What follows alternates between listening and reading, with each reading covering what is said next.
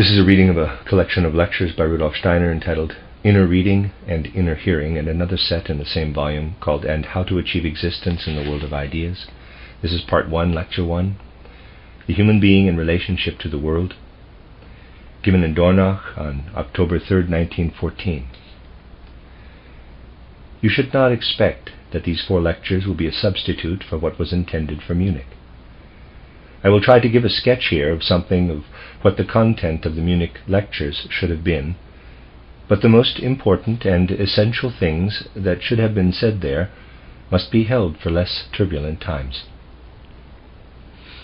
I am amazed that some people think that the strenuous effort required to speak about spiritual scientific subjects of the highest importance, which is indeed what should have happened in Munich, could be mustered in times like the present. The time will come when people will understand that it is just not possible to speak the highest truths into the storm.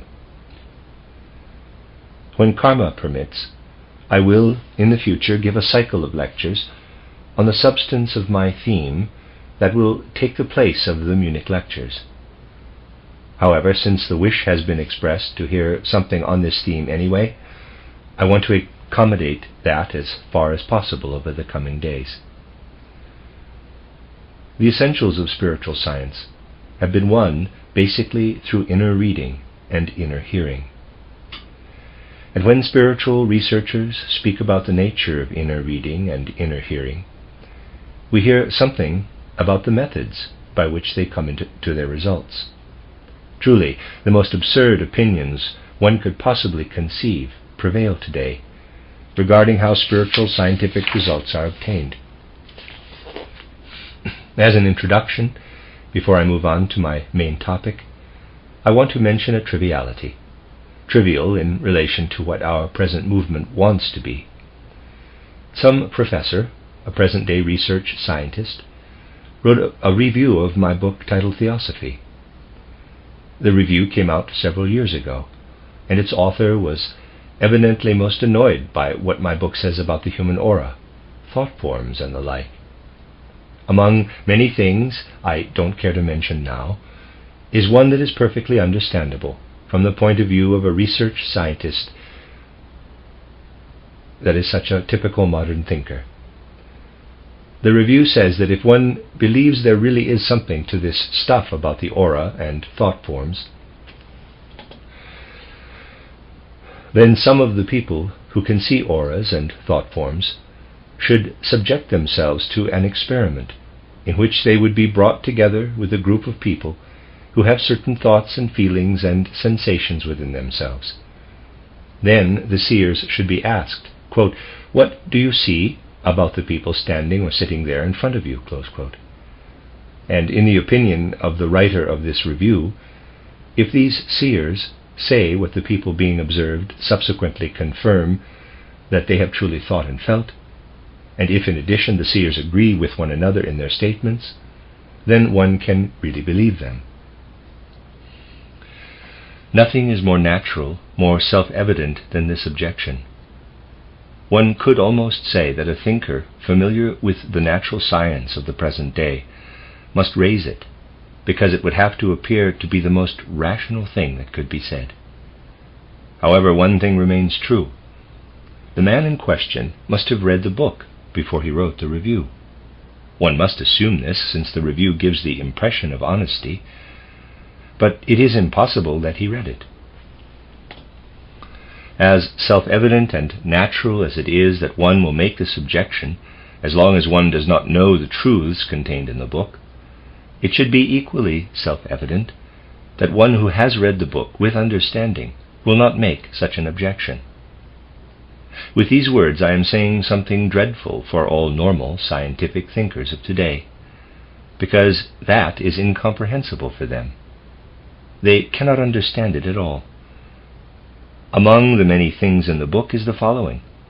If seers really want to look into the spiritual world and see the truth, they must, above all, first practice a self-education that enables them to immerse themselves in things in an utterly selfless manner, so that they can silence their own desires when they present themselves to the spiritual world. But if 5 or 6 people come together to make an experiment according to scientific method, as is demanded in the review, they sit down with the desire to arrive at some results according to very particular methods demanded by natural science. There, everything is done according to wishes and desires, as in ordinary life, which is precisely what should be overcome. It is obvious that every perception of the spiritual world would be extinguished in such an experiment made entirely according to the ordinary thinking of the physical plane. These thoughts of the physical plane, along with all their wishes and desires, must be overcome. One can reply to such objections in only a positive way. Such an experiment could certainly be arranged, but it should not be arranged according to the methods of the physical plane. Rather, it should be arranged according to the methods of the spiritual world. How should it take place? Above all, the intentions should lie in the spiritual world and not originate in the head of some curious professor.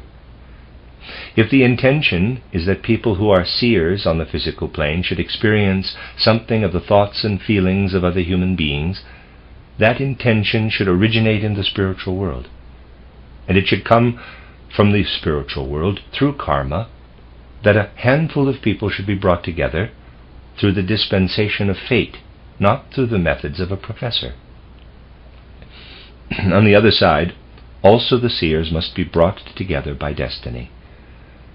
Then the experiment would be arranged by the spiritual world, and the seers would be able to reveal what lives in individual people as feelings, etc.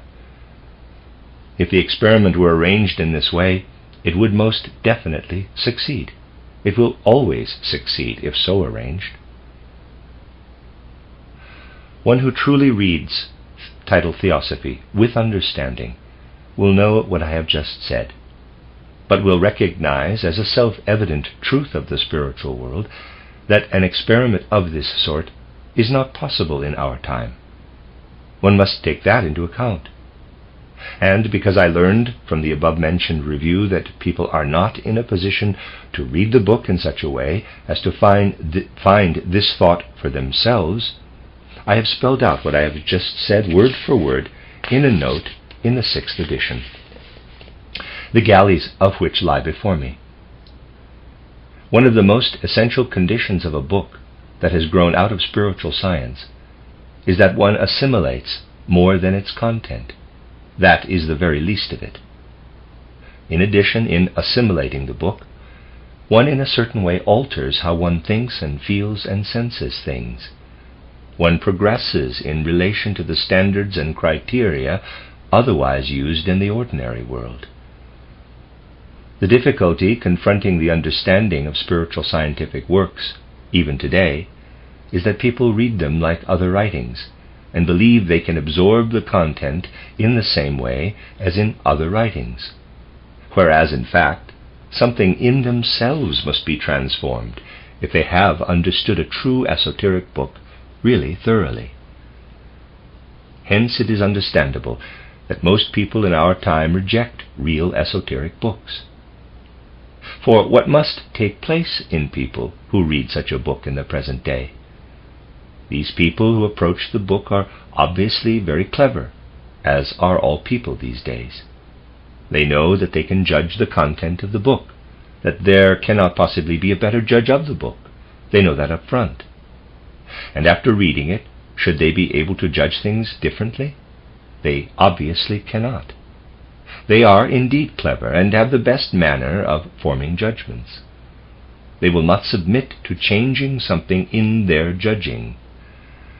Therefore they will get no feeling for the goals, the intentions of the book. At best, they can conclude that they have learned absolutely nothing from the book, and that it's all merely a game of words and concepts. That is entirely obvious, and so must it be if one does not keep the inner nerve of spiritual science in view, that in whatever way, no matter how small, one will arrive at a different manner of feeling and judgment regarding the world by reading a true spiritual scientific book. one point should be considered if the words, quote, esoteric reading, close quote, and, quote, esoteric hearing, close quote, are to have any meaning at all. We must first, to a certain degree, say goodbye to the ordinary manner of judgment in relation to the physical plane. I have emphasized more than once that although one is acquiring a new form of judging, thinking, and feeling for the spiritual world, obviously one must remain a rational person and hold on to a common sense judgment for the events and entities of the physical plane. But for the higher worlds, something is necessary that is not valid for the physical plane. I will begin with a topic familiar to you. We are accustomed to relating to the things and entities of the physical plane through our thinking, feeling, and willing. When we think and form concepts, we acquire definitions and concepts of the things and entities of the physical world and the processes occurring there. In that way, we make that which, in our opinion, exists in space and takes place in time into our mental property, so to speak. We learn to know about things through our thinking and forming of concepts. It is the same with feeling. We approach any sort of thing, for example, a rose. We are cheered by the rose, and through our feeling transfer something in the outside world into our own soul. In this way, we make something that comes from the rose and affects us into the property of our own soul. In the case of willing, we incorporate into the outside world something that lies in our intentions. When we consider our manner of being on the physical plane, we see only relationships between ourselves and the outside world. Everything we apply in thinking, feeling, and willing, everything we do when we engage the exterior world for ordinary physical bodily matters, is of no use to us, in the form in which it is carried out on the physical plane, in knowing something of the higher world in some way. Rather, everything that is useful to us in knowing something about the physical world, the ways of feeling and the ways of forming concepts so as to know about the physical world, can serve only as preparation for spiritual scientific research. Take note, in the physical world, what we do when we think, feel, and will serves us directly in knowing something of that world, or in doing something in it. But for the higher worlds, everything that serves us so directly in the physical world is only a preparation. What we are capable of thinking about the physical world, no matter how acutely we think, gives us no knowledge about the higher worlds. Through thinking, however, our soul is prepared, or brought up, so to speak, in such a way that it gradually becomes capable of penetrating into the spiritual world in the right way. What we can will and feel about the physical world is useful merely for the self-education of the soul, as preparation for its penetration into the spiritual worlds. To make myself clear, let me put it this way. Scholarly researchers learn through their scientific method something about the external world, and then are accustomed to say that they know this or that about the external world. This method of researching, of thinking, is of no use in entering the spiritual world. Its only significance is as an exercise for the soul forces. Through thinking and pursuing research, the soul becomes more capable of living within itself and activating its power, and only this is effective for penetrating the higher worlds. The activities normally carried out in the physical world are applicable for the spiritual researcher only as a cultivation of the soul. I want to choose one more comparison to make the matter clearer. Let us assume that a man is a carpenter. He has learned carpentry and intends to make this or that object. Through daily activity as a carpenter, he makes this or that year after year. That is the nature of his job. However, things are being made that are useful not just for the physical plane. Something else appears as an extra. He becomes more dexterous. his use of his hands becomes more nimble. And as he becomes more skillful and nimble, he acquires something for his own organism, a corollary. It is the same with intellectual activities. Take, for example, a botanist. If I am active as a botanist and make amazing efforts decade after decade in the field of botany, that is a fine thing on the physical plane. However, all this effort has a secondary effect. I become more agile in thinking. My thinking becomes, so to speak, trained. Parentheses, do not take the expression in the ordinary trivial sense of the word. Close parentheses. Spiritual researchers must enter into this training and use what is used in ordinary life in the service of external knowledge to make the intellectual powers more agile, more supple. For when, instead of applying these powers to usefulness and advantage in the physical world, we use them in the service of self-education, as happens in meditation, concentration, and the exercises received, then we are preparing ourselves to penetrate into the spiritual world. The phrase, "we are preparing ourselves," is exceptionally important, for basically we can do absolutely nothing else than prepare ourselves to penetrate into the spiritual world. The rest is a matter for the spiritual world, which must then meet us halfway. It does not, however, meet us halfway when we are only as we ordinarily are on the physical plane. Only if we have transformed our soul forces in the manner described can we hope for the spiritual world to come to meet us. It cannot be like research in the physical world, where one approaches things so easily. We can only prepare ourselves, so that when the things of the spiritual world approach us, they do not escape our notice, but rather really make an impression on us. Therefore, we must say that all we can do for researching the spiritual world is to prepare ourselves worthily, so that when karma is willing for it to meet us, we are not blind and deaf to it. We can prepare ourselves, but encountering the spiritual world is an act of grace on its part, and must be understood as such. Hence the answer to the question of how we can succeed in penetrating the spiritual world is that we must prepare ourselves with everything that makes our thinking and feeling more supple, more agile. Whatever trains our thinking, so to speak, whatever makes our feeling, our sensing finer, more devoted. And then wait, wait, wait. That is the golden word. Be able to wait in quietness of soul. The spiritual world does not allow itself to be attained in any way other than by making oneself worthy of it, and then developing an expectant mood in peacefulness of soul. It depends on that. An expectant mood is the essential. We earn the spiritual world for ourselves when we make ourselves ready for it in the way I have described many times in my books.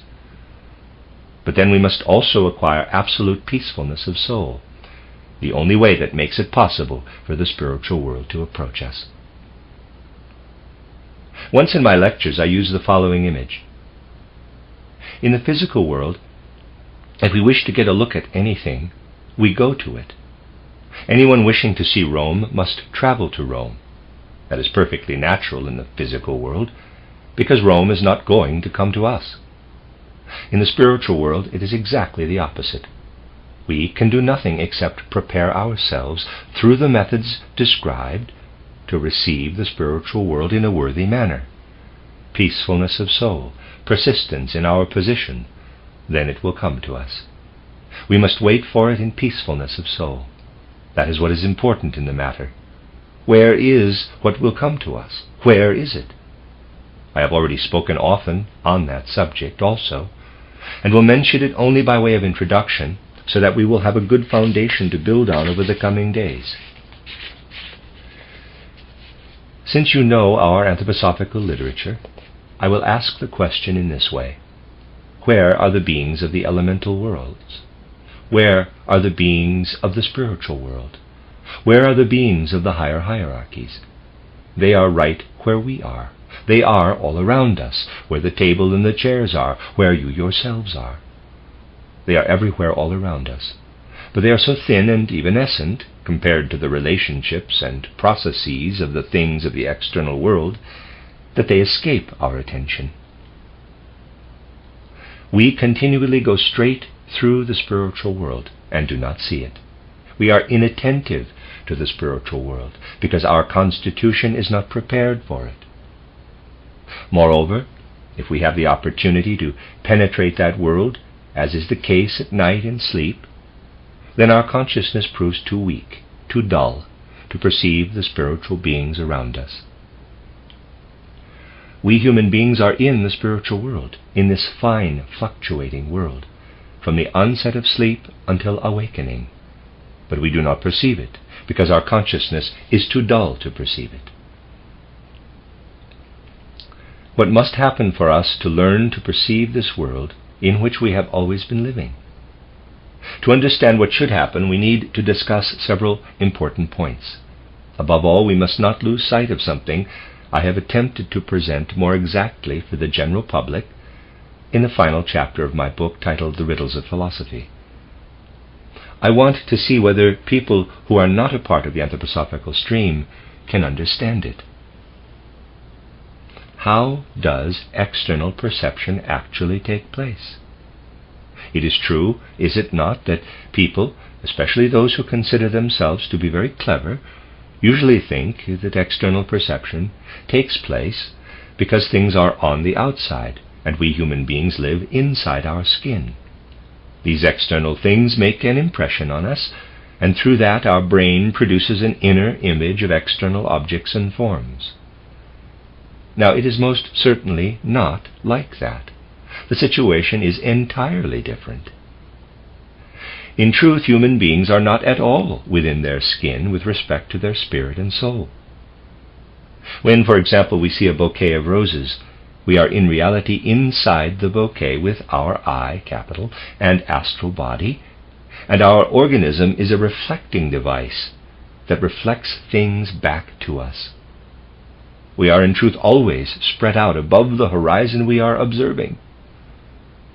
Moreover, in waking consciousness, we exist with a significant part of our I and astral body within the physical and etheric bodies as well. Here is what the process is really like, as I have mentioned often in my lectures. Imagine you are walking around in a room with a number of mirrors on the walls. You walk through the space, and where you have no mirror, you do not see yourself. However, as soon as you come to a mirror, you see yourself. In a place without a mirror, you don't see yourself. When a mirror is there once again, you see yourself once again. That is also how it is with the human organism. It is not the producer of the things we experience in the soul. It is only a reflecting device. The soul is united with things on the outside. For example, here with this bouquet of roses. Whether the soul sees the bouquet consciously or not depends on whether the I, EYE, in connection with the brain device of the soul, reflects what the soul is living with. Moreover, during the night we do not perceive, because when we sleep we pull our I and astral body out of our physical and etheric bodies, which as a result cease to function as a reflecting device. Going to sleep is like taking away a mirror that was in front of you. As long as you can look into the mirror, you have your own face in front of you. Take the mirror away, and immediately nothing of your face is left there. With our soul spiritual nature, we are truly within the part of the world we observe, and we see it because our organism reflects it. At night this reflecting device is taken away, and we see nothing more. The part of the world we see is ourselves. One of the worst things about Maya is that we believe our spiritual soul being is within our skin. It is not. In reality, we are located in the things we see. If I face other people, I am located within them with my I and my astral body. Were I not to place my organism over against them, I would not see them. My organism is responsible for the fact that I see them. but with my eye and my astral body, I am inside them. The failure to recognize this is one of the most disastrous aspects of Maya. In this way we get an idea of the nature of perception and experience on the physical plane. Let us now look at the spiritual world, which I have said is so fleeting, so highly fluctuating and mobile in comparison with the processes and things of the physical world. We also live within that world, but we do not experience it in the same way as the coarse things of the physical world, because it is too fine. If we want to experience this fluctuating fineness, we first have to properly tone down our ordinary I, the bearer of our individuality, our selfness. We do this through a correct meditation. What does this meditation consist of?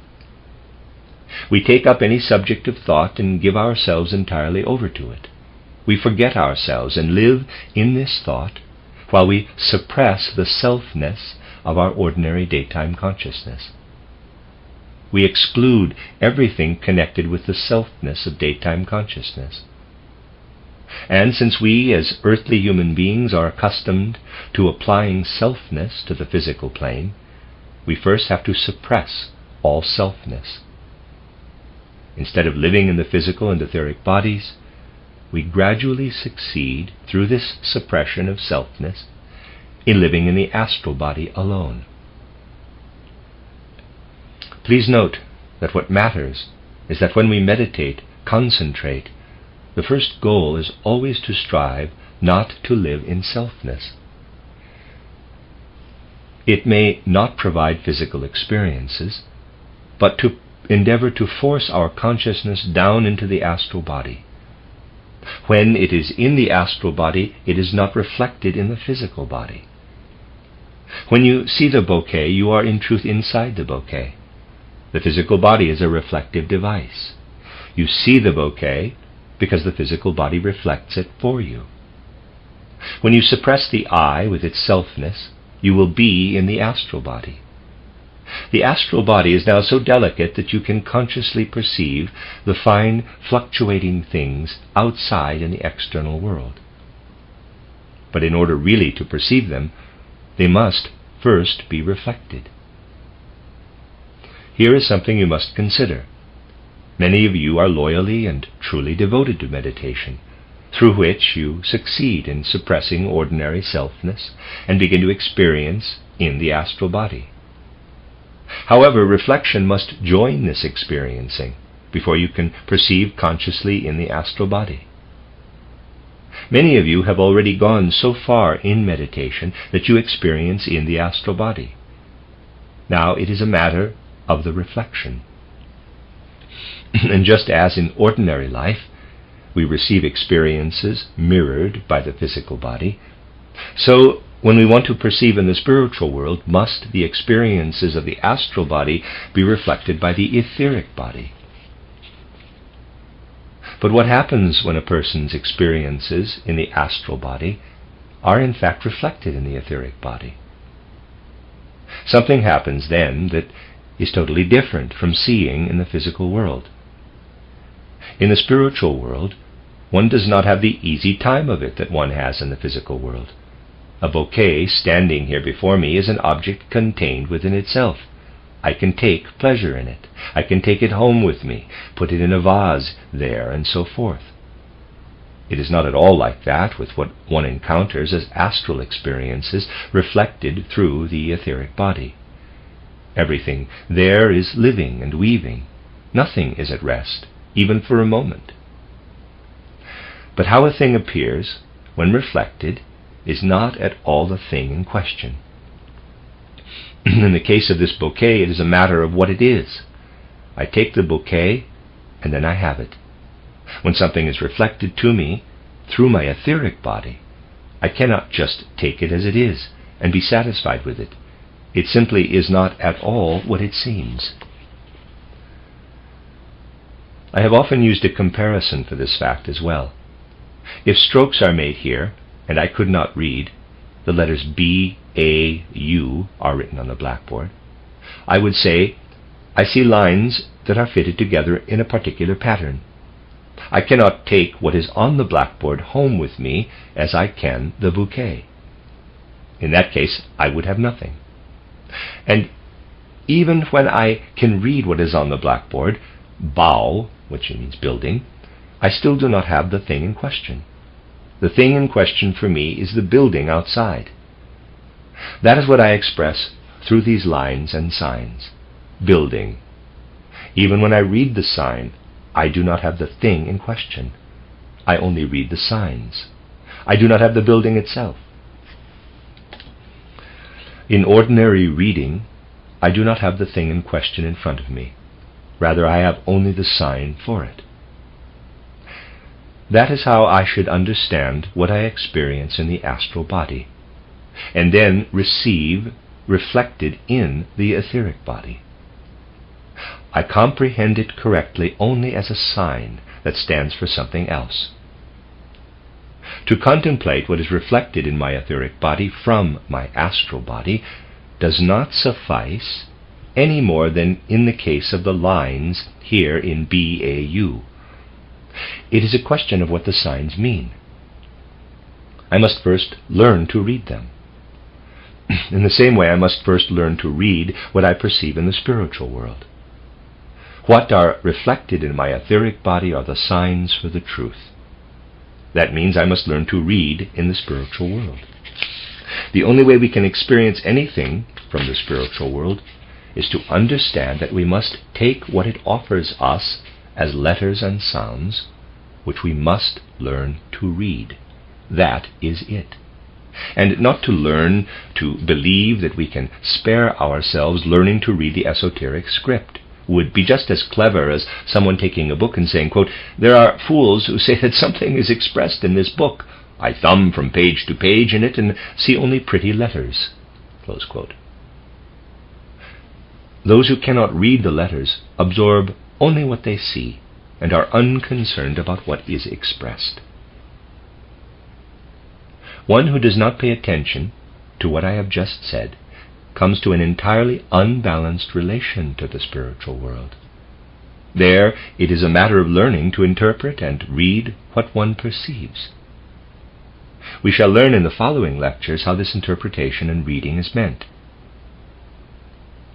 Now I can say that I have clarified, at least in an introductory manner, the preliminary concept of esoteric reading. It occurs when we experience ourselves in the astral body as we otherwise do in the I in the physical world, capital I, so that the experiences of the astral body are reflected in the etheric body, rather than the experiences of the ego in the physical body. We must consider something else. We are not only, as I have said today, in outside things. In a waking state, we send something of the I into the physical body, drawing it out of the physical body again only during the night, in sleep.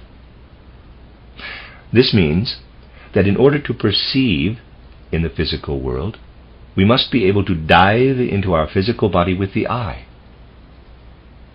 In order to perceive in the spiritual world, to read the spiritual world, we learn first that we can experience things in our astral body, and that we can receive the reflections of things we experience in the astral body in the etheric body.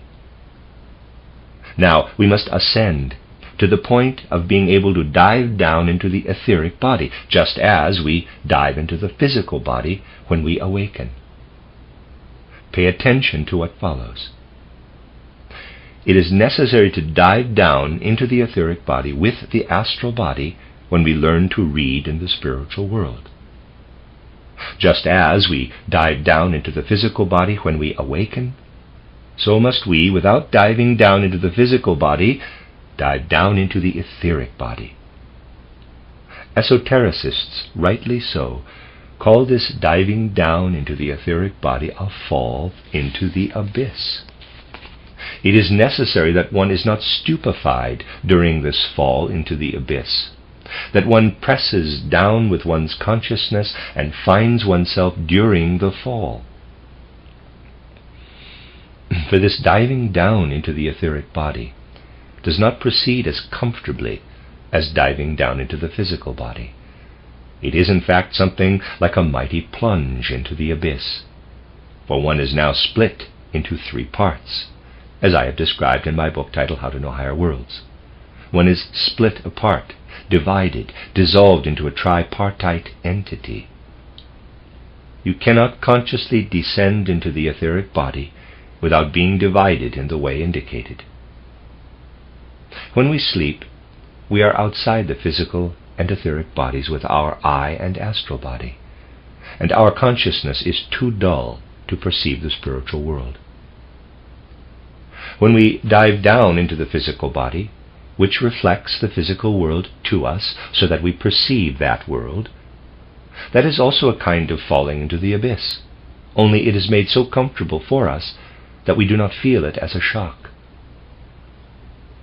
When we progress through our exercises to the condition in which we can perceive something in the spiritual world, we learn to read. That is comparable to a sleeping state that has become conscious. We also learn to recognize the falling into the abyss, the splintering into 3 parts, when we are submerged in our etheric body. If we maintain our consciousness, if we are able to dive down into things and processes in the spiritual world that are outside us. Let me read that again. If we maintain our consciousness, we are able to dive down into things and processes in the spiritual world that are outside us. When we live in the astral body and receive things as reflections in the etheric body, we learn to read, as when we read a book.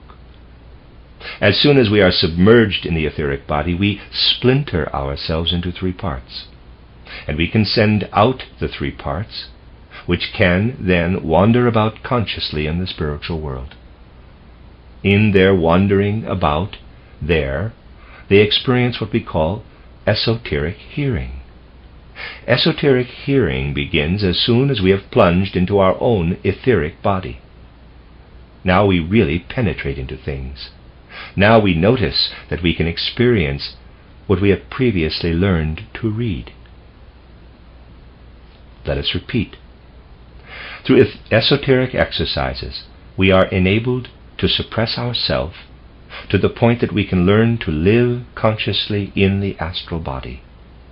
Then gradually the processes and entities of the spiritual world are reflected by the etheric body.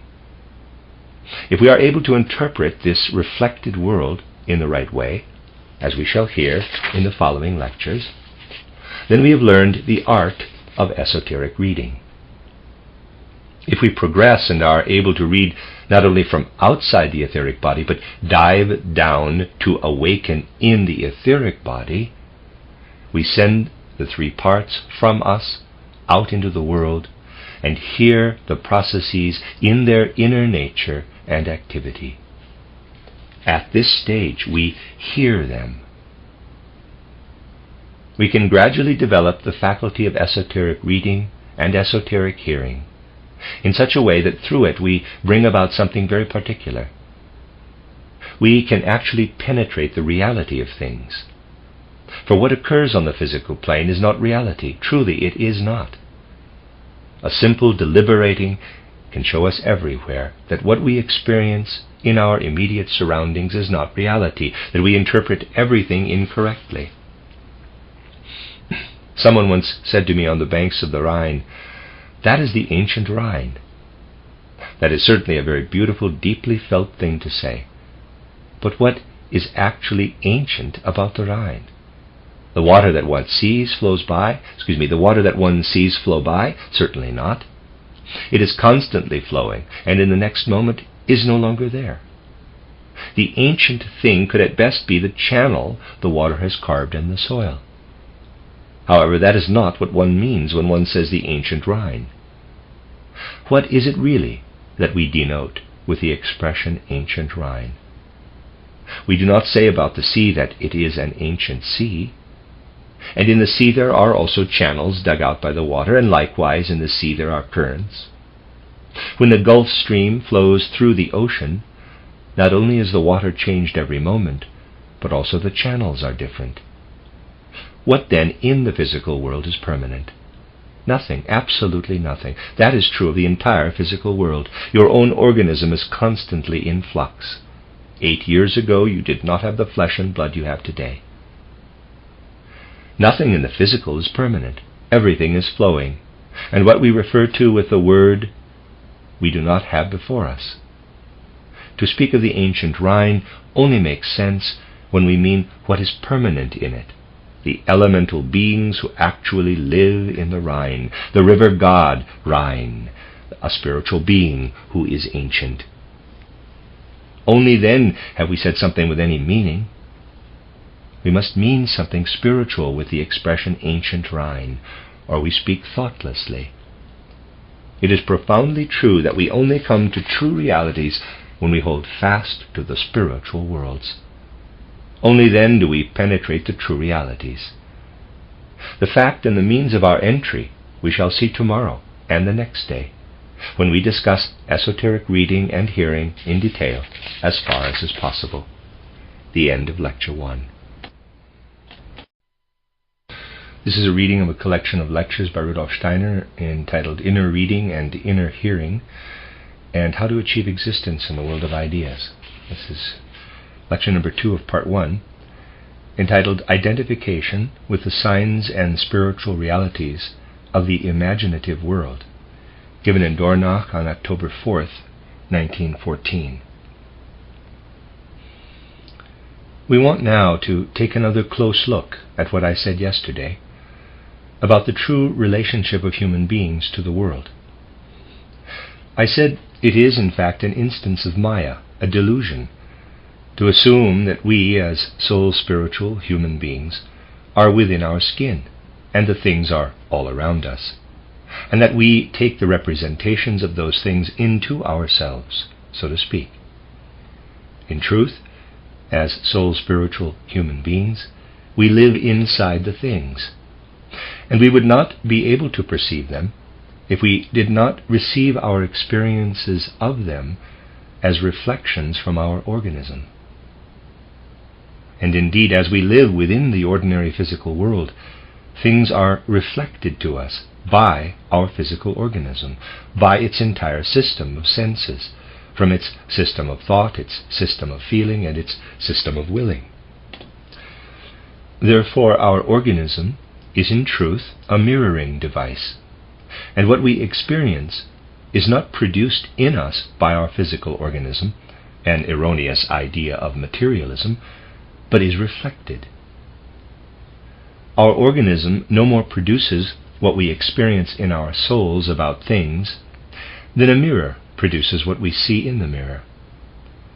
Materialists who assert that the brain or another organ produces our soul experiences are saying the same thing as those who would assert that the image they see of their own face in the mirror does not belong to them, but is instead produced by the mirror. The truth of the matter must be experienced when one attains to inner reading in the manner described yesterday.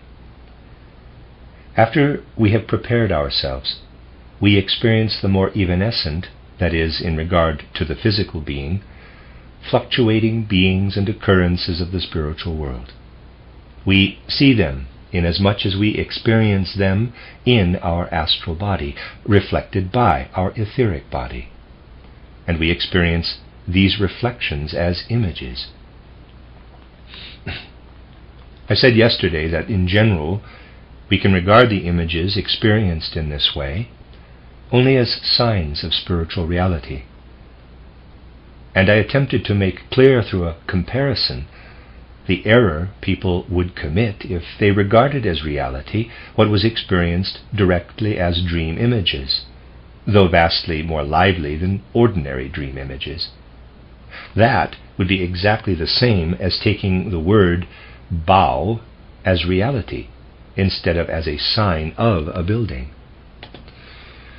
We must imagine that when we have attained the condition of receiving those delicately evanescent images of the spiritual world reflected through our etheric body from outside inward, So, we are, so to speak, standing before an open book, a book that has been opened for us, which we must learn to read properly. That is correct on the whole. But one thing is much more valid for experiences of the higher world than for the experiences of the physical world. Everything that is correct is subject to exceptions. And what I have just said is particularly subject to exceptions. You must know this, otherwise you cannot find your way in the spiritual world. What I have said is true in general, but it is subject to exceptions. To what extent it is subject to exceptions, I will explain more concretely. I begin with a very particular case. Let us assume that someone who has to a certain extent developed clairvoyant powers is eager, let us take a case that is familiar to many people, to call up in the spiritual world a dead person, a person who recently or further in the past has gone through the portal of death and now lives in the spiritual world, in that life we have described as the life between death and a new birth. Now, an encounter of this sort depends, as you can already understand from yesterday's lecture, on being blessed by the spiritual world, in order actually to behold the person in question. Normally, mere curiosity will not be satisfied by an enterprise of this sort. Whoever undertakes, from the beginning, the business of calling up a dead person in the spiritual world merely with the purpose of satisfying curiosity must either see nothing or be exposed to all sorts of errors. However, let us assume that would not be the case, but that a reason recognized by the beings of the spiritual world as justified exists for one to meet this dead person. Assuming that everything is in order, to use a commonplace expression, one should to some extent meet the dead person. Now, once again, I am speaking entirely in generalities. It will not happen so easily that the clairvoyant in question transports himself or herself into the spiritual world and then directs his or her wants, desires, or thoughts toward the deceased in order to be graced to some extent by that person's appearance. If it were undertaken or presupposed that a result of this sort could occur, one would be in error. As a rule, something entirely different happens. Please realize that one can only describe specific cases, that one cannot use general abstract theories when discussing, as I am now, such a topic about the spiritual world. I can only give an instance as an example. Let us assume that a seer might have a justified reason to come into contact with a particular dead person, and through meditation, through concentration, finds measures to contact this dead person. To describe these measures would lead us too far today, but let us assume that they are the right ones. In that case, if through meditation, concentration, the soul is really in the condition in which the departed can be perceived by the seer will perhaps then see something that he or she, if not already experienced in this area, could be very easily inclined not to regard as the appearance of the dead person, or as something related to the dead person. The seer perhaps sees a world of images spreading out, a living world of images, which are much livelier than the images of ordinary dreams. I must emphasize this over and over again, because it is usually portrayed erroneously. Ordinary dream images are chimeras, while these images are signs of the higher spiritual world. You must first learn to understand the world of signs. You experience within yourself moving images, happenings of all sorts, connected with this or that personality. That is what you experience. You can at first discover hardly any resemblance between what you have striven for and the images you then experience. However, one thing appears if you have not taken a false path. Within this animated world of images, you will experience something that seems to be the most important point in it. You will think that other images contain something familiar to you. They remind you of all sorts of things which could possibly be bobbing up from your memory. And although you could never have had precisely these incidents among your recollections, they could still, because they depend on what you have experienced, possibly be the memories of such experiences which have been invaded by fantasy images. Particularly here, true clairvoyants must be attentive. They must not forget that they are involved with a world of images, which could have constituted itself from their memories. But at a certain point, something appears that hides no recollection of this sort. One must distinguish exactly between what could be constituted from our fantasy and what, among the images, is the one thing around which everything else comes together. You must recognize that it would never have come from memory, also that it could never have entered your field of vision from the dream world.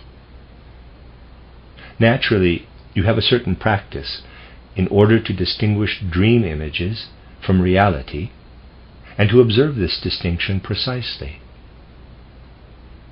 But then you come to the point of recognizing that something is there around which everything else is gathering. Normally, I am trying to speak precisely, the situation is that this one thing, in the middle of all others, can appear in a certain sense paradoxical, even absurd. The situation is that something remarkable, something very strange, appears in a sequence of images of this sort, which is otherwise so beautiful, so magnificent, so powerful. Now it will very often happen that this kind of thing flows away again, goes away, so that the seer can more or less get nowhere with it. Then you must, of course, take up the experiment once again, from scratch. And usually those who have a certain practice in the visionary art will once again be successful.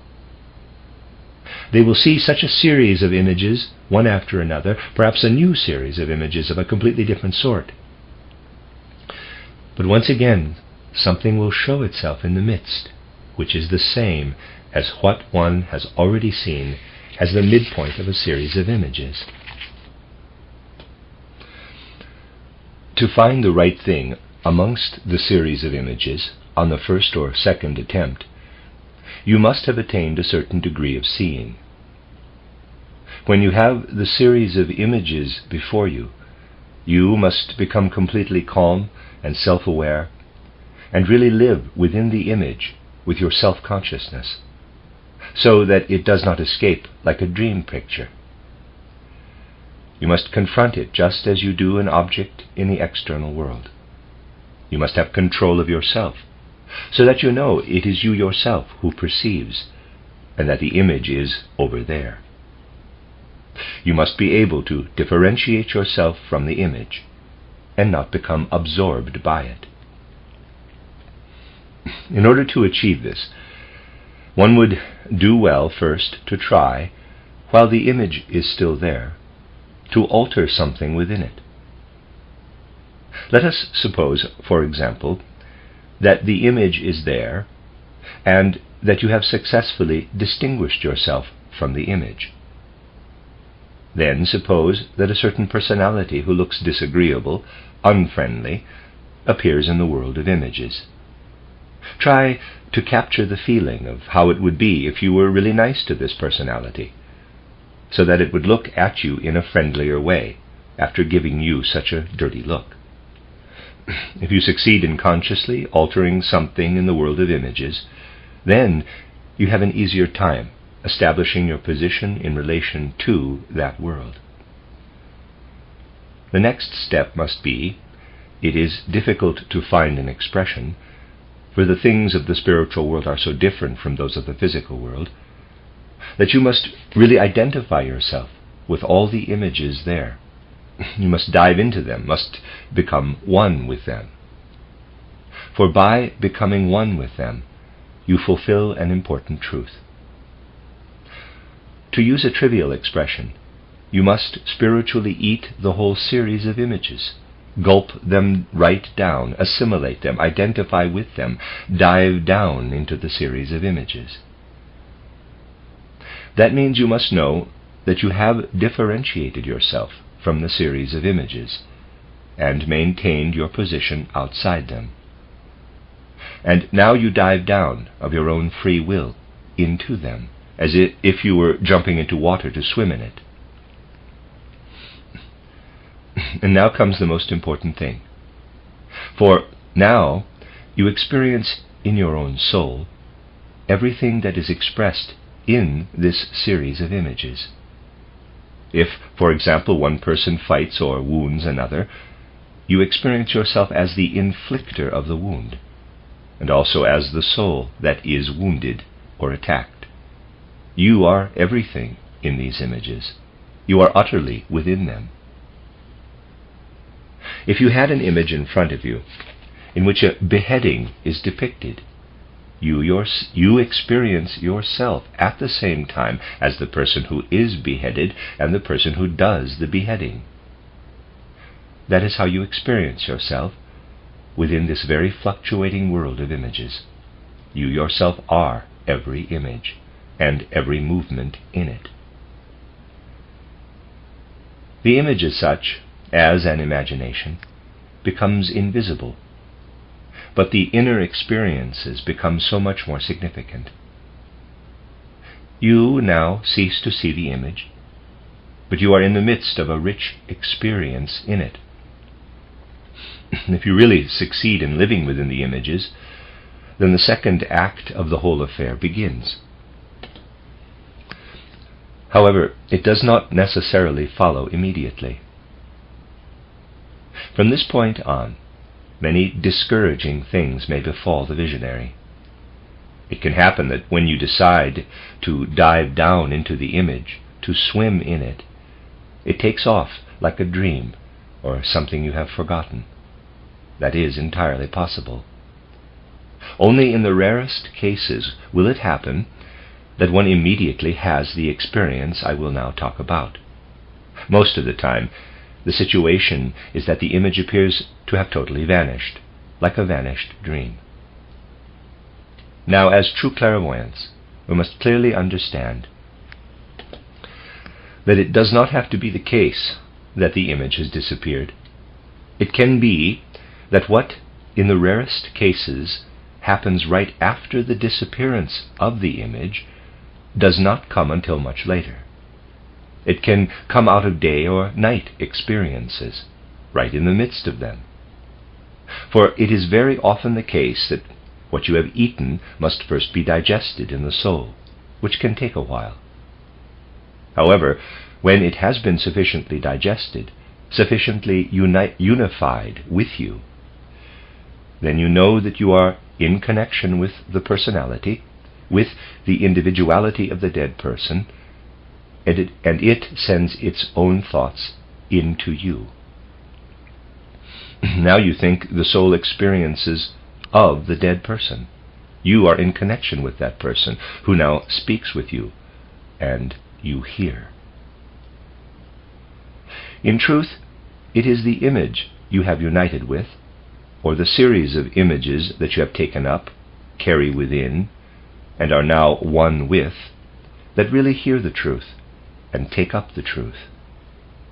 And usually it is the case that this hearing, as spiritual hearing, is no longer tied to images, but is carried by the consciousness that the soul of the visionary has connected with the dead person in question, allowing it to say what is no longer heard with the ear, nor noticed by the physical gaze, but is directly taken up by thought. You know it is not your thought, it is what the dead person is speaking to you.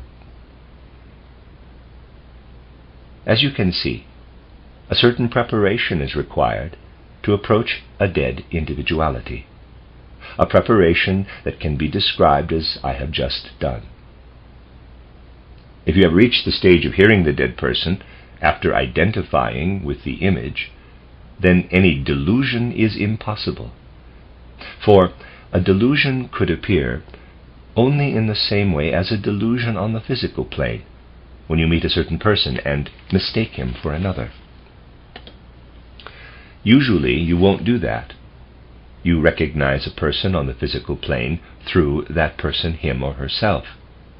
When, for example, you run into Mr. Lowe on the physical plane, you do not need to prove to yourself from theoretical principles that it is Mr. Lowe. The being one meets reveals that. Likewise, in the spiritual world, you also know that you are facing a being when it speaks to you in an obviously spiritual manner, communicates in a spiritual manner. What I have just described is the transition from reading an extremely ambiguous sign, not by interpreting it with the intellect, but by taking it within yourself, becoming one with it, devouring it, in a manner of speaking, to spiritual hearing. Through the living process, you effect, through uniting with the image in your soul, you prepare yourself to really hear the objective being spiritually. Reading is a living process, a process that is really alive. You must throw your soul into the matter. Something much different is demanded of you than what is demanded on the physical plane. It is most comparable to the situation we would be in on the physical plane if someone gave us a book and demanded that we should eat it in order to read and understand it. If we were set up to digest an capital A in a different way than a capital I, because we had a different inner processes in digesting the letters A and I, this process would be comparable to the spiritual processes described. We do not approach a spiritual process or a spiritual being before we have devoted our entire soul to understanding the being or process in question. We must ourselves become one with the sign or letters of the spiritual world. We must read them, and then while we read them, hear them in spirit. I said that this is valid in general. One must in fact speak very precisely in the field of spiritual science. I said in general, for there are indeed exceptions. It can, for example, happen that a seer in the condition of spiritual beholding not only experiences a series of images, as I have just described, but really experiences as an image, as an imagination, something that is similar to the dead person in question, as he or she was in outward appearance in life. The seer in question can of course know that it is the dead person, but can never know it for certain. It can be right, but it doesn't need to be entirely right. To explain this, I will reach for a comparison. Our ordinary writing, printing, or cursive consists of signs. When I write the word, quote, B-A-U, close quote, which means building, the word has no similarity with our building out there. However, it was not always so in the course of the development of writing. If we go back to ancient times, we find pictograms. Back then people made pictures, which were still similar to the objects the pictures were supposed to represent. And from this picture writing, the first writing in signs and letters developed. The situation is the same with the relationship between the clairvoyance we strive for with our Rosicrucian method and the atavistic, more or less primitive clairvoyance that can appear in many people through certain preconditions. Just as our writing consists of signs and letters, just as our writing consisting of signs and letters is something that has evolved, and pictograms are more primitive, clairvoyance in our sense is something that has evolved, and the sight that brings the vision to expression in dream images is more primitive. Precisely the evolved clairvoyance will often not be able to behold the vision in an image. The situation for developed clairvoyance will usually be as I have described. However, exceptions do indeed occur, and people without particular development, purely from the resources of their organism, may become clairvoyant and perceive many more images that are similar to spiritual processes than the developed clairvoyant, who has first carried out all the procedures I have described. But through primitive clairvoyance, they can never get to the point of learning anything with certainty. And even what can be learned with certainty in this manner are only events that depend on earthly life. Let us say, for example, that someone has died and has left behind a will without being able to tell anyone where the will is deposited. The person dies. A personality with the preconditions of untrained clairvoyance arrives on the scene, and possibly in a trance-like condition of imagination, is brought into relation with the dead person in question. And the untrained seer can then perceive the thoughts of the dead person about where the will was deposited, seeing the image of the place, a cabinet, for example. That can happen. But these cases always depend on the external physical plane, on something that happened on the physical plane. The things involved could be more complicated, but they are always dependent on the physical, the earthly plane. One will not get much further in this field of primitive clairvoyance. In order to proceed further and have contact with the spiritual world in a truly clear and certain way, the preparations I have spoken of are indeed necessary. Now I must tell you something still more precise, so that in the following lectures we can go into the particulars of spiritual reading and hearing. I said that what lies behind the maya of outward appearance, what is inside things, becomes a truth the moment we enter the spiritual world. It becomes a truth, as I have explained to you in each concrete incident.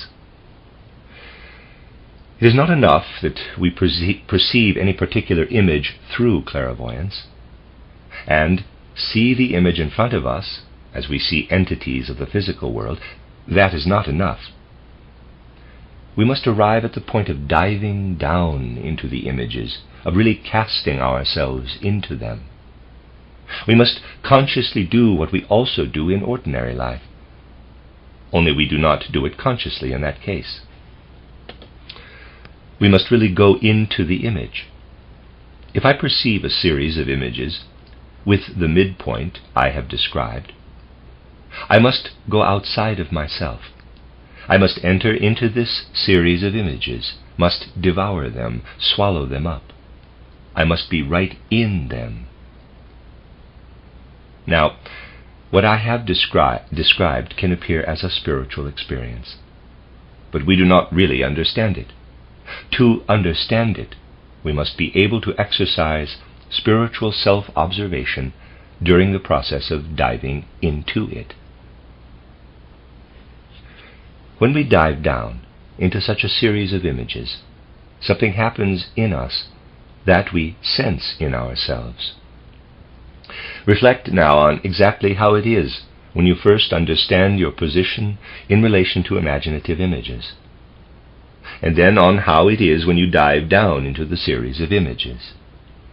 The feeling is entirely different when we consciously stand before the images than it is when we have dived down into them. I will try to describe how these two feelings are different. The moment we dive into the images, we know that we have made them disappear because we have identified with them. In that moment, we are seized by a feeling of insufficiency concerning ourselves. We become aware, these things are hard to describe, that we are indeed really now only a piece of what we were when we stood in our previous standpoint. We are only a piece of it. We must, of course, make this observation often so that we enter entirely into things and achieve the ability to interpret them correctly. It is best to characterize such things through analogies. Let us say it feels as if you had a weight of 12 kilos. which, without anything else happening, suddenly became only a 1 kilo weight. You feel as if you are only a 12th of yourself, and the other 11/12ths are outside in the world. You can draw a symbol of what has happened to you. You feel yourself somewhere outside in the world, but you do not feel yourself there with your entire being. Rather, you feel that 11/12ths of yourself are out there in the world, that you have been split up. You can express it symbolically by saying that you are at one point on the circle, and the other 11/12ths are divided up over the rest of the circle. You are A, and there's a drawing, and there, 2, 3, 4, and so forth, are the other 11/12ths. Now, it is really quite true that you are out there in the world. You have become a 12th of yourself, and have left the other 11/12ths lying in a circle, so to speak. We can give it a name with an expression from esotericism. You have transformed yourself into the zodiac. You have yourself become the zodiac. And from now on, what you hear comes to you from within this zodiac. Therefore, using the earlier example, the dead person speaks to you from within the zodiac. Consider what is present here in contrast to perception in the physical world. In the physical world, we are enclosed in our skin, and things are on the outside. They apparently come into us when we gaze at them. In the case of spiritual perception, we stand on the outside, at one point, a 12th of the horizon, and we gaze inward from there. Now we have the world we are looking at within the zodiac. We are gazing from the outside inward. In ordinary life, we look outward from within, and we perceive what we encounter there inside us as a spiritual voice with which the dead person speaks to us, because we become accustomed to listening in different ways, to paying attention in different ways. I will speak more precisely on this subject, but first I want to explicate it for you through the symbol. We can, for example, get the feeling that we can best perceive what the dead person is saying when we direct our spiritual ear in the direction toward the spiritual number 5. Now the entity stops speaking at that point, but we hear it when we direct our spiritual ear to another point, 11. And I'm going to put an aside in here. You can almost imagine a clock, and you're standing at the 11 o'clock position. He then has a line that goes over to the pretty much the 4 o'clock position, which is where the 5 is, and then another line pretty much at a right angle from that 11 o'clock position that goes to the 9 o'clock position. There's sort of a right angle even described there. End of aside. We learn gradually to recognize that we must distinguish within the circle 7 voices, which are so different that we perceive them in a different way according to whether they are heard from one or another point. Everything we perceive speaks as if it were coming from 7 voices within the circle. We can also express it this way. We have gone into the periphery of the world. What we are to perceive is within this periphery. We must learn to feel ourselves as a part of the periphery, and must, I will say, in cosmic humbleness, not make any demand to be anything other than a 12th of the periphery. However, we must ask the other 11/12ths for aid, and must assume that they are outside of us ourselves. We must attempt to acquire a power of discernment for what speaks to us there. We must discern how everything a cosmic being can say to us can vary in the most differing ways. Here we once again clarify the subject through a comparison. We can, in fact, call what speaks to us within this circle spiritual vowels, and everything we ourselves are in the circumference of the circle, and what lies in the circumference are spiritual consonants, consonants and vowels work together. Consonants remain still because we have poured out our own being into the universe, and vowels because they move about inside, thereby bring to expression what needs to be said.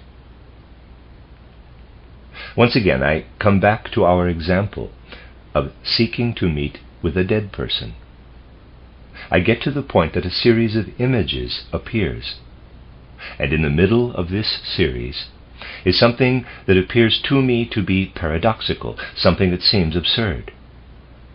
I understand perfectly well that it is something I could not have received from the sources of the inner being of my soul. I get to the point of diving down to become one with the series of images. While I am diving down into the series, I am in this particular point A on the drawing, and all around 11/12 of my being have released themselves. For that reason I said, remember that one must speak precisely when speaking of esoteric things, that the series of images belongs to us. We have nothing inside us other than the, quote, enjoyed, close quote, series of images. It stands there in the 1/12, see drawing on the following page. The rest, which cannot become one with this series of images, distributes itself outside in the periphery. And then we can succeed sooner or later in receiving in truth the spiritual voice, the communication of the dead. Then we actually hear the dead person speaking from the periphery we have formed around what we wish to connect with. What have we done, really? We have gone outside ourselves and have become one with the world, but only with one part of the world. We have grasped what we wished to perceive with all our being. We have, so to speak, formed a spiritual aura around the dead person. We cannot form it completely, however. We can stand only at one point and must form the aura out of what we are not. We can say that we perceive a series of images. First we stand outside the series, then we dive down into it. In that process we form, with what we have devoted, sacrificed, a world sphere around what we wish to perceive. This world sphere contains within itself, like 7 planets, the vowel system through which the being in question can speak with us, when we ourselves, through the 12-fold nature of our being, form the system of consonants. We can only come into rapport with the being of the spiritual world by enclosing it in such a way that this enclosing forms the cosmic consonants. The being itself can then address us in the cosmic vowels. And when the cosmic vowel system can work together with the cosmic consonant system that we ourselves have formed, then reading and hearing work together. Then we penetrate into a particular region of the spiritual world. I ask you now not to let yourselves be led by what I have just said to the erroneous conclusion that what I have described relates in any way to the physical zodiac or the 7 planets. That is not the case. It wasn't meant that way. Rather, it is true that during each time we form, so to speak, a world sphere in the 12-fold part around the particular being we wish to perceive. We form everywhere a world for ourselves. It is indeed true that if we wish to know something completely on the physical plane, we must look at it from many sides, from many points of view. We must go all around it. In the spiritual world, it must become for us a reality that we do not go around it with our whole being. Rather, we must divide up our being, so that we create a periphery around which we wish to perceive. Every time a real spiritual perception occurs, we have created such a spiritual periphery. And only because the divine beings we have come to know in the higher hierarchies have done this macrocosmically has the zodiac appeared before us. Suppose now that what I have described has occurred, that communication with the dead has taken place. And imagine that such a communication could be in a particular moment, now, let us say, kept and hardened. This hardening would represent a human being, a spiritual human being, obviously, divided up into 12 parts, 12 fixed stars. If what has been perceived were kept in a fixed form, it would represent a planetary system. Because the gods did this with an especially great plan, our universe came into being. While we create something transitory in each individual act of clairvoyance, our entire universe is the fixed and retained clairvoyance of the gods, of the higher hierarchies. For this reason also we can only know this world when we know it in its spiritual foundations.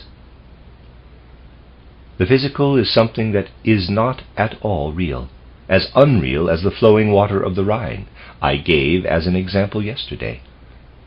Only the spiritual is real. We must become acquainted in reality with the solar system by deciphering in spiritual reading and hearing what lies behind it. In many respects we have already done that. Tomorrow we will speak about what is yet to be said concerning this. The end of Lecture 2. This is Lecture 3 from the collection of lectures entitled Inner Reading and Inner Hearing, and How to Achieve Existence in the World of Ideas. Lecture 3 is entitled The Vowels and Consonants of the Spiritual World, given in Dornach on October 5th, 1914. From the considerations we developed yesterday and the day before, you will have realized that esoteric reading and esoteric hearing consist in experiences of the human soul.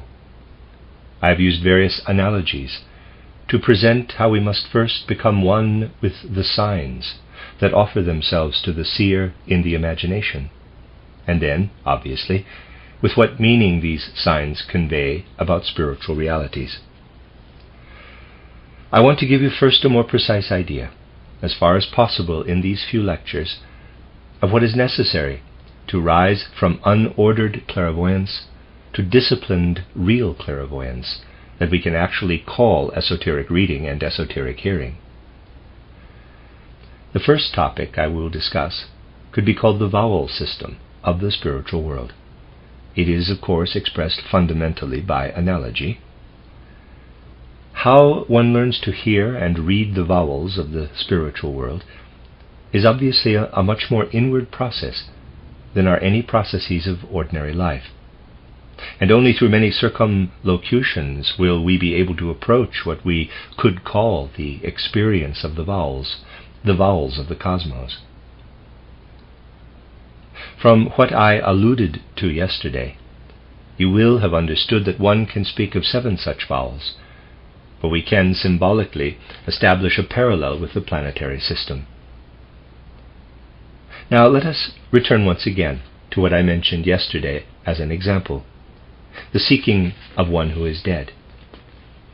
I started with that and attempted thereby to explicate the kind of experiences through which we gradually grow into the experience of the spiritual world. We have heard that we, through the different preparations the visionary must first work through, see a series of images. We actually stand in relation to these things fundamentally as one would toward the things in the outside world. We also stand in relation to a dream image in the same way as to the things of the outside world. Only gradually do we succeed in getting to the point, as we have seen, where we can identify ourselves with the images, devour them, so to speak, where we become one with the images and live entirely within them. However, we must keep firmly in mind that when these images finally lead us to finding the dead person or some other event or being in the spiritual world, they are the signs of spiritual realities. As images, they are in fact themselves realities. By themselves, they express a spiritual reality. They are there, these images. The question must now arise: are these images only there when the seer prepares appropriately and gets to the point of seeing them?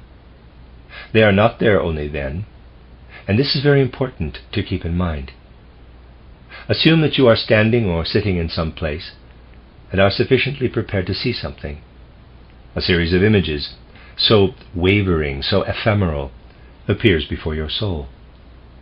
Now, suppose that instead of a seer, another person arrives at seeing this series of images, someone who hasn't a trace of the seer's gift, and sees only ordinary images from the physical world in the surroundings. Are these images then not there? They are always there. They are rightly and properly always there. Expressed in another way, as I did in my discussion the day before yesterday, we are indeed inside the bouquet. Our perception of it rests on the reflection through our own organism. The moment prepared seers get to the point of having a related spiritual being in their imagination before their soul, they are also inside it.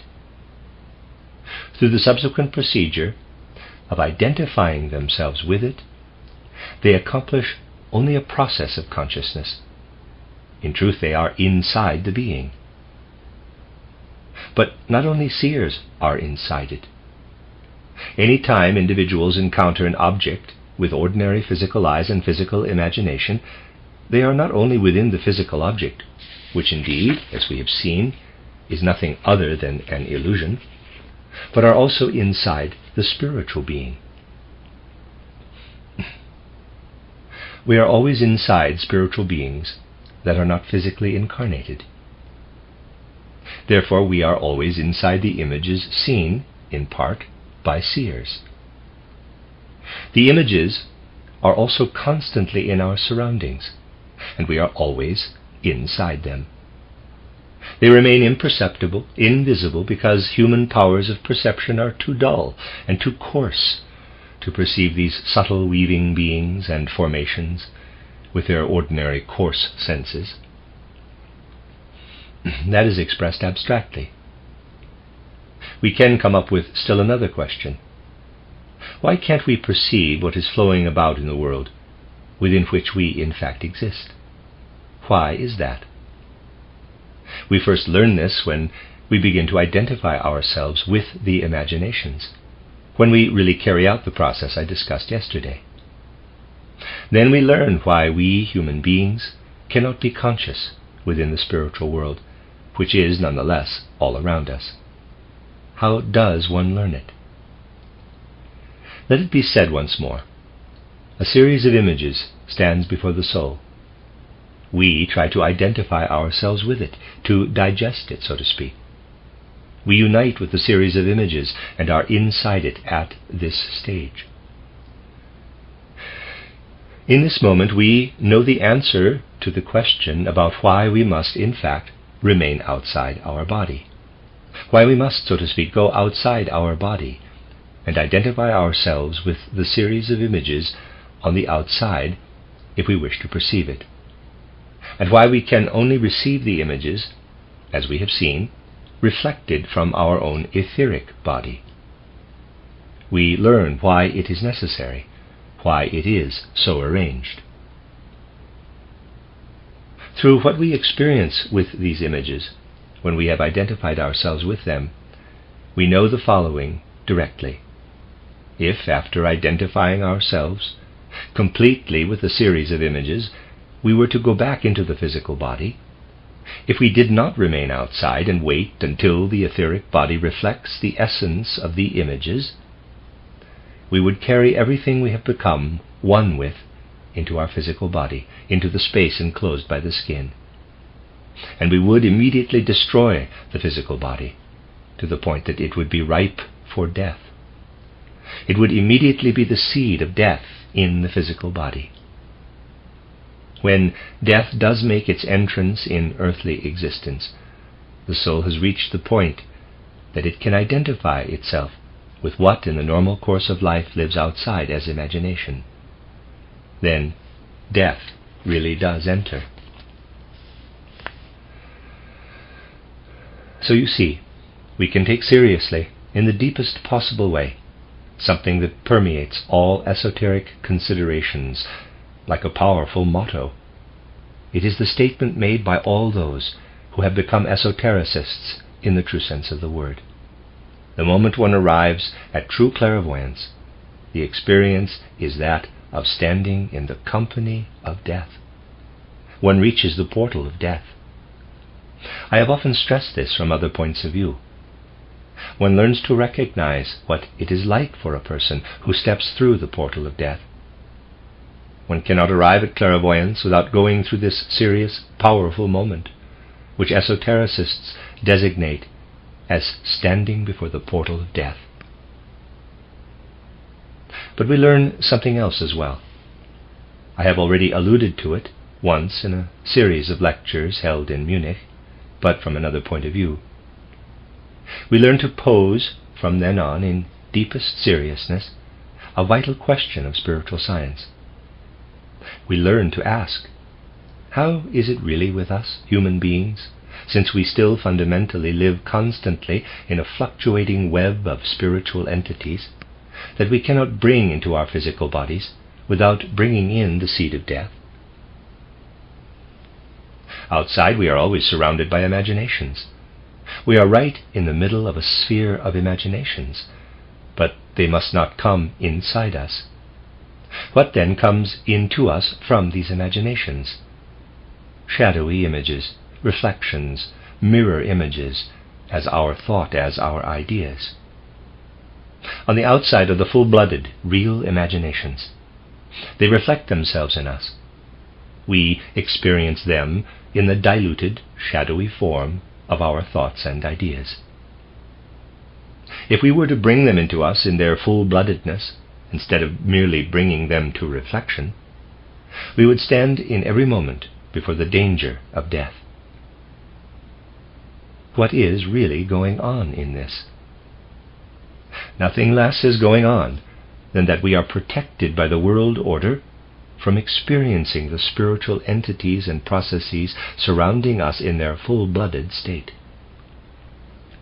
We are protected because, in our ordinary everyday consciousness, only shadows of these full-blooded spiritual entities touch us. And yet, a great many of these imaginations belong to us, belong to the powers that are creatively active in us. In this world of imaginations, the creative forces live in us. We may not experience them in their original form, but only in the shadowy form in which they are in us as thoughts. They can only be so because someone takes away in ordinary experience this experience of the imaginations that belong to our thoughts. But they must be experienced. Because we cannot experience them, they must be experienced by stronger beings than we are, by beings that can support them in their spiritual and soul organism without coming into mortal peril. While we think, while we live with our soul, we must be continuously ruled by a being that takes away from us the imaginations lying at the foundations of our thoughts and ideas. If you have any thought, anything at all that you experience in your soul, a world of imaginations outside corresponds to that experience. And a being must have control over you, that protects you, looks out for you, and watches over you. A being that takes away from you what you cannot accomplish. Now we are at a place where we can speak in a more real sense than has hitherto been possible about the entities of the next higher hierarchy, about the angels. Now these beings are within our grasp. We see how they must watch over and protect what we ourselves cannot accomplish. However, it can happen, and for seers it must happen, that they perceive what I have just said much more clearly. That is what happens when they progress one level further in their visionary powers. We mentioned yesterday what leads to our identifying with the imagination, the series of images that appears before us. This identifying is experienced in such a way that we digest the imaginations, which exist outside us, but we experience ourselves in them. We are one with them. But the matter can go even further. I will begin first with the description of the subjective experience. I said yesterday that we arrive at it, as I have described over and over again, when we immerse ourselves in meditation, in concentration. There, we get to the point of experiencing a series of images with which we can identify ourselves. I also said yesterday that when one has called up such a series of images through meditation and concentration, and has tried to get into them, then esoteric reading and hearing,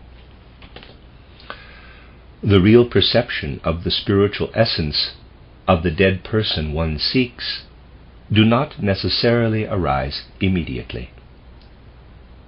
The process may break off, just as a process in a dream breaks off, and whatever should appear as a consequence can appear later. However, if we progress further, if we have the necessary patience and endurance to progress ever further in esoteric development through meditation and concentration, then we experience the process in yet another way. We can experience it in the following manner. We set before us the task of observing a being, a process in the spiritual world. We establish ourselves in meditation, in concentration, thereby drawing ourselves out of the physical body. We then pass into the condition where the content of the soul, which we ourselves have called up through meditation, ebbs away. We sense the transition and notice that it is growing dark in a way. What we have called up in our soul ebbs away, and there emerges a series of images that are much livelier than those in dreams.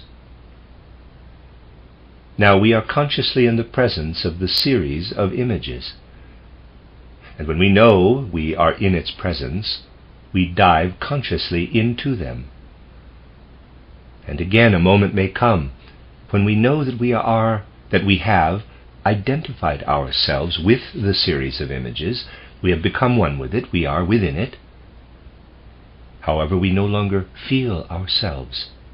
We feel as if we were going under in the universe, the cosmos, and as if we were, in general, nothing within it. We have identified ourselves with the series of images, have totally dissolved them, and have received nothing in their place. However, through the practice of meditation, we must acquire the strength not to quail, not to despair, not to believe that we are now dissolving into nothingness. We have the confidence not to come to the feeling of total abandonment we might easily come to. In brief, we are diving, as if we were swimming into nothingness, into the universal cosmos. And then it is like awakening, not from sleep, but rather from something fully conscious. In the moment of waking, we know that it was not sleep. We have not lived through it as we live through the void of consciousness in sleep. It was something else. In it, something occurred in the interval, something at which we were present. And now we have woken up again.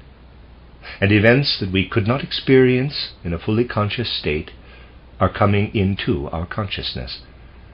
and we know very clearly that we have experienced them. It is like a recollection. We remember something that we have not worked through with the ordinary self, but have experienced in such a way that we were raised out of our ordinary self. And when it enters our consciousness, we experience the thing we set out for, the thing we set as our task. Now we know that we have lived through something. We could say, lived as a thinking being through something. Parenthesis, thinking, however, here has a much higher significance than in the physical. Close parenthesis. We have thinkingly lived through something. However, no matter how far developed we are as human beings, what we can be as a human being cannot approach what we went through while we were in the relative nothingness. Human beings cannot think through that. They cannot thinkingly live through it. For that reason, in the time between the diving under and resurfacing, another being must have taken over the function of thinking for us, of thinking inside us. We could not think on our own. We can only remember afterward what this being, this angelic being, thought in us. We know that in the interval we were interwoven with our angelic being, which thought for us while our consciousness was suppressed. Now we awaken and remember with ordinary thought experience what the angel experienced and thought in us. That is the process. It is the way spiritual experiences are usually attained. We attain them in such a way that we know we must first arrive at a state in which a being of the next higher hierarchy enters into us, identifies itself with us. Then what we could not in our own weakness achieve, we are capable of achieving through the being of the next higher hierarchy, but with muted consciousness. We are not permitted the immediate experience. It comes later, in memory, in the full I consciousness. So in actuality, the spiritual experiences we are granted are experienced at one time and become conscious to us at another. For example, I have related something I experienced concerning our dear friend Christian Morgenstern, a real experience of this sort. But it first became conscious only after the experience, because during the experience a being of the next higher hierarchy had to take over the function of knowledge. Once again, you can reflect on why it must be so. Were we actually to bring what a being of the higher hierarchies experiences into our organism, then not only would we kill our own organism, but we would burst its organization apart into its atoms. We would bring about not only its death, but also its simultaneous cremation. Now you see once again that our seership brings us into a relationship with what we call the portal of death. We can say that we can only really see what death is, what death means, by raising ourselves into moods of the soul that emerge through the described experiences. For through that, we understand human individuality outside the physical body, and know how it must be immediately taken up outside the physical body into the bosom of the beings of the higher hierarchies, so that it does not become destructive or lethal to our own being on the physical plane. And the feeling of the human soul resting in the bosom of a being of the higher hierarchies will become real, infinitely real. Then, for the first time, we will know how it looks beyond death. We will know that here on earth we are surrounded by the mineral kingdom, the plant, animal, and human kingdoms.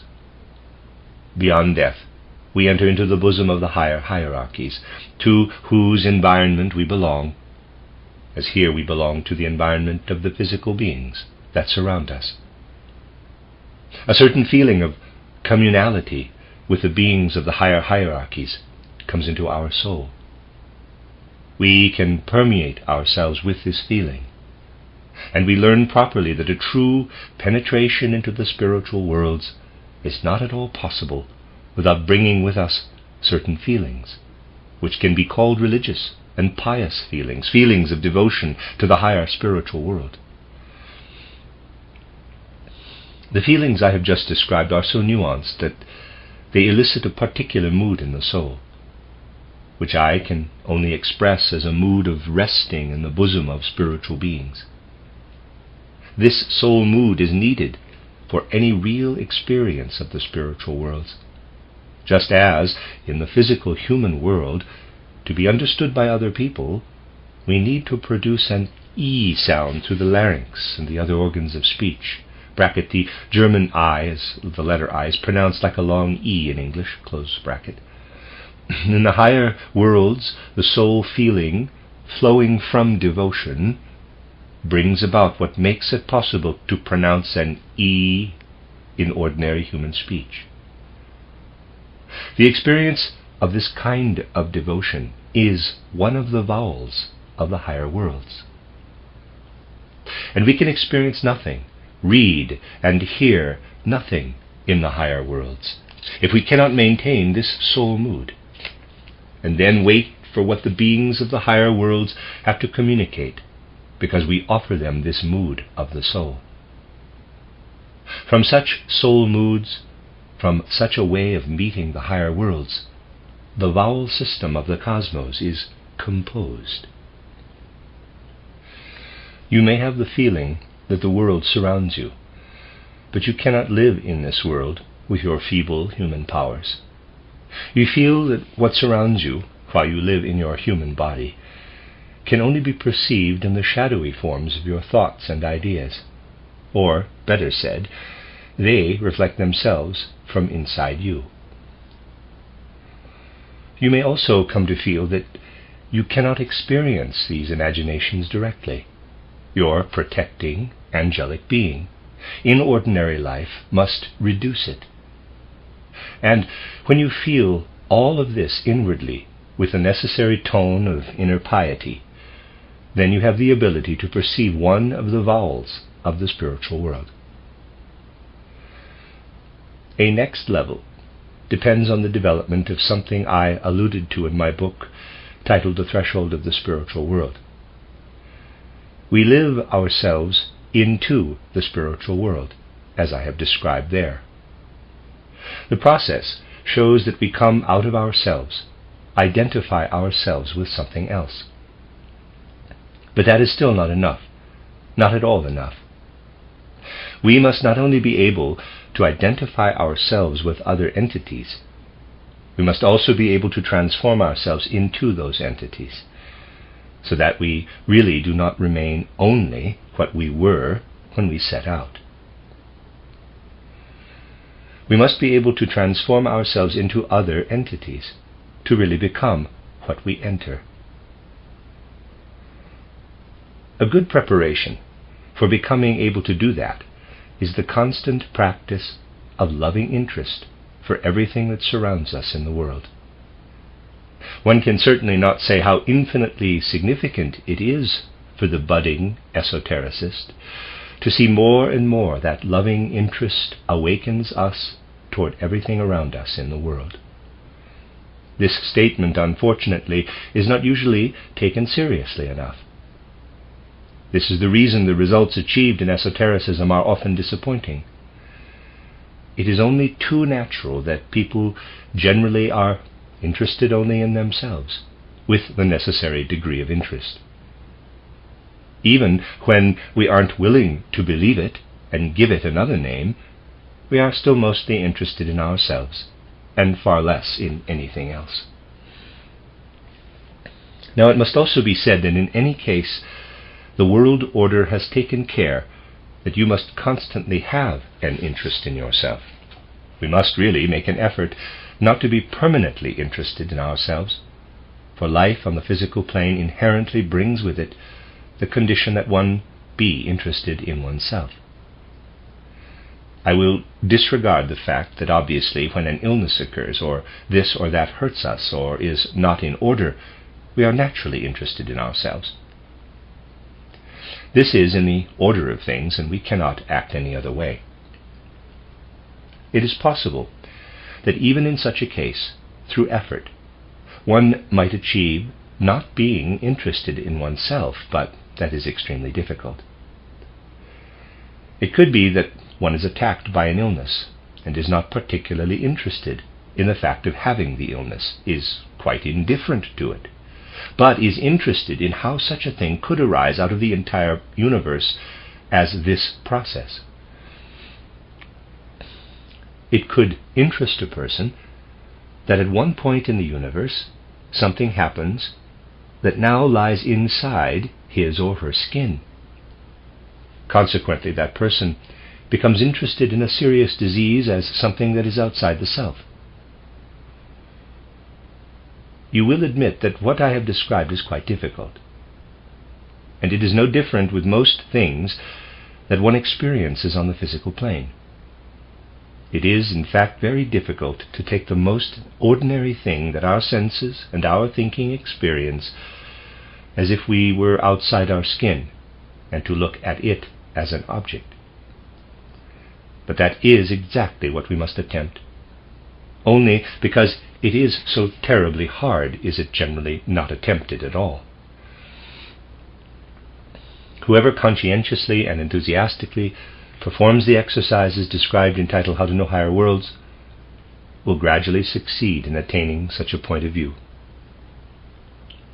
You will only reach it by detours, because it is infinitely difficult, but you will attain it to a certain degree in exactly the same proportion as your interest in yourself is diminished, so that you are no longer an interesting subject for yourself, but merely an interesting object. You can do that. It does no harm. And it is even very useful to be interested in yourself if you have become an object. However, you should not confuse becoming an object of your own subject with the subject itself. In the same proportion in which we begin to become an object for ourselves, we begin to become interested in everything outside of us, in what surrounds us. Then we really gain the loving, interested devotion to the world and its manifestations. And when one cultivates this loving devotion of oneself to the world and its manifestations further and further, then this mood can attain that degree in the soul necessary for us to go out of ourselves and transform ourselves into other entities, to metamorphose ourselves. We gradually attain the ability to accomplish such things. But such things are really difficult for the human soul. So to make this loving devotion possible, we must try to find supports of all kinds. I will offer one support here that can really help a person. We can, in fact, begin by using the physical world, which is given to us first as the occasion for a sort of esoteric reading. I have often used an image that is a good one to start with. When we look at the countenance of a person we encounter, it is clear that what our eyes see, the boundaries, the contours of the skin, is not what matters. What matters is the soul that lives behind this facial expression. If we were to represent the facial lines in papier-mâché, the lines would not be what matters. The soul is what matters, what gives the lines form. In this way we can also look at what surrounds us in the external nature as if it were an external physiognomy. The materialistic researcher and the ordinary person approach the things in external nature as if they were studying only the external form of a person. It is as if one were to say about a person that whatever soul is within is neither here nor there. It is a misguided superstition of fanciful people, and I am only concerned with what the forms are, which can be measured and investigated with precision. That is how ordinary people investigate external nature. However, we can also realize that just as it is easy enough to see the human countenance as an expression, a physiognomy of the soul, so we can also regard all external nature not merely as it ordinarily reveals itself, but rather as the physiognomy of what lies behind as spiritual entities. Therefore, it is good to look at the entire animal kingdom as a physiognomy of nature. In any case, another mental inquiry is necessary in order not to see what one usually sees, but to see instead something that can be described in this way. An eagle is flying in the air, rising toward the sun. That is the upward direction, into the heights, into the spiritual worlds. I will take the eagle as the symbol of one's raising oneself into the spiritual worlds. I see behind the human brow the thoughts that strive upward with presentiment, like an eagle, into the spiritual worlds. I see how this upward striving expresses itself in the eagle as it rises upward, just as the human soul expresses itself in physiognomy. The eagle belongs to the physiognomy of external nature. I feel something in the eagle as it flies upward, something that gives the impression of the forehead in human physiognomy.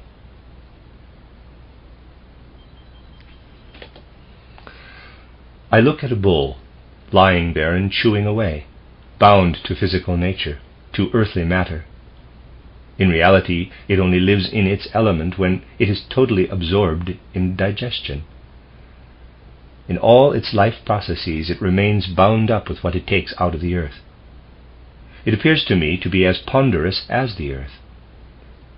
I look at people and feel in my spirit that there also is something as heavy as earth, but it is kept in balance by the quality of the eagle.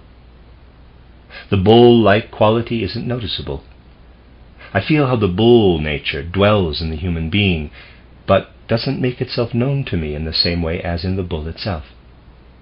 This bull nature, this external earthly heaviness, becomes a physiognomic trait for human beings. It is just the same with leonine qualities. Physiognomically, the heart is for the human being what the lion is in external nature. And it can become the same for the entire higher and lower animal kingdom. Those who have connected the eagle, the bull, and the lion with the nature of the human soul have given us a replica, a symbol. They have attempted to read what is written out for us in the external animal kingdom, and from it to understand, separated into individual characters, individual letters, what is experienced in combination in the human being. In brief, one could say that the physiognomy of the natural world is the animal kingdom. But physiognomy is not the only thing that interests us about the human being. When we try to enter souls more intimately, we are interested in what we call the countenance, or the play of expression, what arises when the physiognomy comes into movement. In this case, we stand closer to the soul we perceive through the play of expression than to the soul we perceive only through physiognomy. And once again we can seek out how the play of expression relates to the spiritual world lying behind it, in this case by observing the realm of plants in a way similar to what we saw in the animal kingdom. We observe the blossoming of the plant realm in spring, and all that it does through the summer. On the one hand, the earth sends it out, and on the other hand, the forces of the spheres penetrate plants and lure out the living life that appears in the endless nuances of blossoms, growths, and greenings with their teeming and weaving. When we observe plants in this way, and connect them with the spiritual reality of the cosmos that lies behind them, just as we relate a person's play of expression to the soul, then we are, once again, practicing what we should be. As a result, we can say that the realm of plants is the countenance of nature. What further of the soul that we see What goes beyond the play of expression are gestures, the movements that flow out from the soul. Just as we can designate the animal kingdom as the physiognomy of nature, and the plant realm as the countenance of nature, we can regard the forms of the mineral world as the gestures of nature. And one of the most beautiful things a person willing to practice meticulously esoteric reading and esoteric hearing can experience is to experience the mineral world in such a way that everywhere you can gradually assimilate the infinitely varied gestures of the spiritual beings of nature in the form of the limiting surfaces of the minerals, and their peculiar relationship to the external cosmos in their translucence and transparency, in the crystalline glow of quartz, calcite, emerald, chrysoprase. When we do exercises of this sort and get to the point that we really can experience what is expressed in the otherwise dead realm of stone, it is the same as when a soul brings through a living gesture what is alive in it to expression. Practice in this way helps us to acquire a loving interest for all things that are outside us. Then gradually we can rise to a stage in our development in which it becomes possible, if we attain the gift of seeing as well, to transform ourselves into the entities that exist outside ourselves. We realize that we have the power to do so. We can transform ourselves into all other people. The human being is capable of infinite transformations in this regard, but practice in the way described is necessary. Once again, we can pose a question, but before doing so I want to stress the element of feeling in what I have discussed. The first thing I mentioned brings us to a consciousness of being protected, to a feeling full of piety. The feeling that we can transform ourselves into the most diverse entities brings us to esteem the humanity of the human being, to value it at its true value. Not the humanity that we have within ourselves in the physical world, but the humanity we find only when we become another. Attaining the feeling of the capacity for transformation, we cannot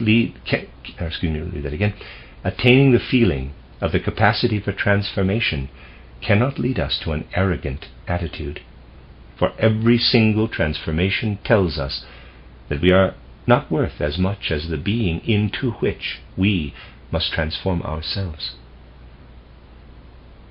Having the awareness of the ability to transform ourselves brings us to humility. A feeling of deepest religious piety is linked to the awareness of the capacity of transformation. We can pose another question. Let us say we call out these powers of transformation from within ourselves. Are they not always within us?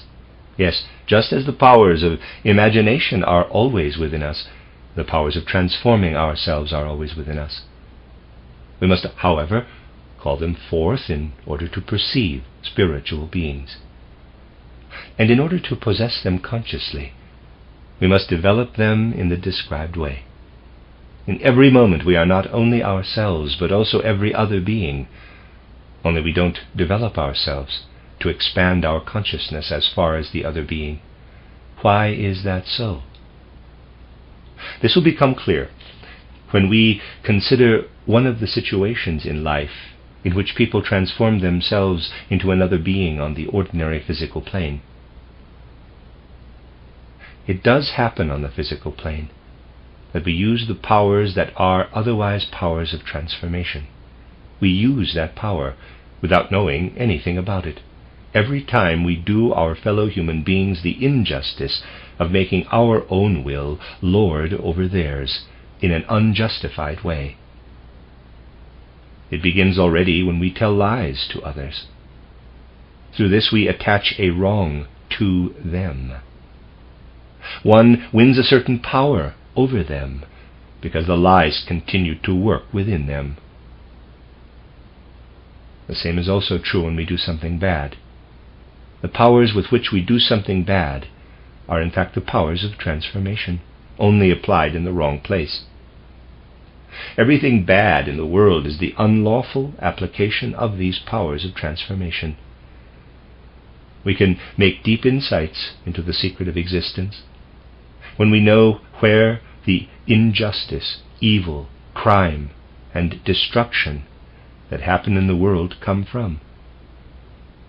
They happen when one applies the best, most holy powers that exist, the powers of transformation, in a wrong way. There would be no evil in the world if there were no transformative powers. Once, in a public lecture, I even alluded to this peculiarity, that evil is a wrong application of powers that, used in the proper place, would lead to the highest good. A certain mood is present in our soul when we know it contains something that on the one hand can transform itself into all people and beings, and on the other hand can transform itself into egotism. We must be able to hold this mood up to the cosmos if we wish to hear in a spiritual sense. That is a second vowel. The mood we can have in relation to the secret of evil as I have presented it is the third vowel. What we experience when we know how a person can become evil, if we know this secret, that there are very lofty powers that can be used in a wrong way, then we have the mood of a third cosmic vowel. We must experience these moods, for that is the heart of the matter. So, we have spoken today of 3 cosmic vowels. We will speak of others tomorrow. I had to explain first the principle, which is crucial if we are to produce the inner relationship with the cosmos in our inner experience, through which we, in the dedication of our own soul powers, become listeners and readers of what happens out there in the spiritual world. The end of Lecture 3. This is a reading of 2 little cycles of lectures by Rudolf Steiner, one called Inner Reading and Inner Hearing, and the other one's called And How to Achieve Existence in the World of Ideas. This is the first set, and I'm on Lecture 4, entitled Inner Mobility of Thought, given in Dornach on October 6, 1914. Yesterday I attempted to speak of several inner experiences that we could call the vowel system of the spiritual world. We saw in particular how esoteric reading and esoteric hearing are living inner experiences to which the entire personality, the entire being, must be committed. I mentioned 3 such experiences for which one must prepare painstakingly. The first comes about when we gradually learn to transport ourselves consciously into the supersensible world, in which we are always present unconsciously, and by that means reach the portal of death. Further, I also spoke of the experience we come to when we acquire the so-called capacity for transformation into other beings. And then I attempted to show how the evil in the world can be so present to us that we recognize that its origin arises from a misuse of higher spiritual powers, which are in their place and in their way fully justified. Another experience of this kind occurs when we take entirely in earnest something that is connected with what has just been discussed. We must transform ourselves into something else, but in the process of this transformation, we must be able to hold on to the thread of our inner experiences. If we cannot hold on to these threads, we would find ourselves in the same situation as people on the physical plane, who cannot remember what they experienced in physical life yesterday, or the day before that, or years previously.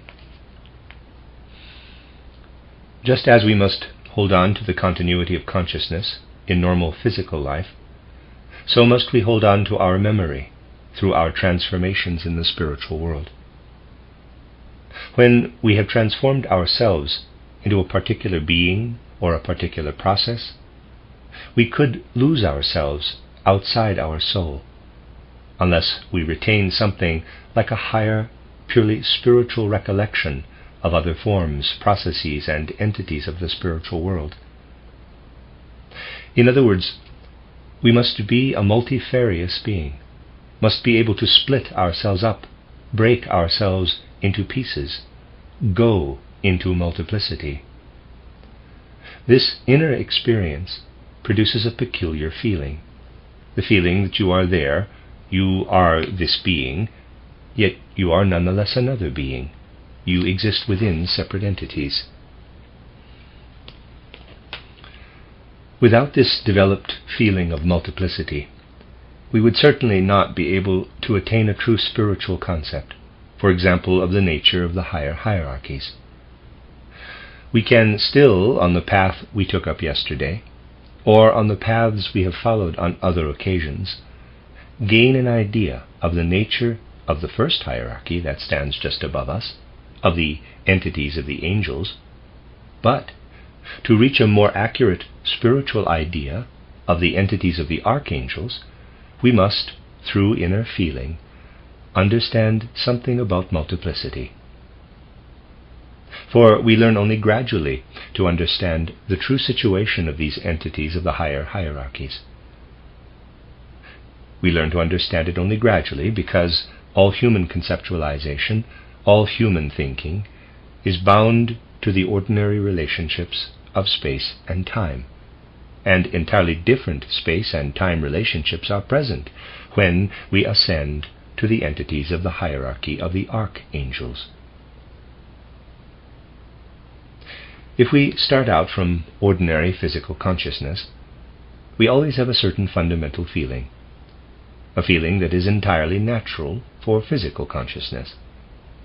For example, when, through the visionary gift, I wish to get to a person who lives between death and a new birth, parenthesis by I do not mean myself, but in general a person who has visionary power and seeks a dead person, close parenthesis, I first have the feeling that the dead person is there, together with me, just there, and in relation to time, I can seek the dead person out, just as on the physical plane I can seek out another person I know to be alive at that time.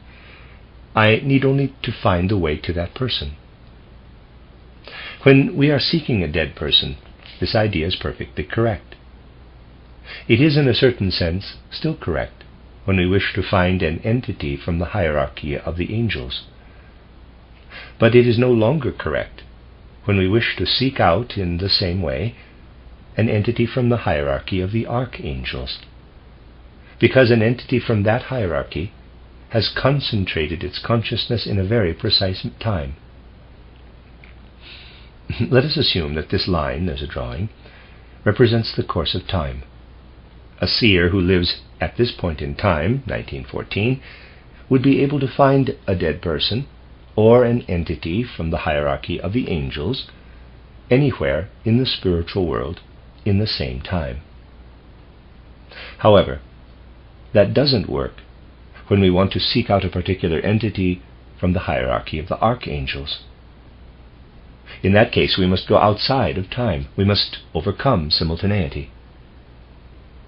For example, to find a particular archangel, one must go back, let us say, to the 15th century. Therefore, we cannot say that we will stay in our own time. It may be that we have to go back for us, to the year 1465 or thereabouts, and then look for the archangel. Again, a drawing.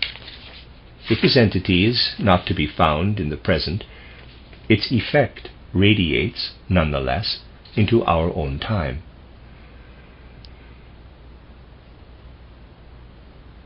However, we find in our time only its effect. We do not find the entity itself in its own selfhood. Other archangels must be sought for at other points in time. And there's a drawing. We have to go outside of time. This is a difficult concept, but one must reach it. We must be clear that archangels always bear their name rightly. We actually first know why they bear this name when we get to their essence. in the sense I have just characterized. They are called, quote, angels of the beginning, close quote, which means they are always to be found at the beginnings of time periods, when peoples originate, when peoples enter into world history for the first time. There are the archangels, present with their full consciousness, with their own selves. That remains present in the future, in their effects. The effects flow into time. And if we wish to find them, we cannot merely remain in our time, we must go out of time, seek out temporal beginnings. No one who wishes to live as a soul only in, let us say, October 1914, is in a position to find anything at all like the archangels. Perhaps not even one of them. That is possible only for those who are able to transport themselves in their soul being back into other time periods, in such a way that those periods become open to their direct experience, so that they themselves live in those other times. But when we transport ourselves into other time periods, it is necessary not to forget how we entered them, no more than we may, in the physical world, forget today what we did yesterday. That is something like a law of multiplicity, of the outpouring into plurality. Now we find the primal origins, the spirits of personality, the archai, only when we have transported ourselves back into the Lemurian epoch, when the earth was at the beginning of physical development. There we find the archai in their own selfhood. We cannot find them if we remain in the present. You see, therefore, that the entire relation of the soul to time must change if we want to penetrate the spiritual world consciously. What we experience in this way, or in fact if we only form an idea of these things and progress further and further in the inner experience of the idea, creates a mood in the soul of inner devotion, something like being poured out into actual spiritual reality. Here we have yet another vowel of the spiritual world. You can understand how in this further experience I have described, we become more and more independent of the space or time in which we stand in the physical world.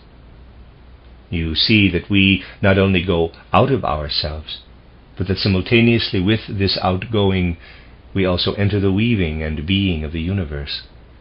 And not just one-sidedly, as we expand ourselves in spatial spheres, but many-sidedly, as we experience ourselves in time as a living being, who has within itself the points of consciousness of the entities of the higher hierarchies. When we, therefore, no longer live only in ourselves, and what is more, no longer live in the space and time we refer to as a physical being, but instead have accepted space into our body, and time into our soul. Take note of this expression. We learn to understand it in its full significance only gradually, when we have meditated on it a great deal. Then we have united ourselves with what is not a general abstract feeling, but rather a living, weaving, and being in a cosmic existence, full of meaning. Everywhere one transports oneself has meaning, and everywhere we transport ourselves, meaning sprouts in our soul. And from individual meaning, universal meaning constitutes itself and weaves and exists in the world.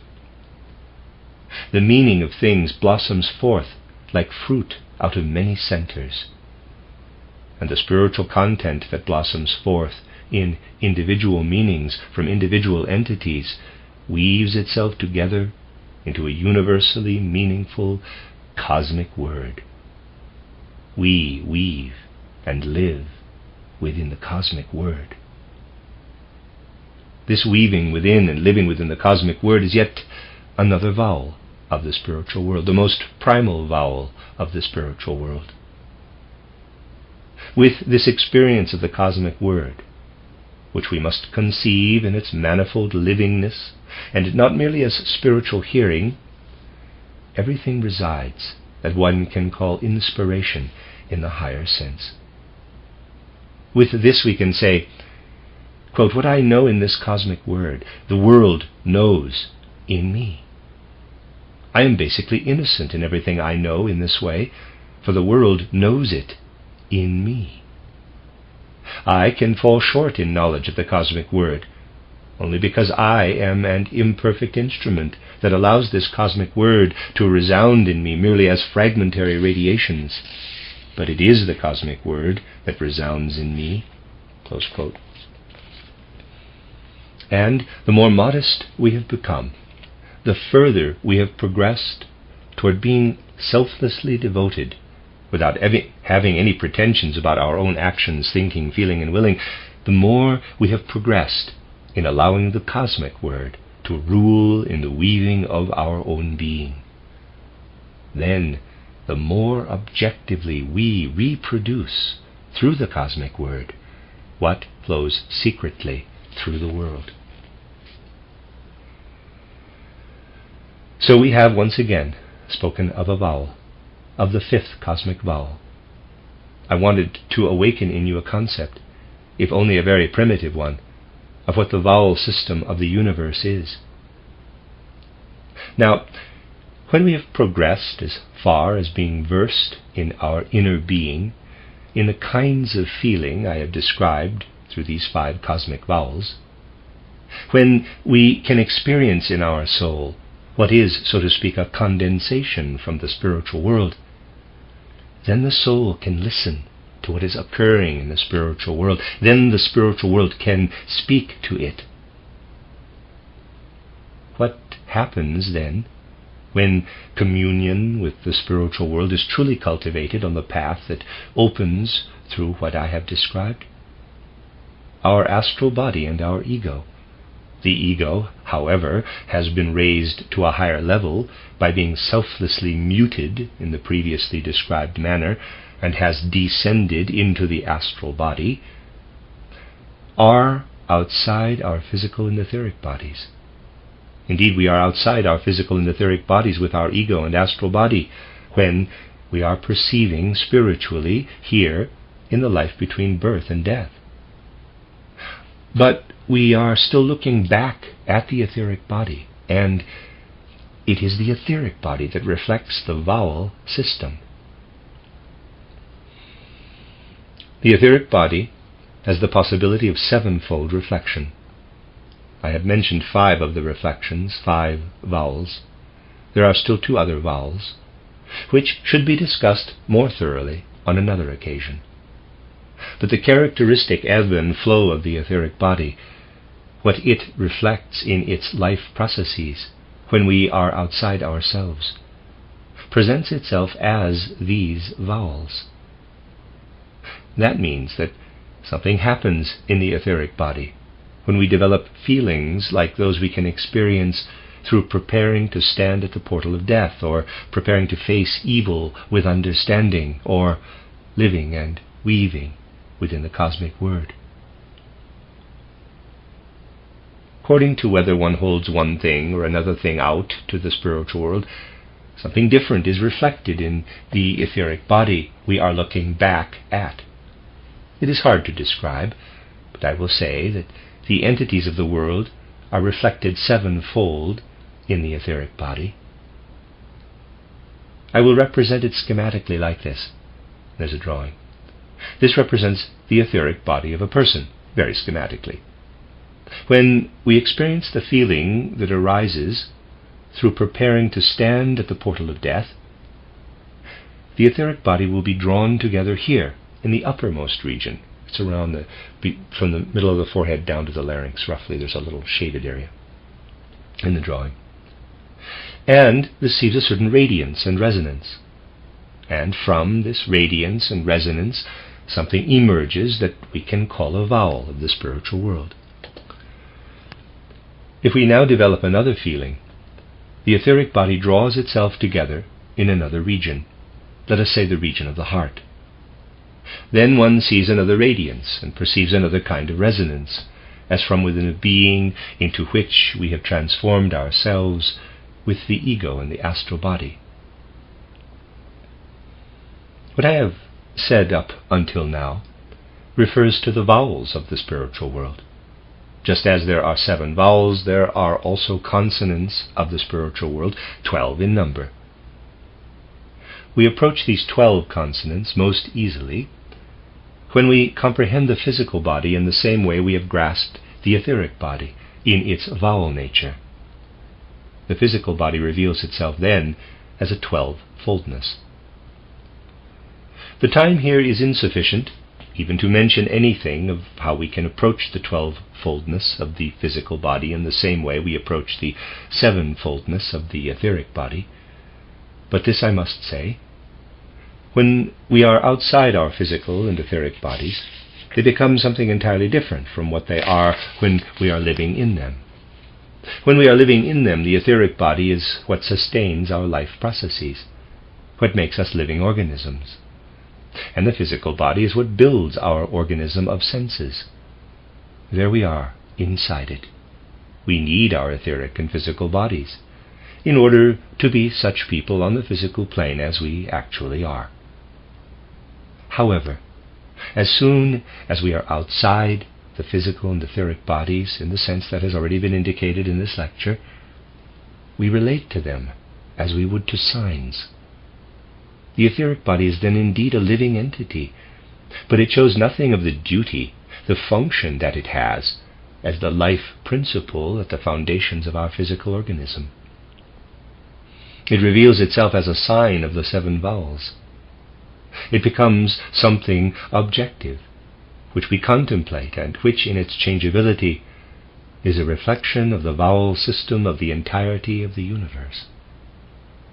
We become as alien to our etheric body as we are to the vowels of the physical external alphabet. And we become as alien to our physical body, which has now become a totality of the 12 signs brought together in it, as we are alien to the consonants of the ordinary alphabet. And just as consonants and vowels permeate the words of the ordinary alphabet, enabling us to read this or that word according to how vowels and consonants are connected, so do we read or hear in the spiritual world something different according to how the etheric body, which can manifest itself in 7 different ways, harmonizes with or is connected to one or another of the consonants of the physical body. When we meet people on the physical plane, we can communicate because they speak to us, and we have eyes to observe and ears to hear the word, to let their language penetrate our souls. Everything that forms a relationship with another person is transmitted by our senses. Something similar transpires in the spiritual world.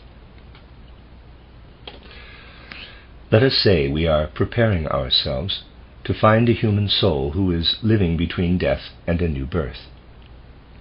We know through inner experience that we are now united with this soul, that we are experiencing with it at the same time and in the same place in the spiritual world. Just as we need sense organs in the physical world to communicate with other people, in the spiritual world we need the faculty for looking back at the etheric body and the physical body. They reflect back the interplay of the vowel processes of the etheric body and the consonantal processes of the physical body.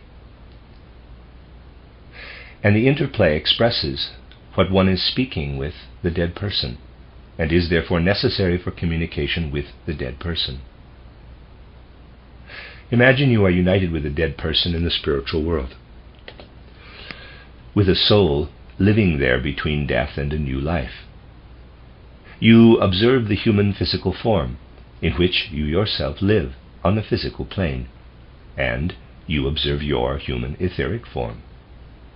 You look back at these, and through them is reflected everything the dead person has to say to you, to communicate with you, what that person is thinking, feeling, and willing. The human physical body and the human etheric body have become one comprehensive sense organ. And we can say, we have received the physical and the etheric bodies in our physical life, so that we may have sense organs for the spiritual world. We are made aware once again that life in the physical world is not merely life in a vale of tears, from which we must yearn to free ourselves, as a false asceticism would have it. We realize that life in the physical world has a great and exalted divine mission. Within physical life we are adapting ourselves for what will develop into sense organs for the spiritual world. You will understand it more exactly if I tell you how perception of spiritual entities and processes takes place when we ourselves are in the time between death and a new birth, when we do not perceive the spiritual world clairvoyantly from within the physical world, but are united in the spiritual world with spiritual beings. As long as we wear a physical and an etheric body as our raiment, we have something that reflects, for they serve us as sense organs. When we lay them aside in death, naturally we no longer have these sense organs as external reality.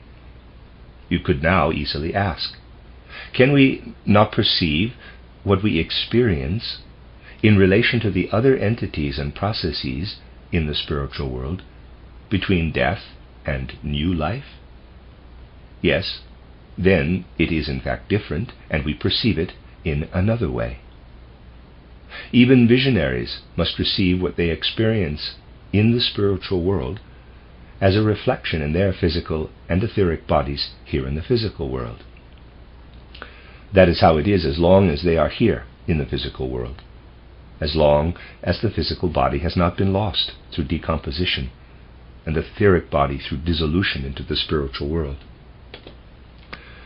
When we are in the spiritual world and no longer have physical and etheric bodies, then we are able to sketch out for ourselves, from the substance of the spiritual world, the world of signs from which the physical body and etheric body were correspondingly composed. We draw everything into the spiritual world. Assume you are living as a soul between death and a new life, together with another human soul. What you say to it, or what it says to you, everything that would otherwise have been reflected in your physical and etheric bodies, is now impressed into the Akashic Chronicle in the spiritual world.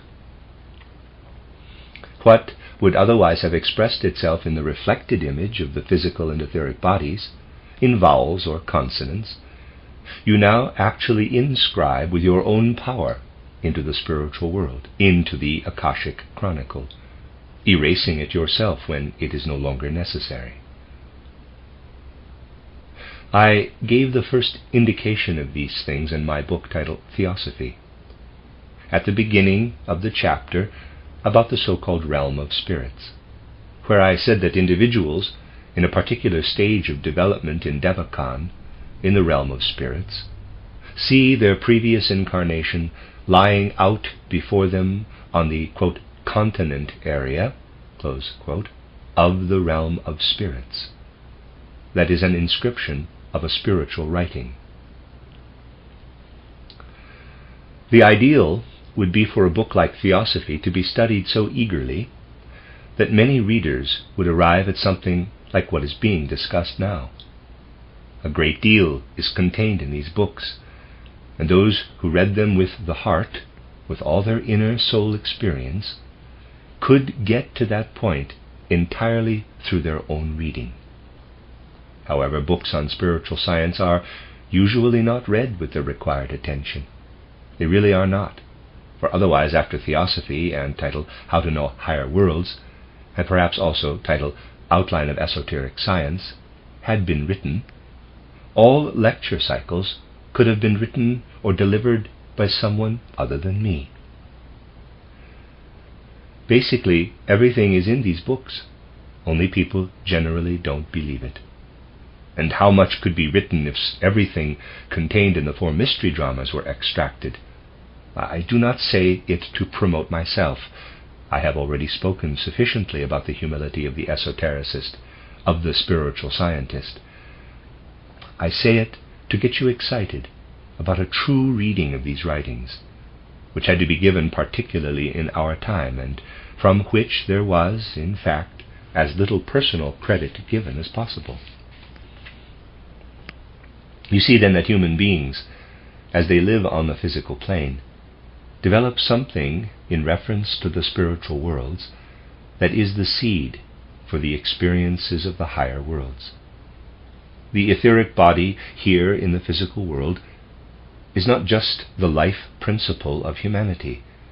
It is at the same time a means of preparation to experience the sense for the vowels of the spiritual world. And the physical body is a means of preparation for experiencing the consonants of the spiritual world. We can accomplish much if we seriously attempt to free ourselves from the purely materialistic conception of the human body. Through that we can accomplish much to prepare ourselves so that feelings for the vowel and consonant systems of the cosmos awaken these inner experiences and impulses in the soul. We must only call forth in ourselves a feeling for this preparation for development into higher worlds, which is really similar to what a child must do in the physical world to learn to read and understand the words of our external physical human speech.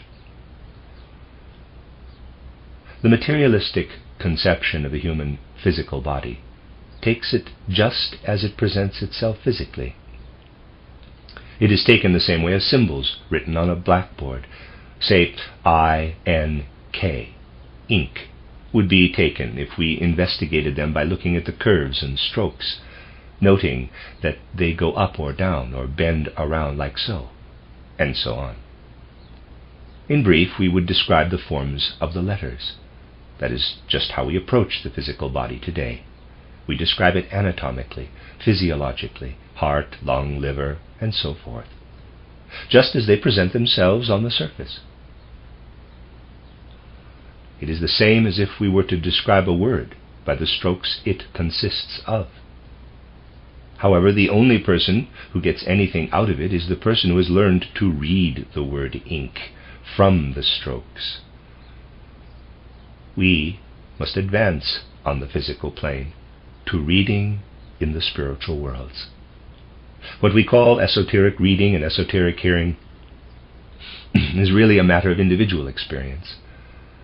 We are preparing ourselves for it when, while still in the physical world, we attempt to comprehend the physical body in its character as a sign. What does that mean? I will give you a brief example of this recognition of a sign-like character, but I must leave what is really meant by it to your own meditation and serious reflection. For language really does not suffice in many cases to make oneself understood on these topics. It will only suffice when spiritual science has done its task in the world for a while and has changed language so that words are formed in such a way that they link with what is spiritually real and essential. Language must become much more supple, but that will only be possible when spiritual science has been at work in the world over several centuries, and people have become accustomed, through daily involvement with it, to take words differently than is the case today, when they are only applied to things and processes on the physical plane. What occurs in the human head is enclosed in the bone formation of the physical skull. There it is, so to speak, inside. There it is, with few exceptions, physically enclosed from all sides. Schematically, we can represent it in this way, and there's a picture. The head, when we begin to interpret it, and not simply to describe it as it presents itself to the senses, is terribly significant, because in its interior, complicated processes, because in its interior complicated processes take place that are virtually enclosed on all sides by the hardest human material, bone material. Thereby a part of the overall human entity is shut off. It is, however, a part of the human entity, of the human organism. The human being is really not such a simple physical being that one can speak of a mere human being. The primitive ideas about this subject prevalent today are shown by the criticism of my books, regarding the fact that, they speak of a sentient soul, an intellectual or mind soul, and a consciousness soul. Whereas the concept of the soul as a unified organ has been taken as magnificent progress. It is understandable that our materialistic culture prefers the commonly received wishy-washy mishmash about the soul that is called psychology today to the description of the real elements of the entity found in spiritual science. Dividing the soul into the sentient soul, intellectual or mind soul, and consciousness soul is not based on abstract thinking. They belong to different ages in relation to their creation, and are connected with different states of being. We can understand why the present intellectual culture finds something like that to be foolish. But in doing so, that culture characterizes itself, and not what it criticizes. The physical organism of the human being is indeed quite a complicated entity, and by investigating it, one can develop the following thoughts, which of course may appear foolish to scientists today, to be sure. But St. Paul says that many a thing that is foolishness before man is wisdom before God. So much of what science sees only as foolishness could be wisdom before God. Consider this idea. What is the situation with our hands? Our hands are most decidedly connected with our soul being. And when we have a living feeling for what is going on in the hands, it is not without significance how people express what they are saying in the gestures of their hands. There is something to be said for that. Now, I will omit many transitional steps and leave it to your own discretion to fill it all in. Suppose now that, not through a process from the human side, but through one rooted in the world being, our hands were not formed in such a way that we could move them completely freely and let them follow our will. Suppose that instead they were connected to us in such a way that we had to keep them entirely still, that they were affixed to us by external nature. What would it be like then, if we had hands, but we could not move them? Even if we had hands we couldn't move because they were affixed to us, we would still develop the will to move them. Even when we could not move them physically, we would, in the moment we want to move them, tear off the etheric hands and move those. That is what we do with our brains in reality. Certain lobes of our brain that today lie enclosed within the covering of our skull were still freely movable during the moon phase of evolution. Today they are bound together. They cannot physically move, but etherically they move when we think. We move the etheric brain when we think. If we had not received this fixed brain pan or cranium for the brain that holds the lobes of the brain together, we would reach with our brain lobes and would make gestures with them, as we do now with our hands. However, for us to be able to learn to think, the lobes of our brain had first to be restrained physically, and the etheric part of the brain had to receive the possibility of tearing itself free. What I am saying is no play of the imagination. A time will come when our hands will be grown solid, when much else besides will be a solid part of the middle of our body. What now appears to be a free part of us near the heart, will then be enclosed by a sheath, just as the brain is now enclosed by the cranium. That will be the Jupiter age. That which is most visibly expressed in our hands is being prepared to become eventually an organ of thought. At present we have preliminarily only rudimentary organs, which are small, not fully grown. Just as once we only had pieces of the cranium here in front on the forehead, we now have lying flat behind our shoulder blades what will eventually enclose our future brain.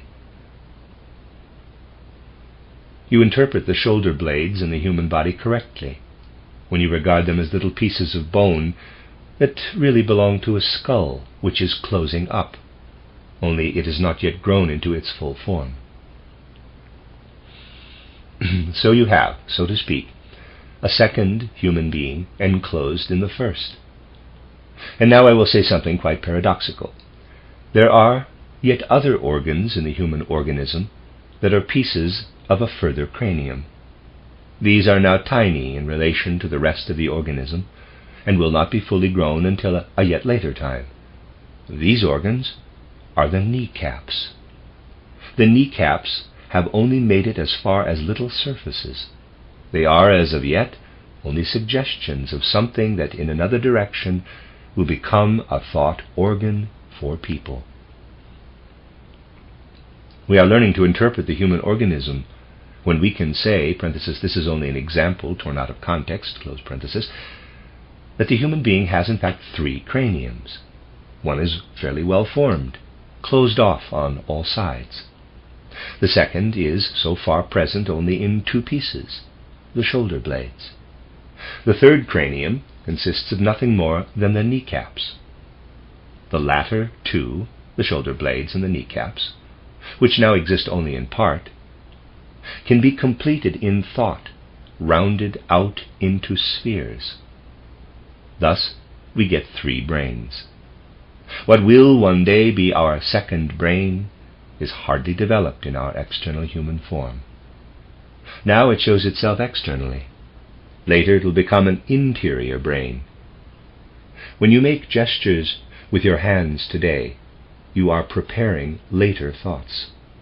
Thoughts that will conceive the processes of the elemental world in as real a way as you now conceive thoughts of the physical world with your head.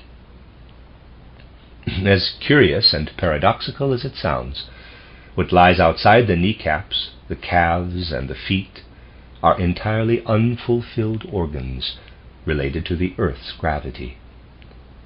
The kneecaps are preparing themselves, in conjunction with what they absorb spiritually from the earth today, to become, one day, when they are no longer present as physical organs, spiritual organs that will lead the way into the spiritual world, when the earth will be transformed into the Venus state. For that to happen, the present physical form must fall away, and something else must take its place. You see, there is a lot inside the esoteric observation of the world. The most important thing is not that one knows of this or that book that says this or that about the higher worlds. That is not the most important thing. We must acquire all that, because that is the only way to find what is right. But the most important thing is a certain manner of soul mood, a certain attitude of the soul, through which we learn to approach the world in a new way, and to take things in a different way from that used in the past. The important thing is that we be prepared through what we read with inner mobility of the weaving of thought, the experience of thoughts in themselves, in order to contemplate everything, even what is given physically in the world. For in their external form, things are not at all as they really are. As paradoxical as that sounds, our shoulder blade is not merely a shoulder blade, as you observe it externally. That is Maya. That is false. The shoulder blade completes itself for us if we make a point of conceiving it in reality, as a more extensive organ.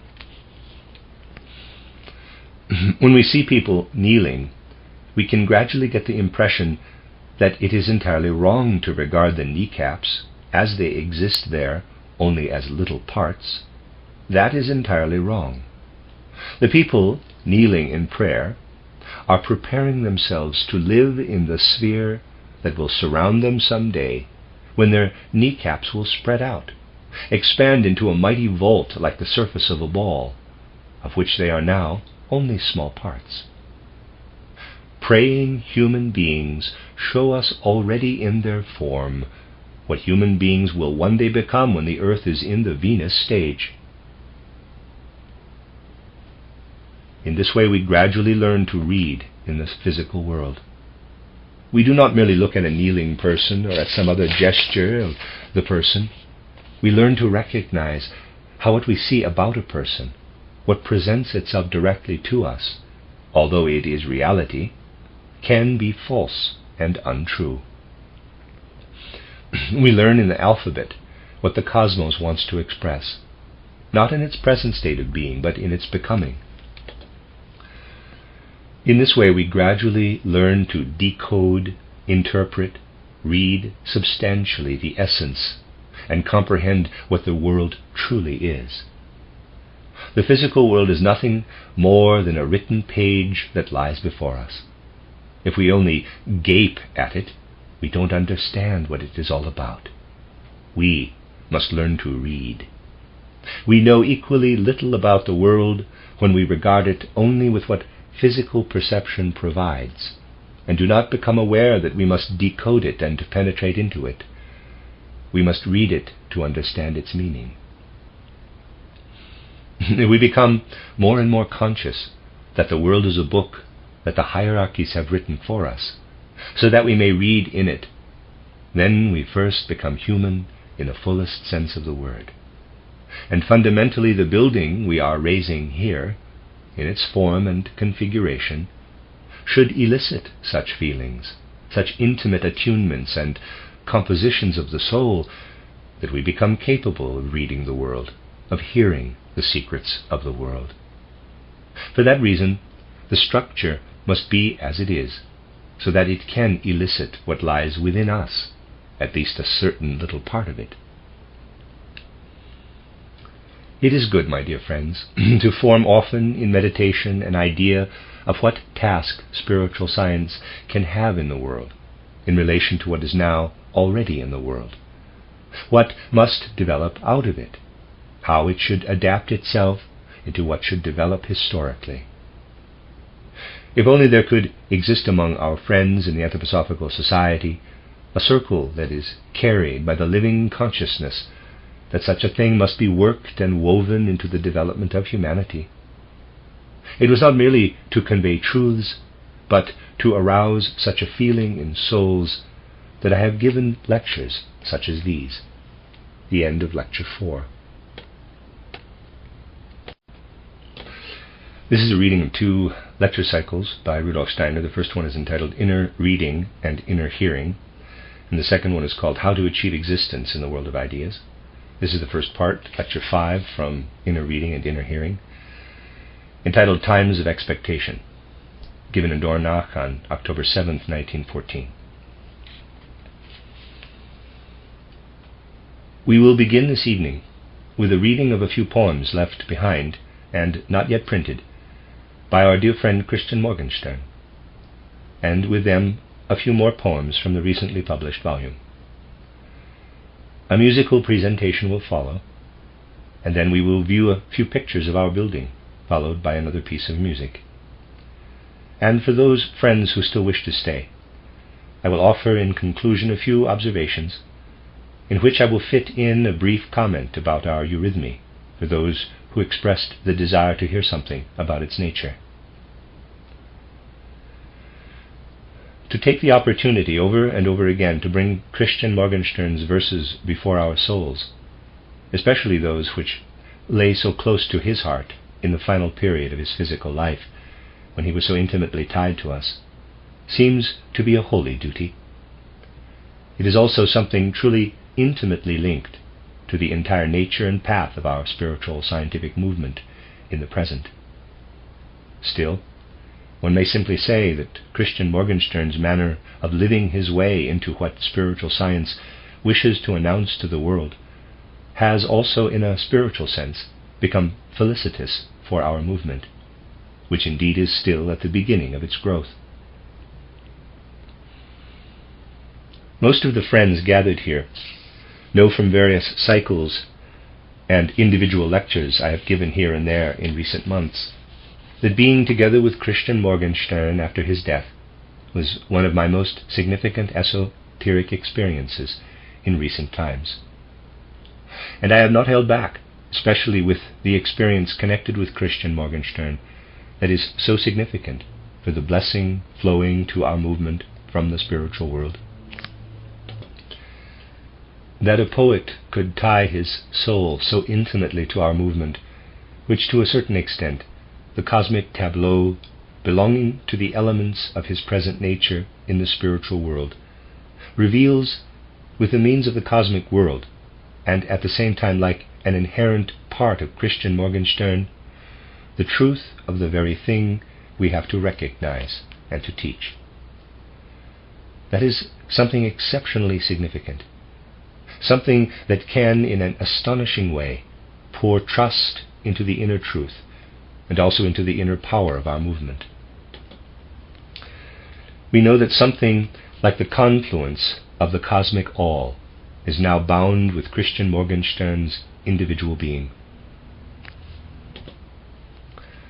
Just as one beholds in a great canvas of a painter many of the secrets of the physical plane combined into one, so is the whole being of Christian Morgenstern bound together with this, I should like to say, cosmic painting, in which he now lives in the spiritual world. Because there, individuals have to give not only their abilities to what they manifest, but their entire being.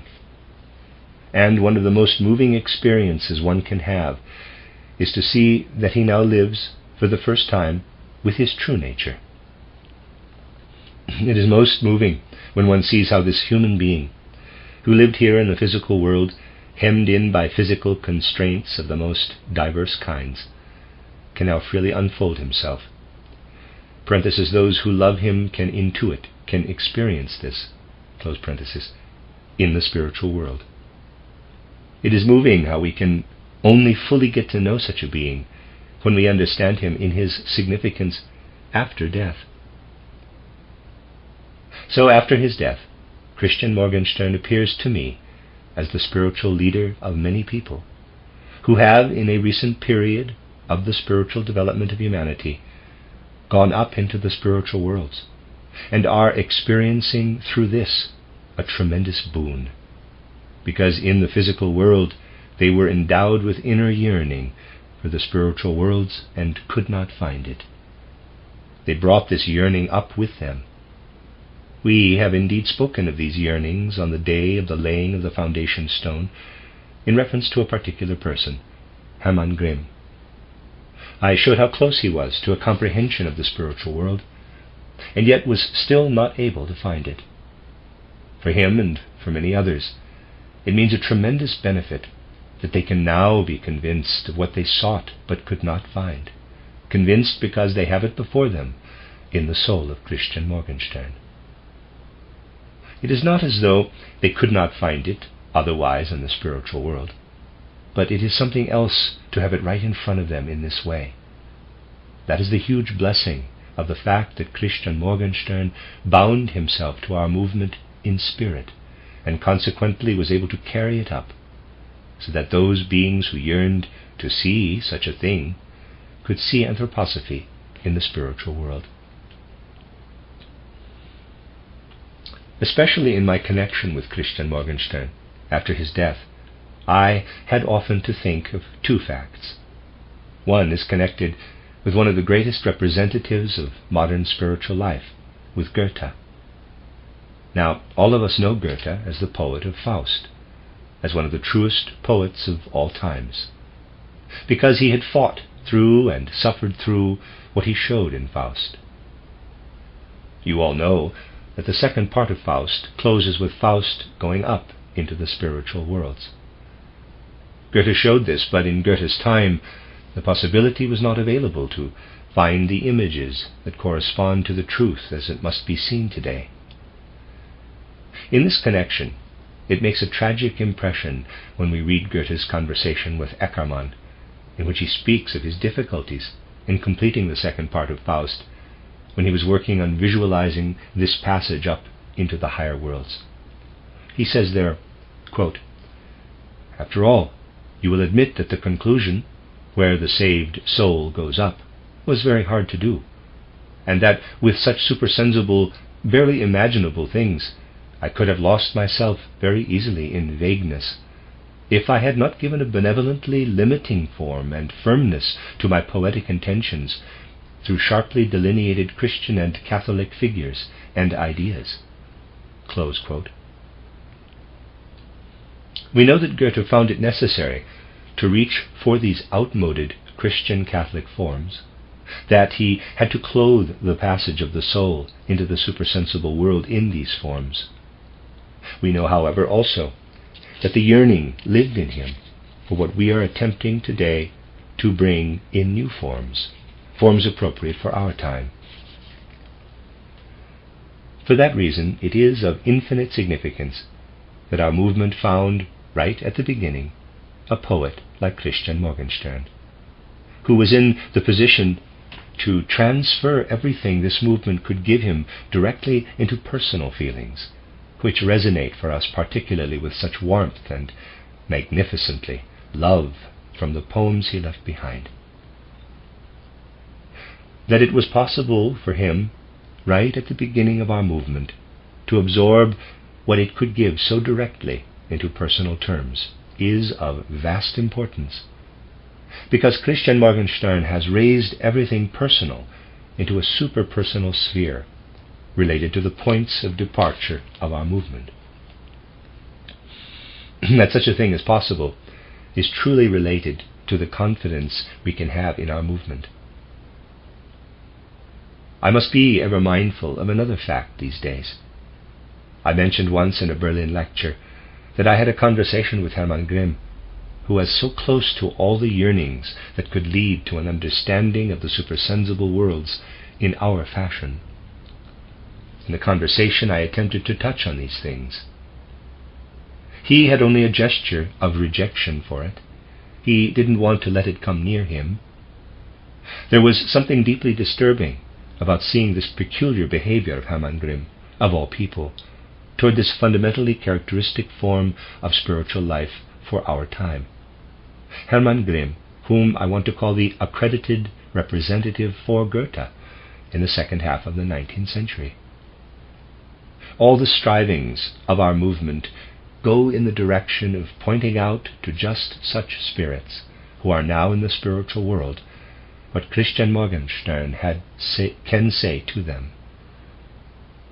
You see, then, how we seek to raise what we feel as our connection, our relation, our love for Christian Morgenstern to a superpersonal sphere. I have attempted to indicate this in a few words. If you pursue with your feeling what will be presented to you now, you will feel, through the words of Christian Morgenstern, yet another experience, what he is for our movement and is still to become. At one place in particular we will feel ourselves moved deeply in the heart with respect to the events of these times. Even if Christian Morgenstern obviously meant, as he wrote the little verse, an entirely different war than the one we must experience today, what this little poem contains still goes deep into the heart in regard to the events of the present day.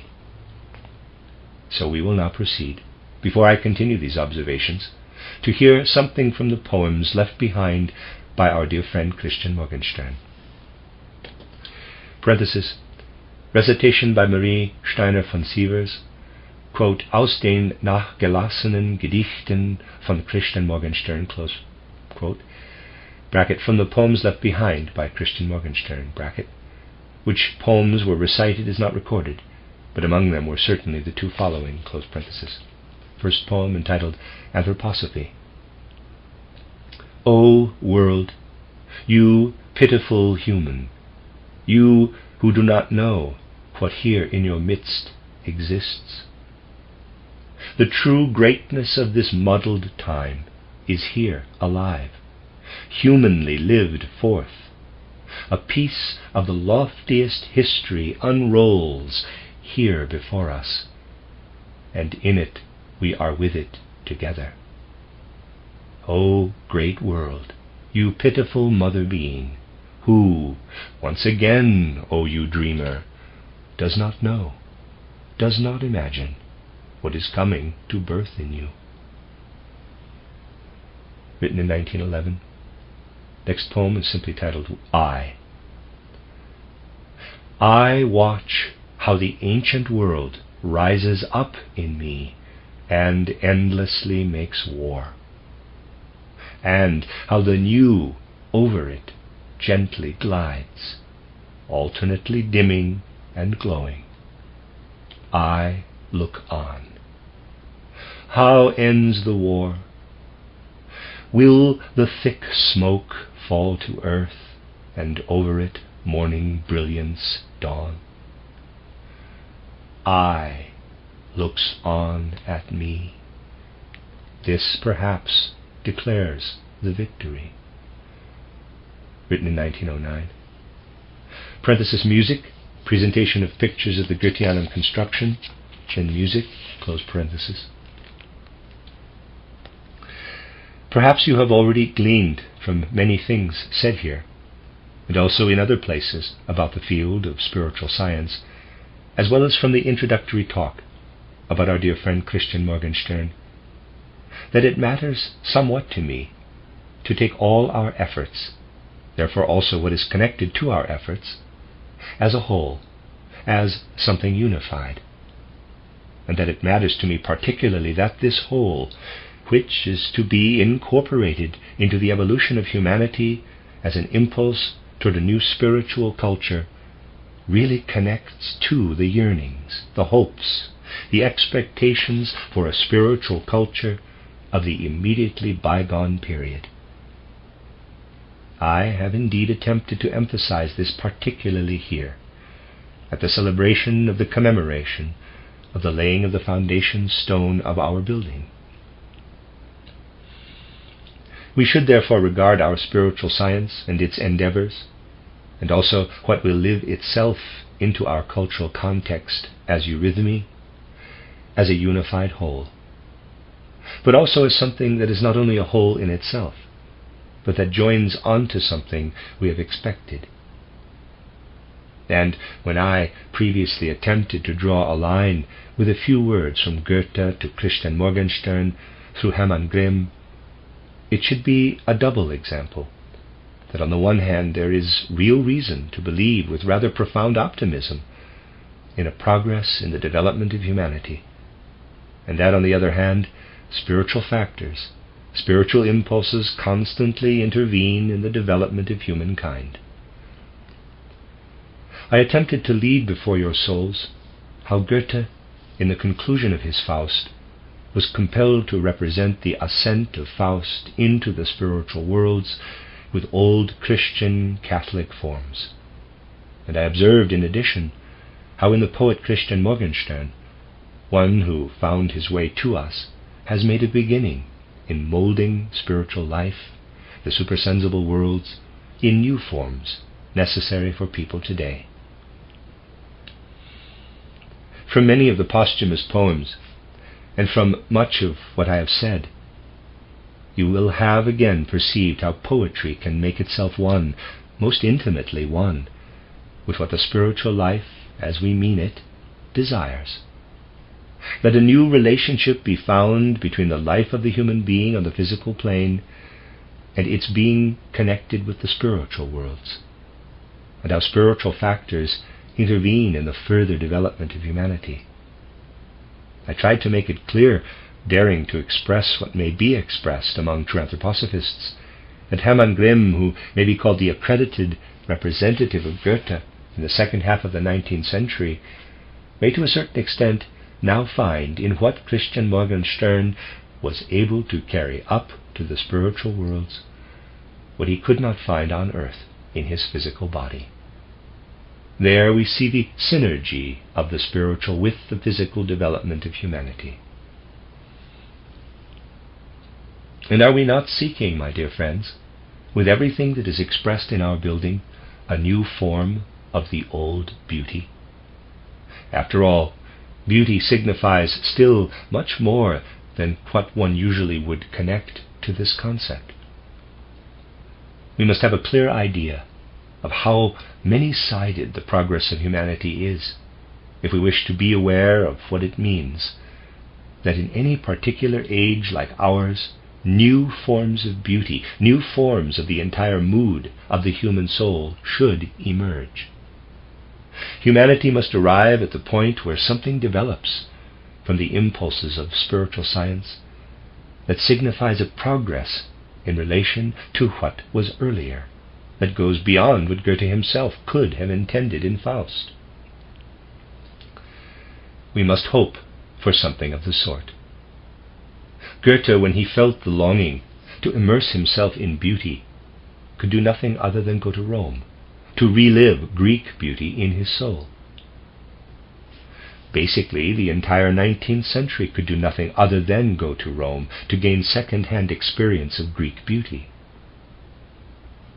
But the age has arrived in which we must not merely go to Rome, not merely immerse ourselves in classical Greek forms of beauty.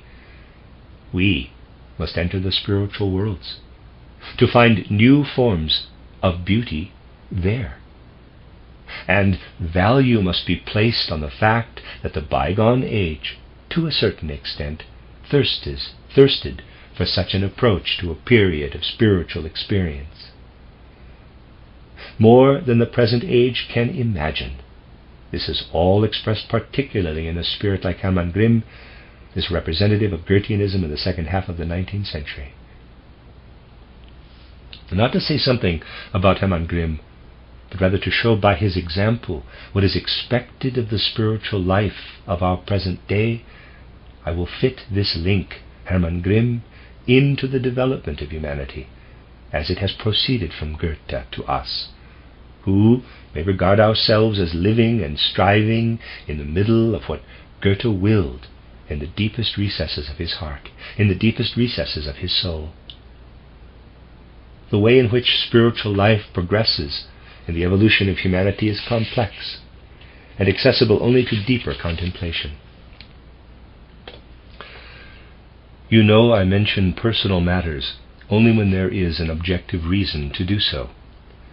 I often, when I turn my attention to the evolution of humanity, think of a feeble attempt I made as a very young person. In only the second essay I ever had published, I attempted, naively obviously, for I was just 23 or 24 years old, to form a clear idea of the progress from Shakespearean characters to Goethe's Faust. Something was created through Shakespeare. It had to be created, especially in his time, in which people could only be represented as human types, in a way that shows a direct unfolding of their inner powers of soul.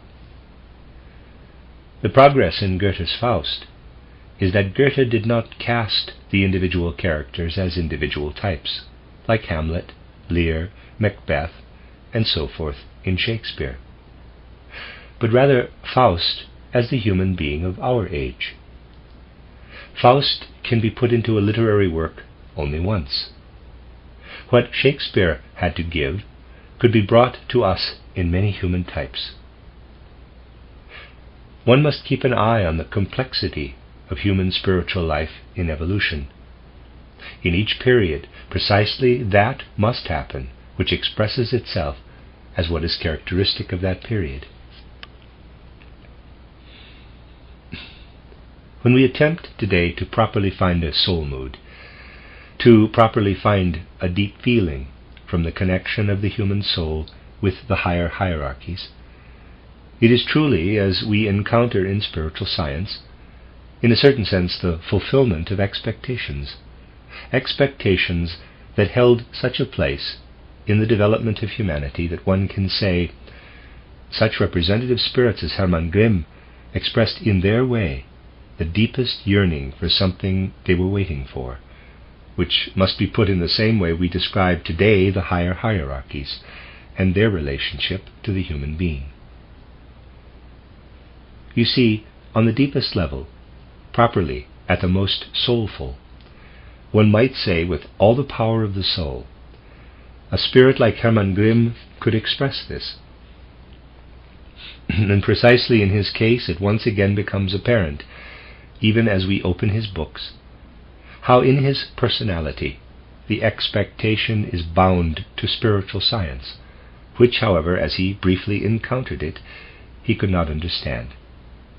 It was necessary for something to intervene, like what occurred after the death of Christian Morgenstern.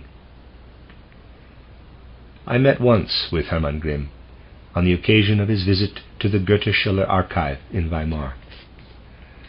Then he spoke about how he conceived the evolution of humanity, that for him history was not an accounting of what is usually laid out in history. For him history was the evolution of spiritual forces. However, he could only rise to the point of calling it a history of the imaginative work of humanity. It did not dawn on him that there are imaginations in the development of humanity that unconsciously flow into humanity and transform themselves into human activity, that there are inspirations and intuitions in history. It was for him, quote, the imaginative work of the peoples, close quote. When he wished to find the rising from the physical world into the spiritual, he could not get to the point of resolving the purely external, the factual aspect of Maya, which he called, quote, the imaginative work of the peoples, close quote, through what must reveal itself in the human spirit. One will, in fact, understand only later what it meant for the 19th century when Hermann Grimm said, quote, what can interest us particularly about the transmission of the history of Julius Caesar? Julius Caesar, quote, close quote, in Hermann Grimm's opinion, quote, is of much more interest to me as he is presented by Shakespeare. That is more real, more historical than everything laid out in history, close quote. Over and over again, he referred to how he enjoyed reading Tacitus, because he was a person who knew how to make what he had to describe alive from within his soul, and to transform it into the spiritual. From such ideas, such a marvelous thought emerged as the one Hermann Grimm wrote down during the 90s in his book about Homer, a thought that really stands there so properly as an expectation that it should come as advance tidings of the hierarchies. Quote, the human race, as a totality, acknowledges itself as subjected to an invisible court of law, as if reigning in the clouds. Humanity may not stand up against this court, which it regards as a misfortune, and to whose judiciary procedure it seeks to adapt its inner discord. Close quote. A wonderful image of the court of justice reigning in the clouds, under which the peoples know they are subjected. Does there not live therein all yearning for the hierarchies, for the knowledge of what the hierarchies are for humanity? In this way, spirits arose in the recent development of the spirit who, in their historical vision, had a kind of transformative power, so that here too such spirits stand as before the portals of what spiritual science wills. Through spiritual science, humanity will first learn a proper conception of the fact that Hermann Grimm actually contributed something to the development of the world through speaking as he did of Michelangelo, Raphael, Tacitus, Shakespeare, Voltaire, and Homer, and will feel these thoughts about the real development of the world in their hearts as well. And what Hermann Grimm said about Christ is once again an anticipation of what spiritual science says about Christ. In this way, you have a sample of what really matters a great deal to me when we look at the emergence of spiritual science in the life of today. to represent how spiritual science comes as a fulfillment of much that has been expected. In 1895, the book was published in which the court of law reigning in the clouds was mentioned. We feel an intimate connection with that, if we may speak of a succession of levels of the hierarchies. An image that reproduces the inner truth of the matter is translated into the spiritual.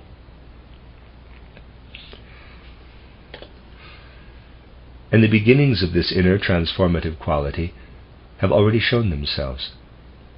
For just as Hermann Grimm, for example, has spoken about Michelangelo, Raphael, Homer, Tacitus, Shakespeare, and Voltaire at the time of the Franco-Prussian War of 1870,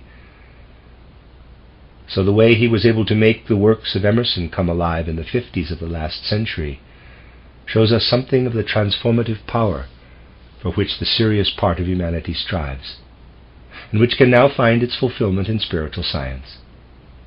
And spiritual science must provide exactly what can become most personal for each human being, so that human feeling becomes the broadest, the very broadest, but for all that also the most intensive.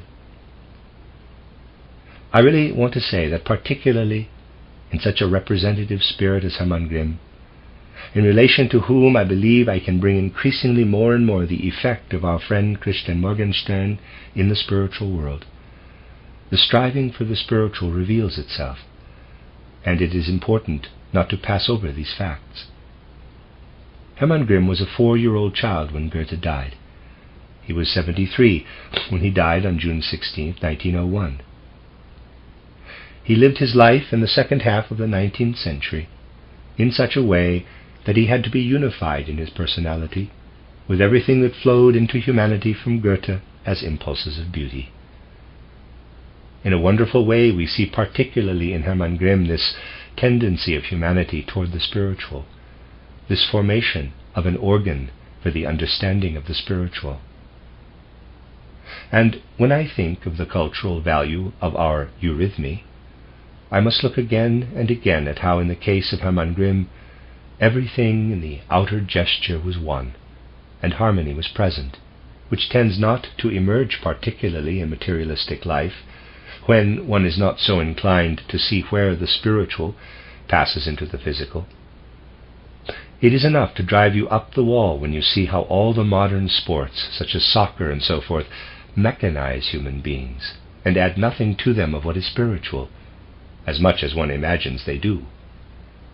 Everything one strives for in sports is indeed a mockery of the spiritual, as well-intentioned as it is. Conversely, a figure like Hermann Grimm, with whom everything external is in harmony with the spiritual, appears as something unified. The way he walked, even the fact that he always wore a top hat, belongs to the wholeness of his personality.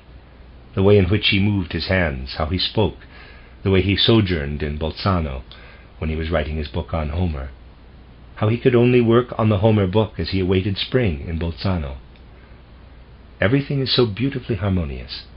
How he worked on the Homer book, how he went out in Bolzano at the day's waning, and in the park contemplated the wonderful statue of Walter von der Vogelweide, how he knew how to describe it right into the gestures, how he was able to describe the wonderful marble that comes from quarries close to Bolzano, and how he could connect everything he created, everything he did to the cultural life, in the midst of which he stood.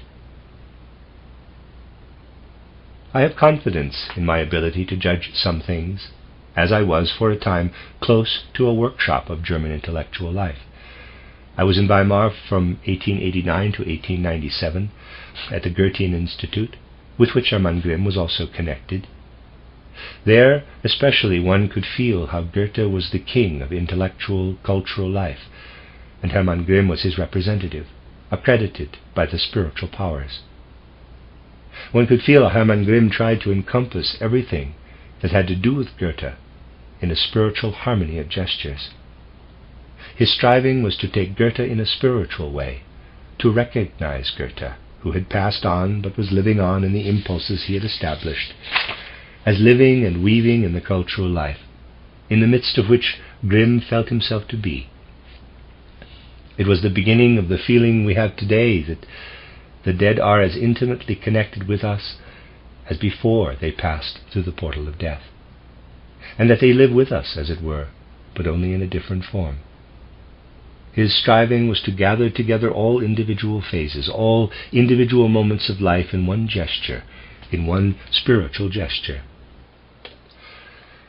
Perhaps many things back then would have led me to what is to be achieved in spiritual science, but I believe most certainly that I would not have been led to what our eurythmy offers if I had not, back then, stood so close to that cultural life, if I had not recognized, as well, that the striving existed to summon something that is spiritual, and which is at the same time experienced in the external world, is really there in the external world. Naturally, it is all a great karmic connection and no accident. The way Hermann Grimm wanted to take life is something like an inner eurythmy, just as he had the wonderful transformative ability as a very young man to introduce Emerson into German culture in such a way as would happen in no other country.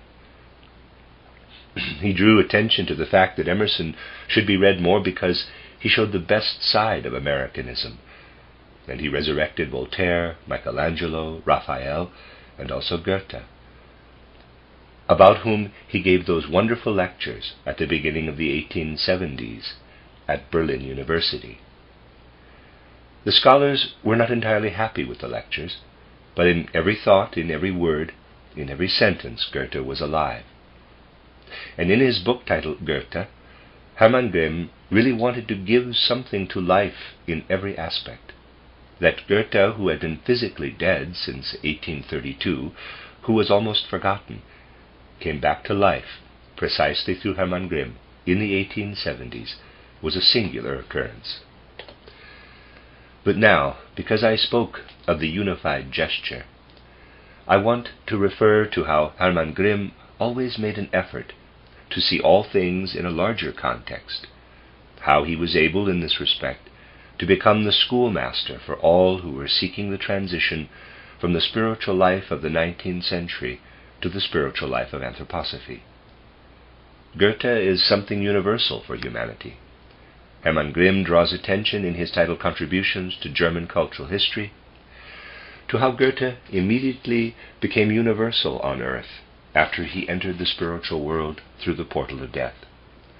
Grimm cites a beautiful passage from a lecture of Carlyle of 1838, quote, "The appearance of such a man at any given era is, in my opinion, the greatest thing that can happen in it. A man who has the soul to think and be the moral guide of his own nation and of the whole world. All people that live under his influence gather themselves round him, and therefore, although many writers made their appearance in Germany after him, Goethe was the man to whom they looked for inspiration. They took from him the color they assume. I can have little to say of him in these limits. I can say of him the same as I said of Shakespeare. There has been no such man as himself since Shakespeare. He was not like Shakespeare, yet in some respects he came near to Shakespeare in his clearness, tolerance, and humane depth. He too was a devout man." Close quote. Such a statement refers at the same time to the universal, to what cuts into all human relations, to what makes the spiritual hero appear as if he does not reign only in the clouds, but in such a way that he really reaches into spiritual affairs. Something was contributed about Goethe in the entire consciousness of Hermann Grimm, who was really suited to take Goethe's spirit in such a universal way that Goethe could appear to him like the spiritual emperor, the emperor of spiritual cultural life. In Hermann Grimm's self-confidence and the free personality, the whole free sovereignty of the personality, express themselves in the world in a manner different than we are accustomed to. One may truly say that something is alive in Hermann Grimm that allowed him to take external matters as they are, and, on the other hand, allowed him always to support himself on what he had in him of the spiritual life, and he judged all worldly affairs out of the certainty of this spiritual life. So a time comes when Hermann Grimm, in his distinguished, quiet way, could catch sight of the loftiest moment in spiritual life, when a monarch of the external world pays homage to the spiritual emperor. That is also a gesture of this world of unspeakable significance. I know that many have taken exception to that, but one must take things in their deeper context. Many have taken exception to the fact that Hermann Grimm mentions something that happened to him on Christmas Eve, 1876. It is significant because it leads to a point in modern times when a person stands there who feels it is natural when a monarch of the external world pays homage to the spiritual emperor. So it appears to me to be terribly characteristic of the modern spiritual life when Hermann Grimm tells in his contribution to German cultural history how on Christmas Eve, 1876, the following letter from the German Kaiser Wilhelm I was delivered to him. Quote, "Perusing your book titled Goethe, of which you presented me copy on the 20th of the previous month, has furnished me with very pleasant impressions. You have succeeded in sensitively adding to the luminous picture of the great poet, yet many a trait as warm as life, and in gaining new points of view for the understanding of the relations between the external events of his life and his works. While I consider myself convinced that this intelligent gift, offered to the admirers of the poet directly before Christmas, will be recognized as a valuable enrichment of Goethe literature, I thank you most cordially for the pleasure which I have personally drawn from the book. Berlin, December 24th, 1876, Wilhelm." Close quote. Hermann Grimm says beautiful words about receiving this letter, for a spirit like him took pleasure from the relationship between spiritual and worldly life. And he saw Goethe and his time in this light as well. He sought to climb or strive up to something that escapes many people. And so it could happen that Hermann Grimm, in connection with this letter, gave a beautiful, memorable description of the confluence of spiritual life with that of the external world of the 19th century. He says, quote, "From Weimar outward," close quote. Weimar was for Hermann Grimm the foremost capital of German spiritual life. I know it and have often taken pleasure in it. Quote, "The basic outlines of the spiritual development of Germany were drawn so firmly that Goethe's views remained the natural standard, and as in the pressure of national political need Shakespeare rose anew beside him, the latter was like only a dependent province of the Goethean Empire, for Schlegel had, so to speak, translated Shakespeare into Goethe's German at Goethe's behest, and Goethe and Shakespeare were united into a commonly effective power, etc., etc., close quote. And now follow the beautiful words, quote, "And that is how the Kaiser conceived of Goethe. Goethe was not only the great poet, the great thinker of his time, rather the brilliance of historical princely loftiness connected itself with his person. I remind you of the closing of the text cited above, where the Kaiser thinks of his personal enjoyment, which he drew from the book. What does this consist of? Hardly of anything, owing to its literary quality. I would not acknowledge that the Kaiser would ever have mentioned Goethe in conversation, but he had, as I heard told, passages from the book read to him. I perceive in this the activity of a feeling in him that could not merely be defined by an interest in Goethe. Goethe was a departed power that possessed a claim on the participation of the German emperor, something like those endowed with the highest Italian order, les cousins du roi." Close quote. Hermann Grimm understands how to show the way in which spiritual life holds everything, and he himself is such a representative spirit. He says further, quote, "One did not remember primarily his victories, his political successes, rather what was peaceful in the Kaiser, his gentleness, his balanced justice.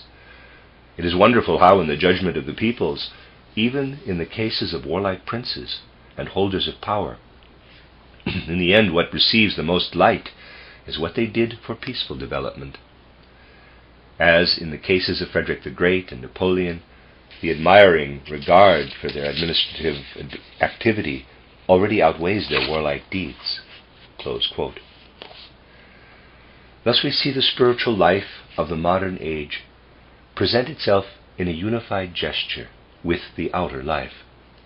Hermann Grimm knew that he lived in times of expectation, as he expresses beautifully in the following statement.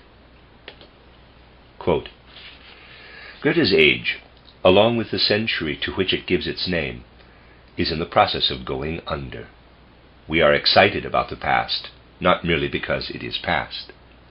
No matter how many ways people go at their seeking and their digging, no matter how emphatically the excavation reports of archaeologists speak of the importance of their most recent discoveries, the Goethean gaze rests no longer on how the marble rummaged out of the earth was transformed into spirit. And also the public who believed in the mysterious value of the thoughts that slumbered in these discoveries is lacking. The age of Goethe is over, but Goethe himself? Did the century named after him know all the Goethean thoughts? Here we stand before a new historical knowledge. The radiance of Goethe while he was still alive had illuminated the German nation as the war against Napoleon. The first was completed, and the liberated people began to set themselves up in their own house, in the honest belief that the victorious spirit must suffice for that.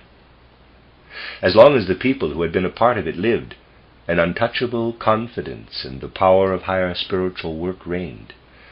The years of humiliation that followed the wars of liberation could not shake it. This spirit was still alive in authoritative circles when I gave my lectures on Goethe 20 years ago. Already, however, the people who no longer expected any advantage from science in the traditional sense were gaining the upper hand. Science, as we of the older generation understand the concept, rested on unlimited recognition of what was transmitted in the Greek and Latin languages. Close quote. Now it is important that one understands more and more how the age of expectation is approaching, which finds in Hermann Grimm a last representative spirit.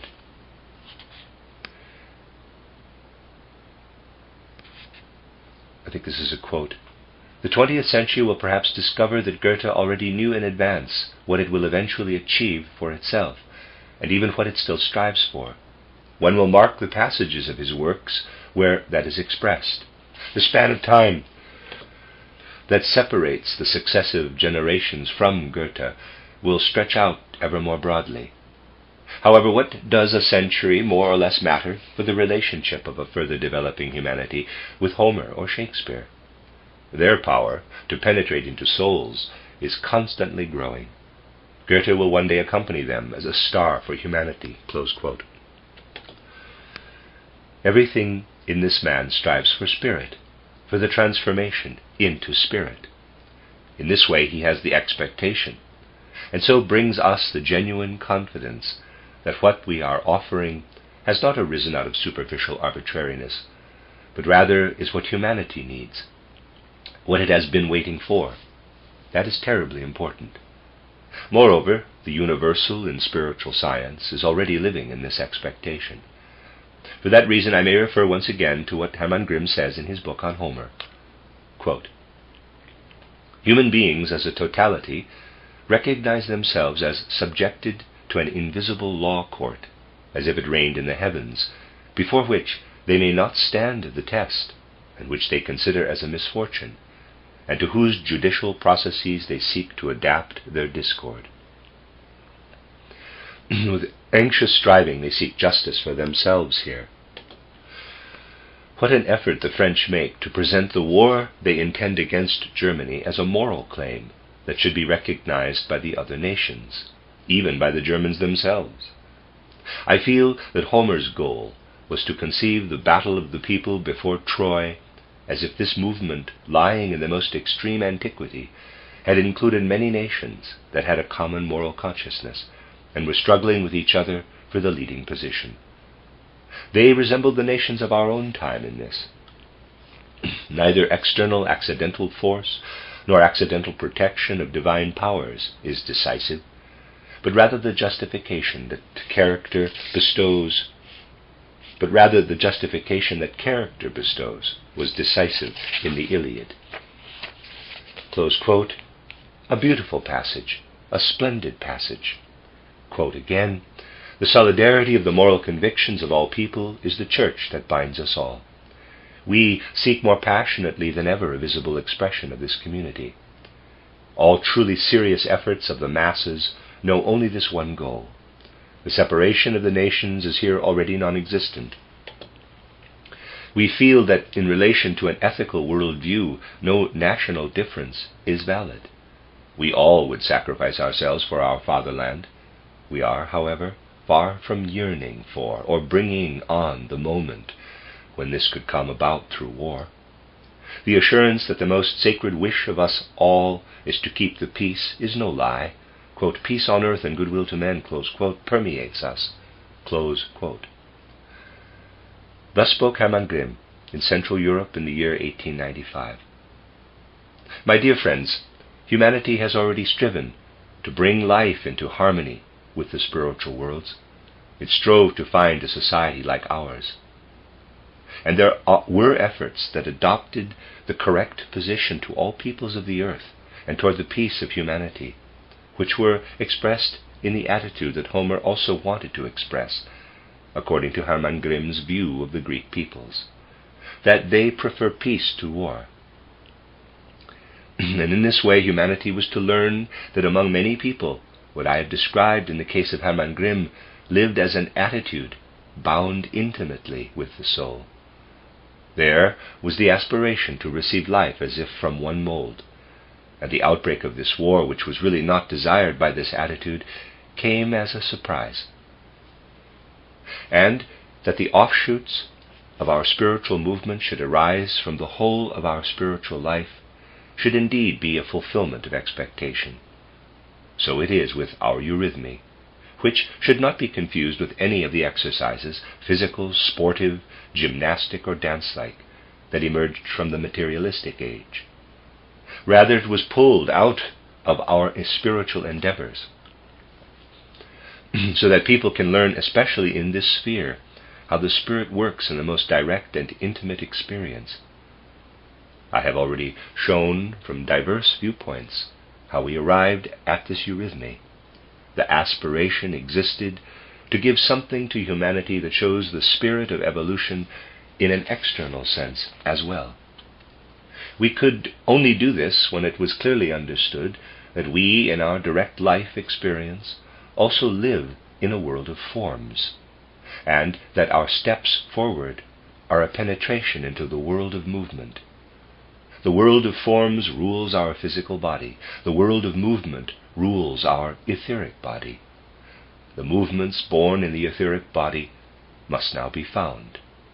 The human being must be led to bring to expression in gestures, in movements of the physical body, what is natural for the etheric body.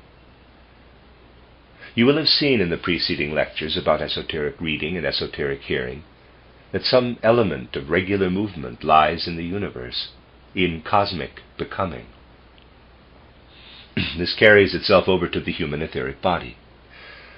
Our materialistic culture of the present, from which spirits like Hermann Grimm yearned to escape, has led to the situation that we have no understanding at all for the fact that human beings can only move themselves in external forms when they are not possessed by such, quote, dumb, close quote, forgive the trivial expression, movements as in sport, in modern gymnastics, or in playing soccer, but rather pursue in themselves the movements born in a natural way in the etheric body, and begin to carry those movements into the movements of the physical body, so that the etheric body lives on in the movements of the physical body. That is attempted in eurythmy. It will emerge that in their movements, human beings are really an intermediary link between the cosmic letters, the cosmic sounds, at what we ourselves use in the human sounds and letters in our poetry. Most assuredly, a new art will arise in eurythmy, an art for everybody.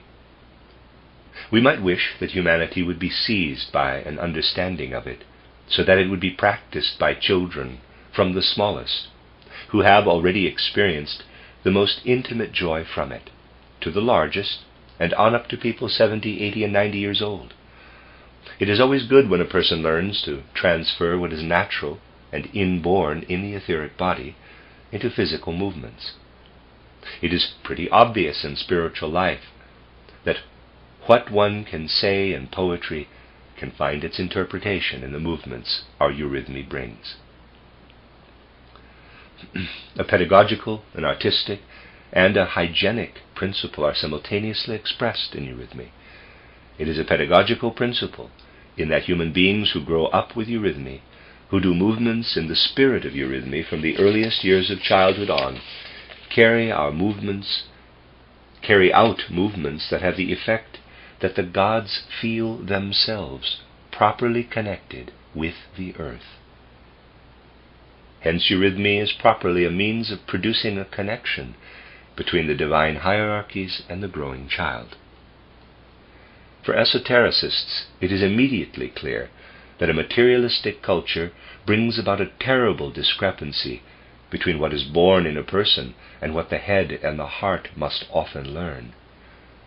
I do not wish to criticize this, but only refer to a fact. There is really nothing in the world up until now more unnatural than that children growing up today, from approximately the 6th or 7th year on, have to learn what they simply must learn. I am not saying they should not learn it, for obviously they must. It is a part of external social necessity. However, for souls it is in many ways as if one wanted to induce a natural development of the human body by breaking the hands and legs of children in the 6th or 7th year. That is what is done, more or less, when children are forced to learn letters, since for human beings learning to read and write are the most unnatural activities there are. We must force them into it, although the greatest disharmony exists between the art of reading and writing and the direction the soul would naturally take. It is wretched to observe, but it is a necessity. It doesn't help to close oneself off from it. Almost anything would be more intelligent than teaching reading and writing at this age. Even instructing children to make figures out of simple filth from the street would be much more intelligent. The only thing we can do is to attempt to make the atrophied etheric body, for it is atrophied under modern necessities, move in the eurythmic movements of the physical body, as the gods wish. That is what eurythmy should offer in a pedagogical connection. It is not surprising that many people complain today about this or that hurting when nothing is wrong with them. Humans today are attempting nothing more than to do what the Greeks did, to produce a harmony between the external movements of the physical body and those of the etheric body, and it can be very comical. When we tell ourselves that what the Greeks did in the Olympic Games was very intelligent and so decide, quote, "we'll do that too," close quote, it is really very funny. It is the same as if, for example, a 25-year-old were not happy to study at a university and preferred doing what a 5 or 10-year-old does. Simply to bring Greek custom over into our time is the most ridiculous thing one can do. It is a sin against trust in the development of humanity. If we seek today what the Greeks sought in their way at the Olympic Games, then eurythmy must live its way into humanity. We must attempt to effect health from within the soul by not allowing the etheric body to atrophy, by letting the physical body do the movements demanded by the etheric body. That is the hygienic side of eurythmy. The artistic meaning of eurythmy will finally occur to people when they recognize that human beings are not only the creator of this or that, but must become an artistic medium or means. They will become that by practicing the artistic with their own body, and that they do through eurythmy. Eurythmy is not something arbitrary that has arisen from approximately the same mentality as other endeavors of the present day. It asks which movements are the best, pedagogically and hygienically, for present-day people in respect to the etheric body. Which movements best lead human beings to the understanding of what is truly artistic, and best insert them into a full life. For this reason, I believe that eurythmy will soon become popular in our circles, and will be accepted as something that can help a great deal. You certainly cannot teach your children anthroposophy straight off, but if they practice eurythmy, they will grow up to meet life in an entirely different way than if they did not practice eurythmy. I have in many respects already spoken of the relationship of the great space of the round building out there to what is within the small space. Someone could ask how the forms of the small space proceed from those of the large space. And the answer is to try to have the forms of the great space of the building danced according to the laws of eurythmy. Then the forms of the small space will emerge from it. Try to imagine that a person brings together in eurythmic movements everything that is expressed in the forms of the great round building, and dances this into the small space, and radiates out from there what is danced. Then the 12-fold nature of the columns and the cupola of the small space would grow out of it by themselves. And then I hope that something else would dance eurythmically in the building, the word. It will be good acoustics. In brief, one can define eurythmy as the fulfillment of what the human etheric body demands from the human being according to its natural laws. Hence eurythmy really offers something that belongs to our spiritual life as well, and something that is thought out from its totality. Perhaps you will take what I've wanted to say with all of this as an answer to a question put to us by many of our Swiss friends. What I have thus defined you can in reality become acquainted with through the desired courses. That's the end of lecture 5, and that's the end of the first lecture cycle, entitled Inner Reading and Inner Hearing. This is a reading of 2 cycles of lectures by Rudolf Steiner, one entitled Inner Reading and Inner Hearing, which ended with lecture 5, and now the second cycle entitled How to Achieve Existence in the World of Ideas, beginning with lecture 6, entitled The Human Organization, Memory, and Inner Reading, given in Dornach on December 12, 1914. I spoke here a while ago of what we call esoteric reading and esoteric hearing. Today and tomorrow I will add to those discussions, and in doing so will develop several important ideas about our building. If we look at external scientific observation today, insofar as it is relevant to the life of the soul, we find many difficulties with it as soon as we attempt to get a satisfactory overview of the pertinent concepts. One difficulty, which is truly not a small one, results when we look at the external science's observation of human memory. Now, I would have to adduce a great deal if I wanted to give an account of what external psychology, or doctrine of the soul, can say about the memory of human beings. That would not lead us very far, but I do want to make you aware of where the difficulty lies for external psychology when it comes to understanding memory and its characteristics. It is true, is it not, that human memory shows itself to us in such a way that we can call back into consciousness at a later time thoughts, concepts, and ideas that we have received at any time in the past. This spiritual fact is therefore obvious. Today, for example, we can have any kind of perception or experience, and after a certain time, without standing in front of what originally elicited the perception or experience, we can make the conception or experience of the original fact live once again from within, out of ourselves.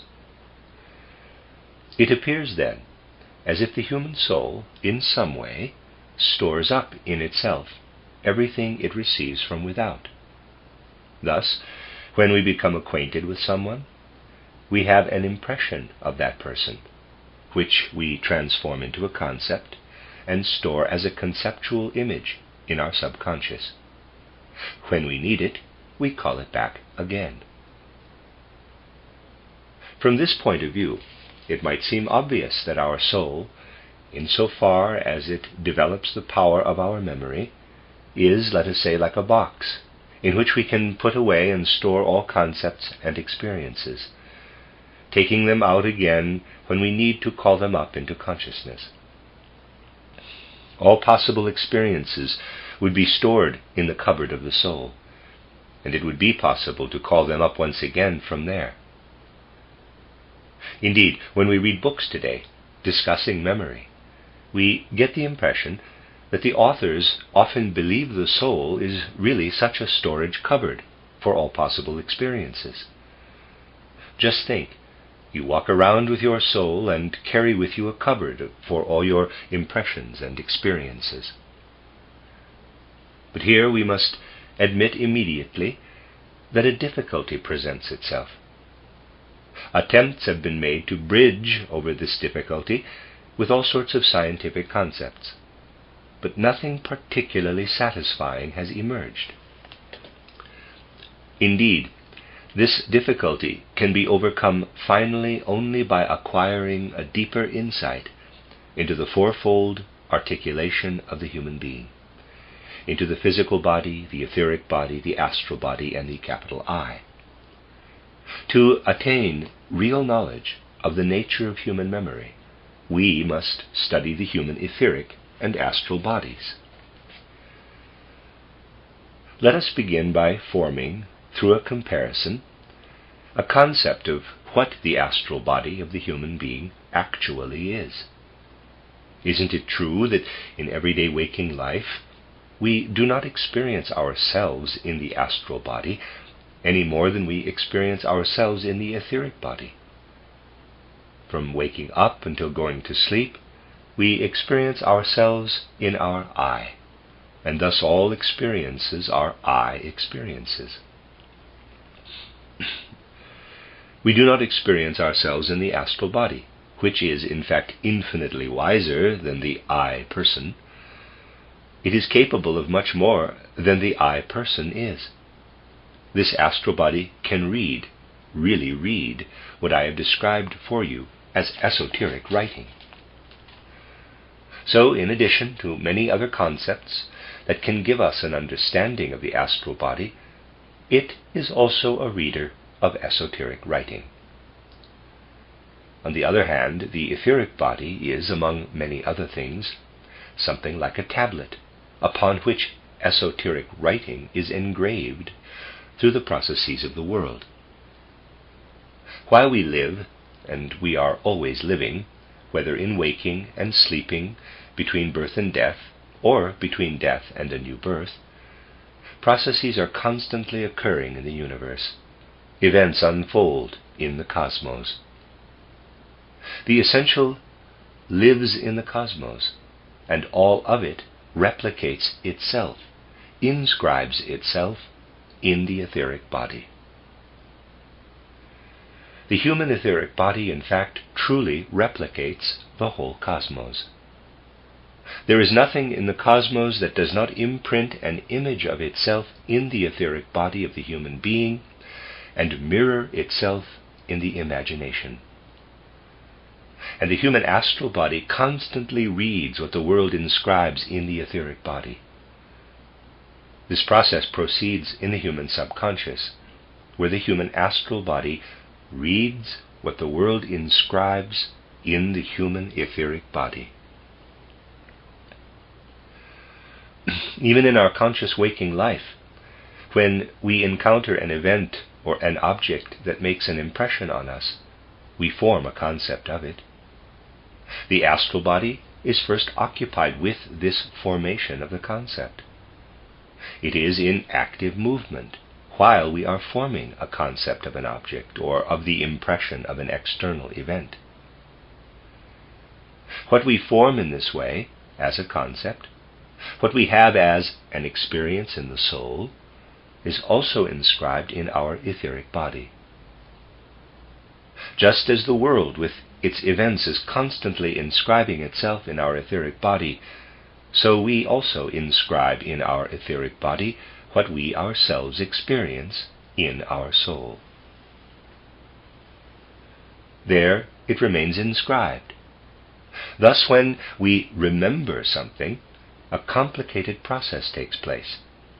Our astral body reads what has been inscribed in our etheric body, and the result of this reading is that an idea forces its way up to the surface, which we call memory. In this way, memory can be traced back to a way of reading our astral body in the etheric body. And as soon as we know this, we can no longer entertain the simplistic idea that the soul is a storage cupboard for what we have experienced. Rather, we will understand that in fact, when it has experienced something, the astral body transforms itself over and over into a few habits, and then impresses these into the etheric body. Parenthesis, I say literally, quote, habits, close quote. Tomorrow we will understand this word better, close parenthesis.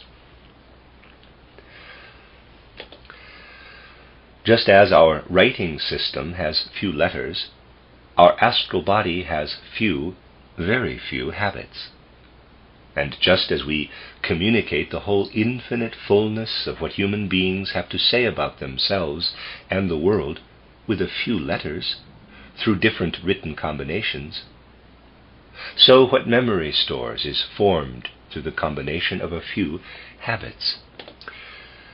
When we know that the process is a kind of reading, we will no longer believe that each individual experience must be inscribed. Rather, a few habits of the astral body are combined and then fixed in the etheric body. Just as when we hear a new word, we are able to set it down with the old letters, we can set down each new experience in the etheric body with a few habits of the astral body. This reality stems from the fact that our etheric and especially our astral bodies are linked with the entire cosmos. We must not take what an older wisdom teaching has lifted out of the cosmos so simply as something lifted out by chance. Rather, it has a deep meaning and importance. If we consider the 12 signs of the complete zodiac, we can say that in fact our astral body is in living connection with these 12 signs. They signify for the astral body 12 particular habits, 12 particular ways of being in movement. And as we have often discussed, our astral body is likewise also connected with the 7 planets. These also determine certain habits in the astral body. Again, I say literally, habits. Through these habits, which are ignited in our astral body by the planets of our solar system, something arises in the astral body that is similar to the vowels. And through the habits, similarly stimulated by the influence of the zodiac, something arises in the astral body that is similar to the consonants. Let us assume that our astral body, at some particular moment in life, is connected with the powers that flow from the sign of Aries. There are always such moments, because we are always connected with the world. Because our astral body stands in connection with or under the influence of what flows out of the sign of Aries, the possibility develops in the astral body to close itself off, to give itself a boundary. And conversely, when the astral body is rather under the influence of Libra, a movement develops in it that leaves it more open to the whole world. In this way, a different particular tendency toward movement develops under the influence of each of the signs of the zodiac. Under the influence of this or that sign, the astral body stretches its upper part, especially loftily upward. Under the influence of one of the other signs, it extends its lower part. 12 such particular ways of movement give 12 corresponding habits. And 7 further particular habits are given under the influence of the planets. The habits under the influence of the planets are more inner movements, through which the inner parts move or bring themselves into a relationship with one another. So basically, our astral body has been planted through the cosmos with 12 plus 7 equals 19 habits. Just as with our alphabet, through combinations of the signs for the vowels and consonants, we can indicate everything we bring to light with our wisdom and wish to express, so too our astral body forms everything it has to form through the combinations of these 19 habits. Just as with our alphabet, through combinations of the signs for the vowels and consonants, we can indicate everything we bring to light with our wisdom and wish to express, so too our astral body forms everything it has to form through the combinations of these 19 habits. When a person approaches us with a face that regards us benevolently or with hostility in a particular way, our astral body makes particular movements that are combined from these 19 habits. The movements are inscribed in the etheric body, and then, at a later time, the astral body can reread what is inscribed there. That is the foundation of memory. As soon as we go beyond what the senses and the intellect bind to the senses, we come immediately to the relationship of human beings to the cosmos. But the physical body conceals this relationship of the human being to the cosmos. We, therefore, possess a continuous inner reading. And if we could go back, even historically, to the origins of writing, we would find that in fact this inner reading of human beings is imitated in the oldest human logographic systems. It is not true that writing systems arose somehow by chance.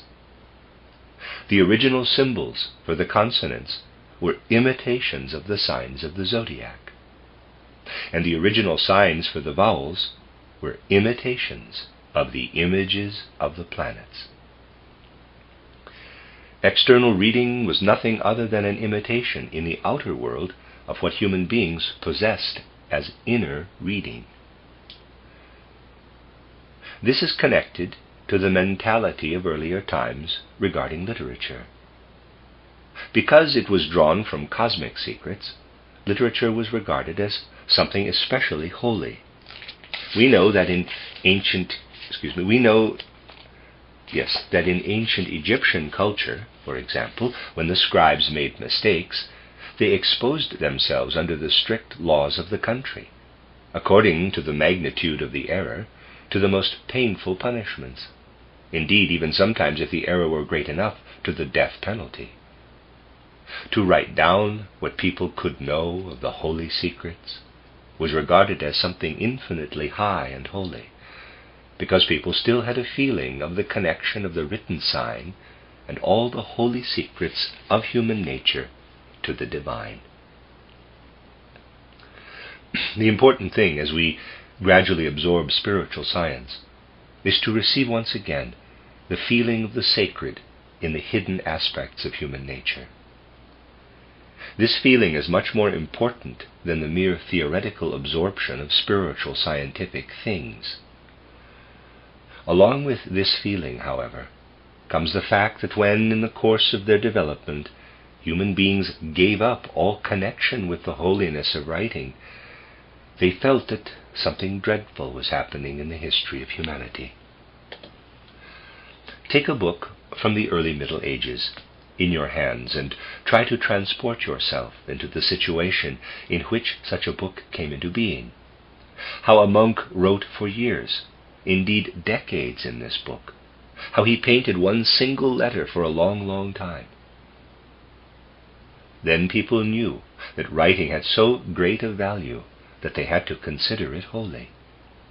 They knew that through writing they stood in a relationship with the good gods, and that what they entrusted to writing was to a certain extent drawn into the outer world from what came from the good gods. But you certainly know that a contemporary sign of human development is that everything that comes from the good gods can be shifted in the world into Ahrimanic or Luciferic directions. The entirely ordinary printer's art developed into the thing from which human beings primarily get their wisdom today. We get our information about what people think or do not think about the world and its secrets by leaning our heads over papers on which are wretched signs that are now only imitations of the old written signs. The art of writing has been shifted from its true place. The nature of writing and communication has entered a new stage in which writing has lost all aura of the sacred. One could say that the Ahrimanic stage of communication through writing has been entered. Ancient written signs in symbolism, even in imitation, were the drawing out into the outer world of hidden secrets corresponding to the nature of beings of the spiritual world who were progressing in a good sense. What we have today, especially in printed texts, but in a broader sense also in written texts, has a decidedly Ahrimanic character. And people felt that this was so. Thus they attributed the printer's art to the dark powers, called it a, quote, black art, close quote, and indeed even attributed its invention to the devil. Nonetheless, the invention of the printer's art has a deeper significance, which we see in the way Goethe brings what Faust experiences in a certain phase of his life into relation with the printer's art. The Ahrimanic period of communication appeared when the printer's art arrived. We know indeed that we must rightly learn not to cross ourselves before precisely all the things that are called Ahrimanic. However, we also know that we should call things by their proper names, and must understand them. We may not, as spiritual scientists, be among those who say that the art of printing is Ahrimanic, and that we must therefore eliminate it. That we will not do, because we understand that the Ahrimanic is also necessary in the development of the world, that it also belongs to the progress of the world. However, we must see things as they are.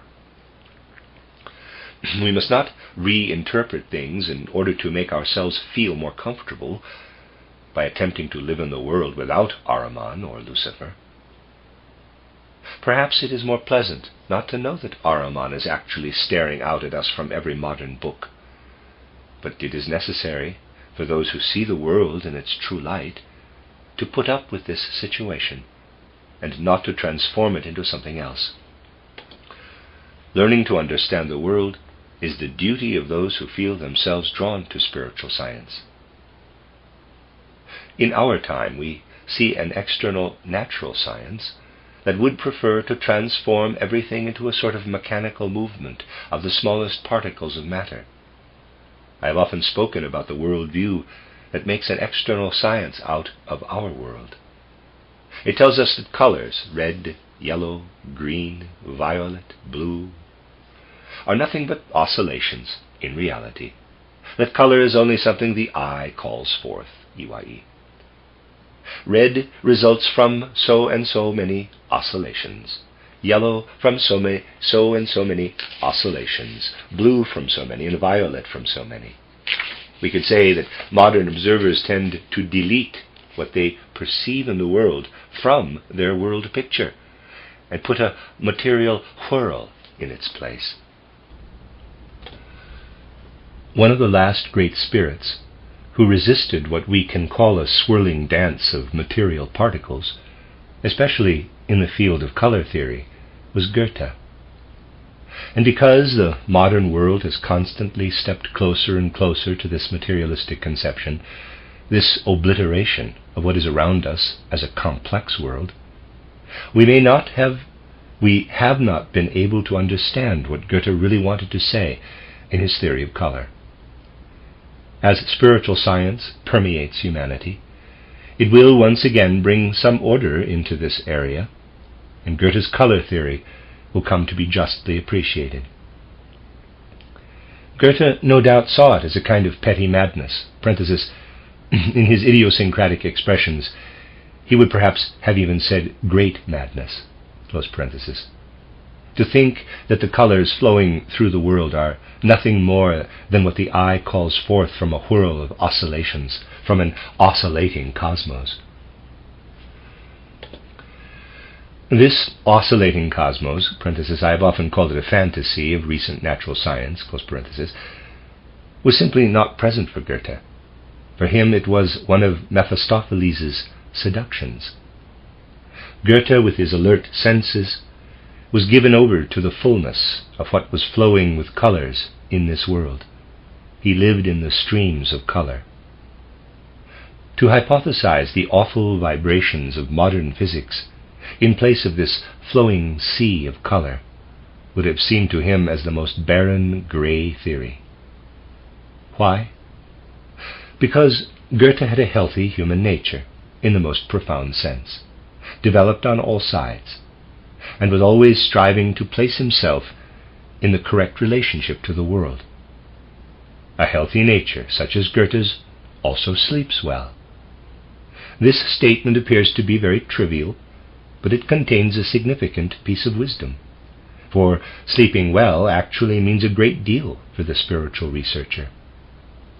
In sleep, human beings are outside their physical and etheric bodies, present in their eye and their astral body, so that they are then really within the experiences that bring the astral body in relation, for example, with the entire starry cosmos. The cosmos illuminates everything in the astral body, which, in turn, can assert itself on the influences of the signs of the zodiac and the planets. Just as in a waking state, human beings live with the outer world, so in the sleeping state, they live with the world of the stars. But we do not know very much about our life with the world of the stars. It is important to understand why we do not know much about this life together with the stars. Why actually don't we know? It is true, is it not, that we do not see a landscape when it is covered with fog. The fog flows over the landscape, and the elements of the landscape, the rivers, mountains, plains, and so on, do not appear to us when they are permeated with fog. In the same way, when they are asleep, human beings are permeated by a fog, a spiritual fog. What does this spiritual fog consist of? It is a fog of desires. It is composed of desires, and these desires are formed of the yearning for the physical body. When human beings are outside of the physical and the etheric body, hence, in the time between falling asleep and awakening, they constantly have the desire for the physical body. They would like to return to the physical body. They are drawn out of the physical body by the powers of the cosmos, and only when those powers let them go again do they slide back into the physical body when they wake up. Then their desire for the physical body is satisfied once again. In the case of a person like Goethe, healthy sleep is present because the desire for the physical body is less than with many other people, and hence the influences from the cosmos during sleep are greater than with other people. A person like Goethe is more sensitive to the influences of the cosmos during sleep, and that constitutes his healthy sleep. the desire for the physical body is indeed present, but healthier than with other people. And why is it healthier? It is healthier precisely because while awake, Goethe was given over in such a healthy way to the impressions of the outer world. Because, for example, he was not content to put something theoretical like oscillations in the place of colors, but instead observed the colors themselves in their full-blooded reality. When a person like Goethe walks through nature, and although he is full of all kinds of wisdom, looks at the content directly as color, sees the green as green, the violet as violet, and the relation of green to violet or to yellow, it is different from when a dry theoretician walks through the field and does not see the colors, but rather speculates about how many billion or million oscillations correspond to green or red or yellow. Why does such a dried-out theoretician walk through the world in this way? He is not devoted to the world of color, because he is too strongly devoted to the physical body, even when it is primarily his own physical brain. All gray theories arise from an overly strong devotion to the physical body during daytime wakefulness. We would not have all the materialistic theories today if people were not so strongly devoted to the physical body.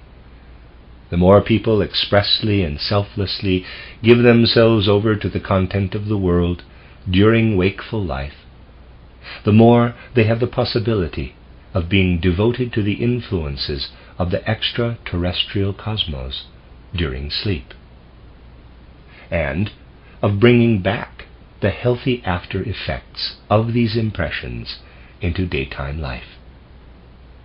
Then they will not, like desiccated physicists, assume there to be swirls of atoms behind the streaming colors, but rather spirit, elemental spirituality, the real effectiveness of the spirit. To know that the living spiritual world is behind the impressions of the senses is an after effect of healthy sleep. But when people during daytime wakefulness cannot be selflessly given over to what streams outside in the world, and instead form dreadful theories about it that are actually phantasms, then they receive while sleeping a stronger, overpowering impulse toward the physical body. Their consciousness is not only dimmed toward the impressions of sleep, but also the intensity and strength of these impressions themselves is diminished.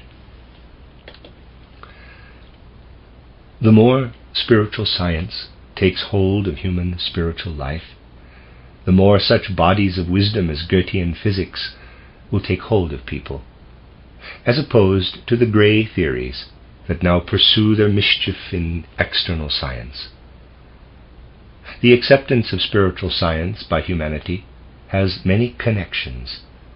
It will have tremendous meaning when the general consciousness is permeated with the truth that by night you are a human being within the extraterrestrial universe in a spiritual way, and by day you dive under into your physical and etheric bodies. One will learn to perceive and feel so much in connection with this knowledge.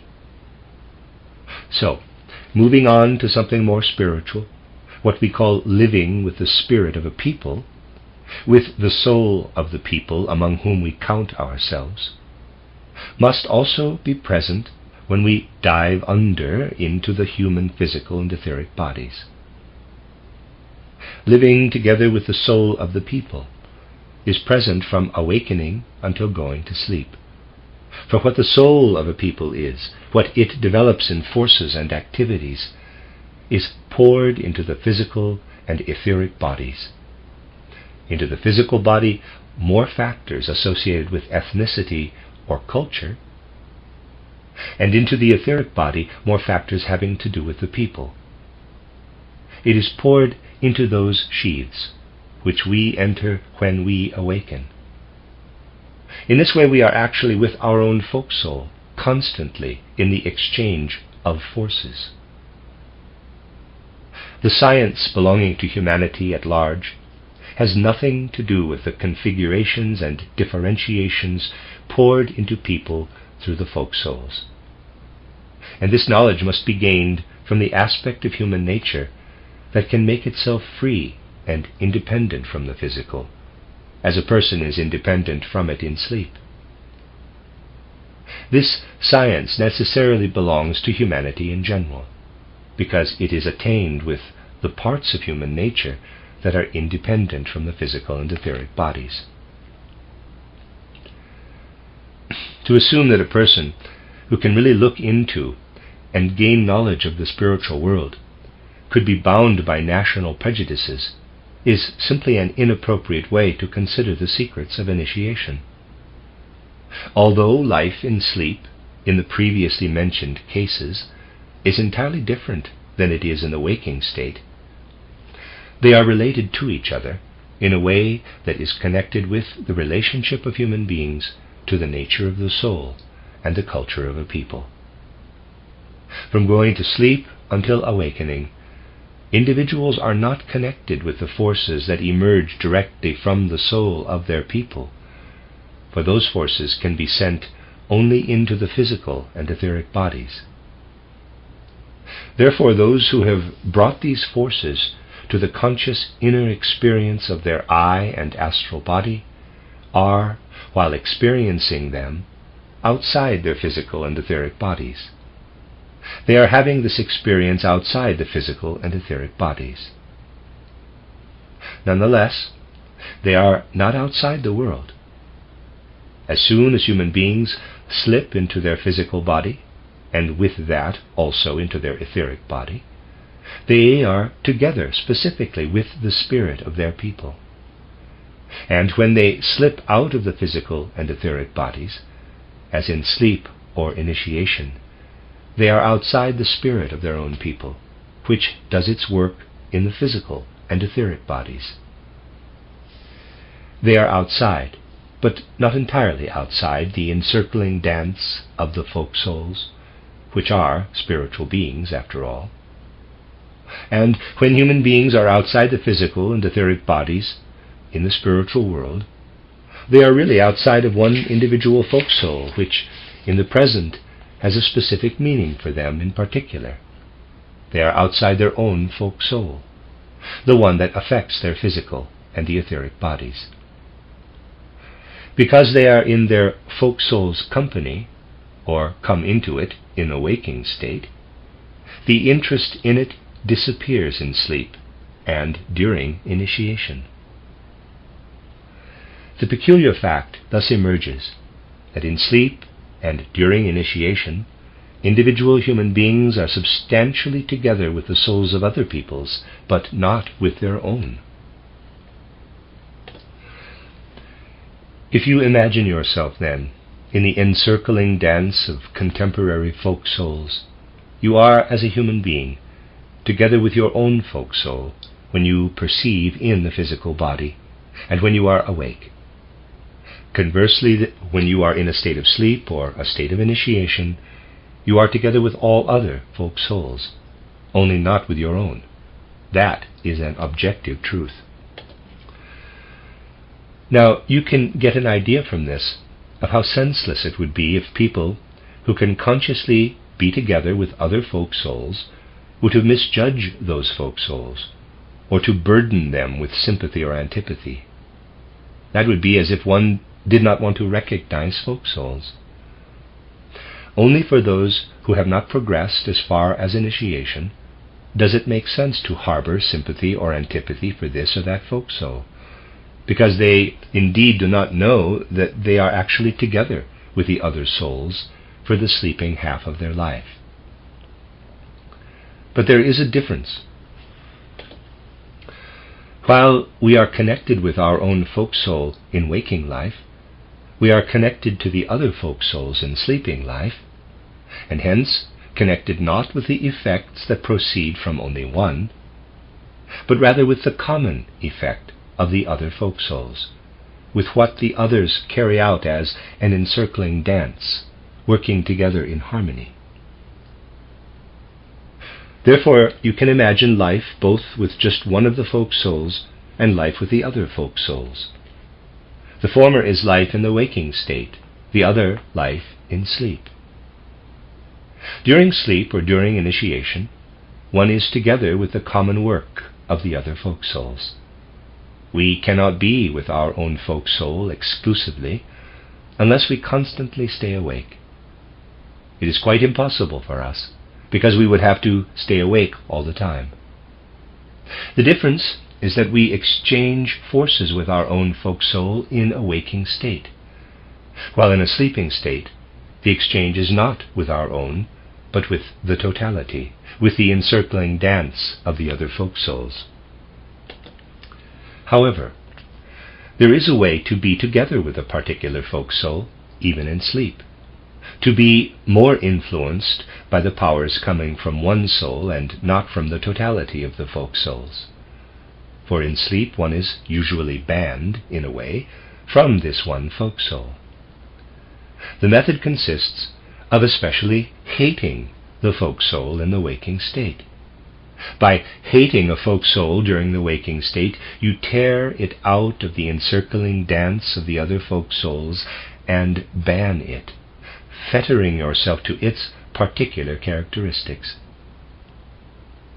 To express myself in a trivial way, to really hate the soul of a people in a waking state means to condemn oneself to be obliged to sleep with the spirit of that nation. That is an esoteric truth, if also a disturbing one. It is nothing to laugh about.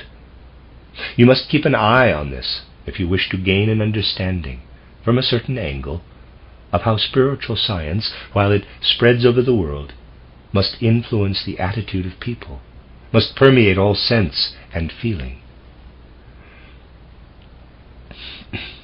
I have purposely couched what I have to say about the relationship of human beings to the folk soul in an expression that makes you laugh. I had to do that because, as an esotericist, one very often tries to help out with regard to what is most disturbing, most tragic. One does not say it in its full tragic weight, for that would depress people, but rather says it in such a way that it helps people to take it in like any other scientific concept. For that reason, the fact must not be ignored that spiritual science shows us in a quite thorough way how far we are willing to accept the world as Maya. For as soon as we penetrate spiritual science with the deepest seriousness, it becomes serious. It, and everything it ought to be for human beings, becomes deeply serious. Today most people still have something against spiritual science, because they cannot understand with their intellect what spiritual science really makes of the human being. People today do not understand the basic nerve of spiritual science, and not only because they cannot understand it with their intellect, there is something much deeper.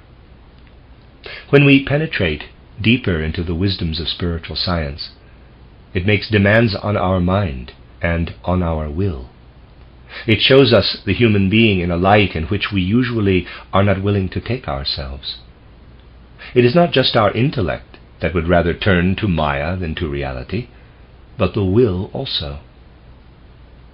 If I may speak in a trivial way once again, it is extremely uncomfortable to live with the deeper wisdom of spiritual science, because life must receive another face under the influence of spiritual science. The moment one knows what it means when Capesius and Stader stand opposite one another on the stage of life in their spiritual forms, and exchange words that in truth bring about tumult and noise in the most elemental forces of the world, the moment one knows what is going on in the world, in the entire cosmos, when a person experiences this or that in the soul, then the whole seriousness of spiritual science reveals itself. And one finally understands how people want not only to live with a full understanding of Maya, but also actually to live simply with the will in Maya. We need only to develop this or that sympathy, or this or that aversion, and what we do because of that aversion becomes the reason we are driven as sleeping or dead human beings into the region of this or that being in the cosmos, and bring about this or that event in place of another. For through our communion with this or that being in the cosmos, cosmic events happen in their turn. Such statements are intended to evoke a feeling of how spiritual science really does not wish to speak only to people's intellect, but rather to the entire human being. It wishes to take hold of the entire soul. This is because our life is today at a stage in which the signs of the times show us clearly how we are to take hold of life, if it is to go on. They point out that wave which contains spiritual secrets and does not leave us in the Maya, but leads us into true reality. Those are the things we must consider if we wish to come to a deeper understanding of our spiritual scientific will. We will speak further of such things tomorrow and lead into something that is related to the fundamental idea of our building, the first Kirtiyanam. The end of Lecture 6. This is a reading of two cycles of lectures by Rudolf Steiner. It's Collected Works, Volume 156. Inner Reading and Inner Hearing is one set, which I have finished. This is now the second set, called How to Achieve Existence in the World of Ideas. Lecture 7, entitled Microcosm and Macrocosm, Human Gestures and the Life of the World. Given in Dornach on December 13th, 1914. Yesterday, I pointed out that much will depend on how at least the main concepts, the main ideas of the spiritual scientific knowledge of general spiritual life, culture, will be embodied. I attempted to think through, more or less, how it would be if human thinking properly accepted, the principal ideas of the physical body, of the etheric body, of the astral body, and of the capital I, and made these ideas really fruitful for the most diverse areas of life and science. Today I want to refer to another example. What we distinguish as physical body, etheric body, astral body, and I are members of the human soul. We could also say of human soul life, which in a much higher region, of course, behave toward one another as the individual color nuances of our scale of colors behave in a much lower region. And just as there can be little real knowledge of the inner nature of light and its inner relations to the rest of the world, without conceiving this division of color nuances, there can be little true knowledge of the soul without having an idea of such members of the soul as I, astral body, etheric body, and physical body. However, the individual colors do not simply stand side by side, but follow a gradual transition into one another, so that one cannot always say precisely where one stops and another begins. And it is the same with the members of the soul. They follow a gradual transition one into another, and only our understanding separates them. Now it is important, for example, to take a good look at the transition between the I and the astral body. What we call the I of a human being really fades into the astral body, more or less, as the red nuance of the color spectrum fades into the orange nuance. Here we should refresh ourselves about what we are actually speaking about when we speak about the human eye. We must understand very clearly that the true essence of the eye is outside everything we can observe as the human body. The eye is in fact experienced only in inner experiences. As everybody knows, the etheric and astral bodies are not at all experienced directly, while the physical body is experienced through external observation, through external perception, and the I, in its manifold experiences, is experienced only in an interior way. For experience in the physical plane, this is absolutely the case. The astral and etheric bodies stand in the middle, between the physical body and the I, and are not directly experienced by people on the physical plane. The etheric body cannot be observed directly from outside without previous esoteric training. Nor can the astral body, which contains everything we often call subconscious or unconscious spiritual experience. The I is divided into the most diverse experiences of consciousness. We will pick out one such experience of consciousness, or better said, a conscious kind of experience. Conscious life is very diverse, but we will pick out a very simple, elementary kind of experience. The style and manner of the experience of taste.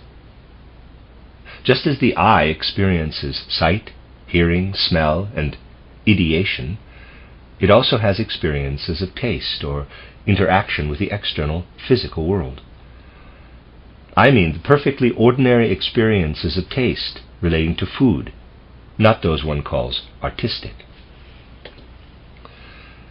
What we experience when we have the sensation of taste is an experience of the eye, insofar as the taste experience occurs consciously for us. Therefore, when we bring food into our mouths and have an experience of taste, this taste experience is an experience of our eye. The diverse experiences of taste are in fact diverse experiences of the eye. Now, in the case of taste experiences, we can study the transition from the eye to the astral body in an interesting way. It is not difficult to establish that taste experiences die off to a certain extent when the food has passed a certain distance. Taste experiences die off then for conscious life. But this is only so in appearance. In reality, expressed in a gross sense, the taste experience of the mouth passes over into the taste experiences of the entire organism. The whole organism is basically permeated by taste experiences during the course of the food's penetration into our body, in the course of digestion and so on. And what we consciously taste is only a small part of the general tasting that our entire body experiences. Not only the nerve organs of our mouth taste, but our whole digestive canal tastes.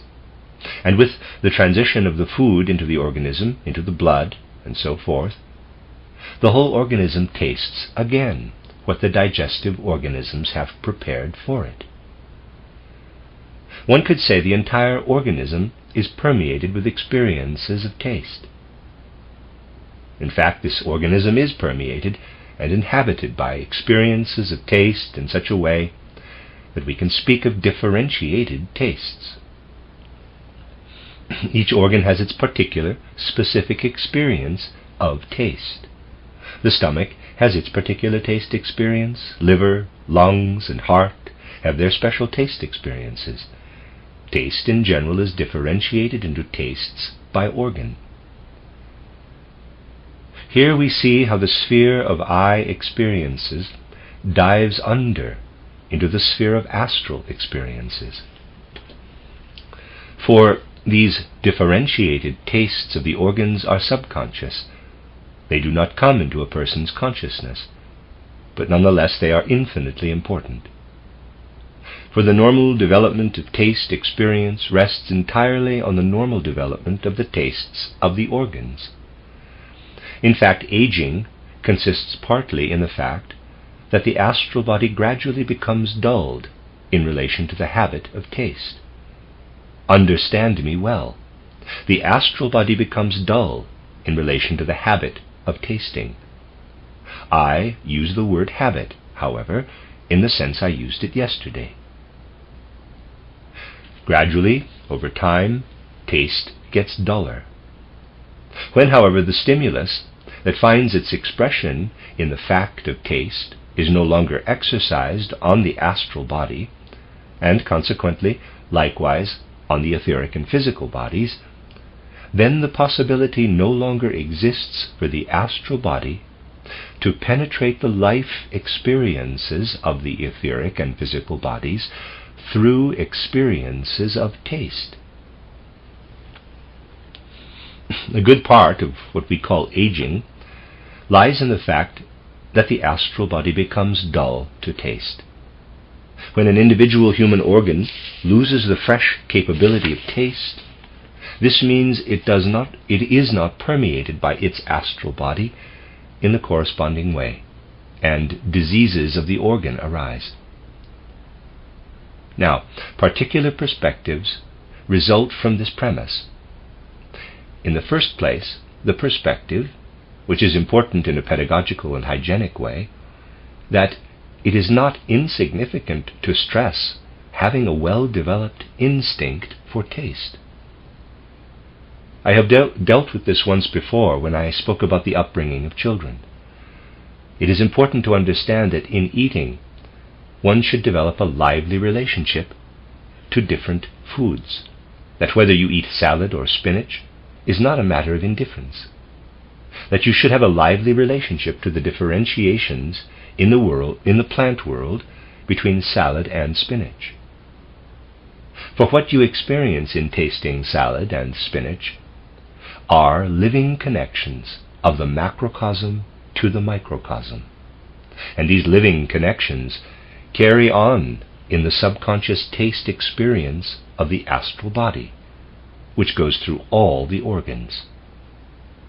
People who become vegetarians, for example, should not connect it with a false asceticism and use their vegetarianism to dull themselves as much as possible to a friendly relationship to the essence of nature.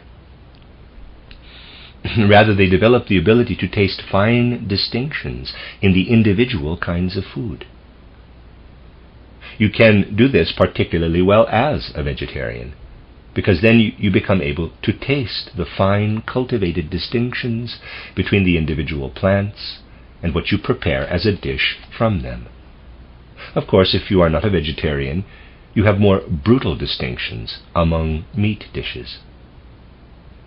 When we dull ourselves in this respect, we run the danger of extending this dullness from the conscious part of astral taste experiences into the subconscious part of taste experience. With that, we frustrate the living effects that radiate from the astral body into the lower parts of our organism. And it is a discomforting sight to go into many a vegetarian restaurant and see how people pile up a mountain of all possible mixed up food and stuff it into their mouths without understanding, yet think themselves especially lofty in relation to what the ordinary person enjoys as a friendly relationship with a natural environment in the experiences of the palate. That is one thing. When the understanding of the external experience of eating is permeated with the understanding of the astral body and its way of working, a healthy way of eating will truly develop, and we will use it, because unconscious instinctual life will gradually disappear in the human race and must be replaced with a conscious relationship to the cosmic environment. On the other hand, another perspective emerges in that there really is a definite relationship between the entire plant world, which is spread out over the world, and the human organism, the microcosm. And this relationship is expressed in the tasting specific to an organ. It is really true, and no mere symbol, when I say that any plant that grows outside has a taste only for a very specific human organ. For the others, it has none. A particular organ allows itself to be aroused by the forces of this plant but not another. If you just study these relationships, you will gain something very important. I have told you on various occasions that the plant consists, when we consider its form, of a physical body and an etheric body. But when it grows upward, it stretches, in a manner of speaking, its blossoming into the surrounding astrality. And if we look over a bed of plants, we find astrality spread over the plants, astrality that belongs to the plants. Not every plant has its special astrality, but it is nonetheless true that the general astrality that is spread out over this earth, as the air is physically spread out, tends towards specificity. What sinks down, so to speak, from the astral body of the earth in a particular bloom, let us say the bloom of the lily, expresses itself quite differently than what sinks down to the clover. In this way, overall astrality tends to make itself specific.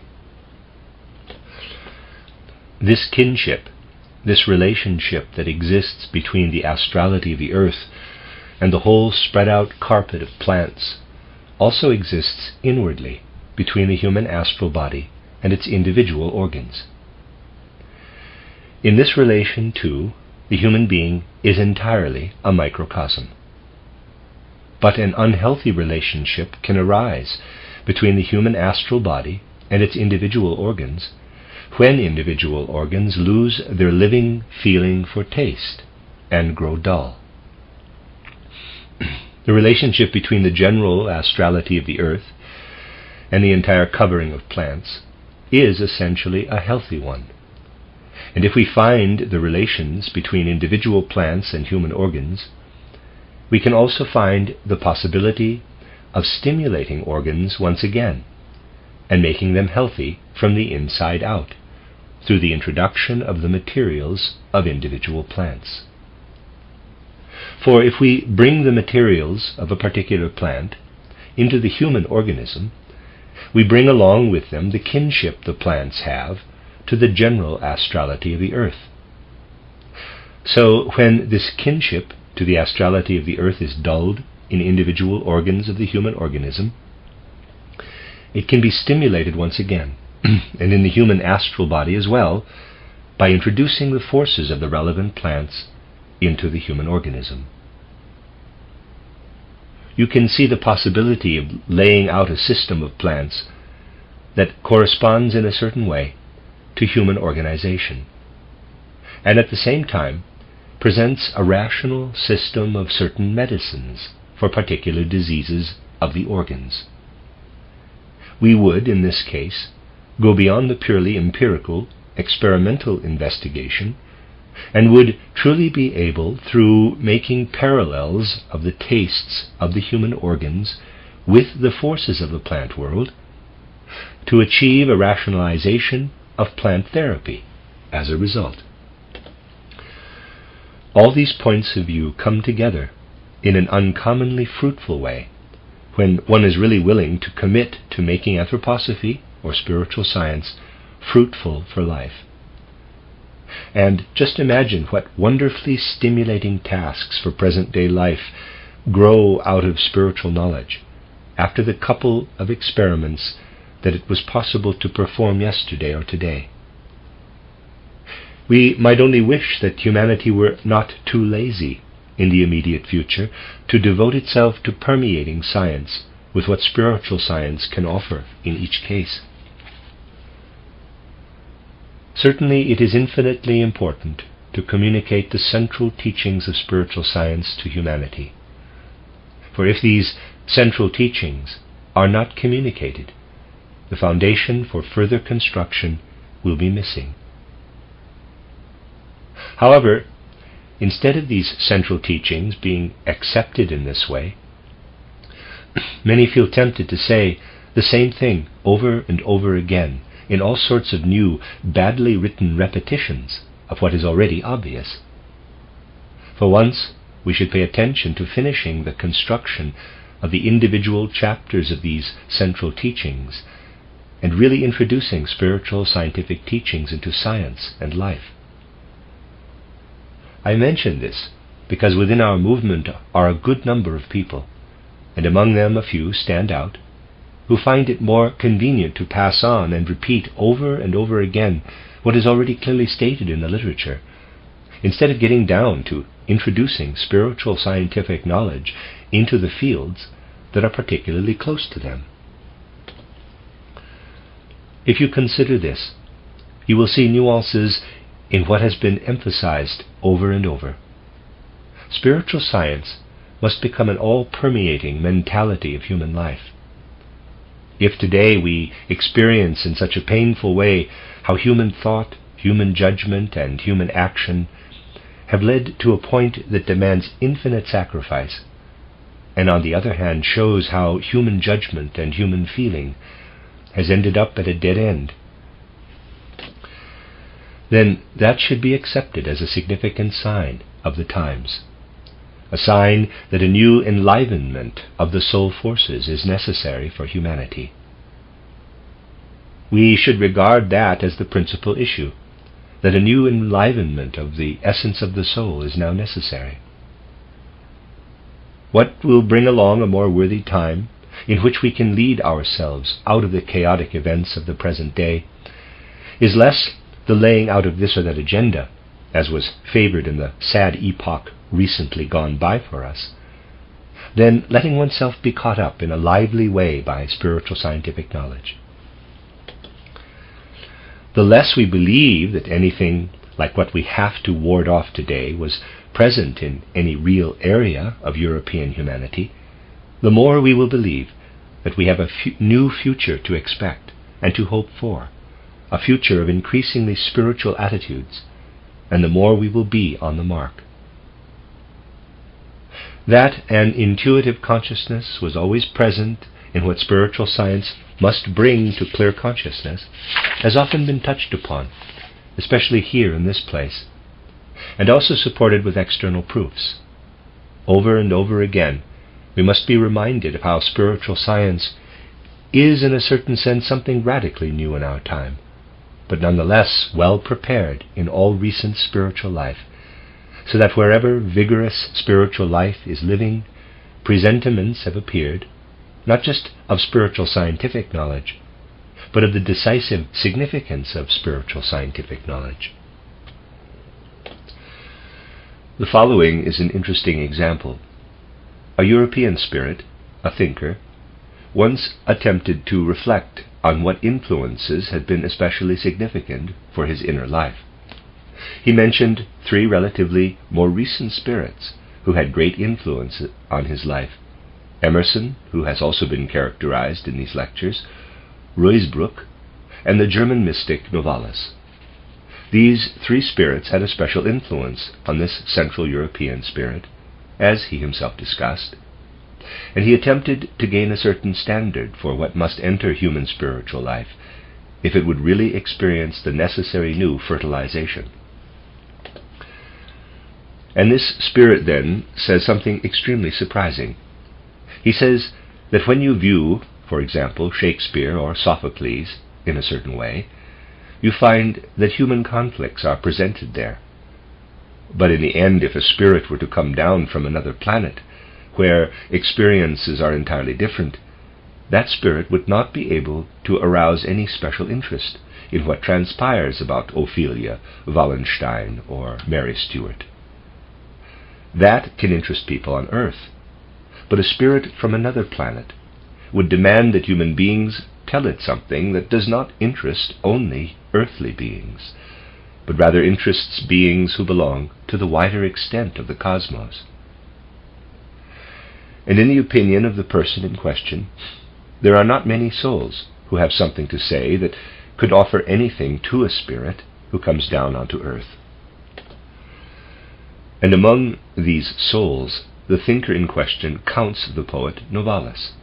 He finds the soul experiences in Novalis's poems so fine, so intimate, so much drawn out of what can only interest human beings, living not only in the time bound, but also existing and acting in the eternal, that a being from another planet could also take an interest in Novalis.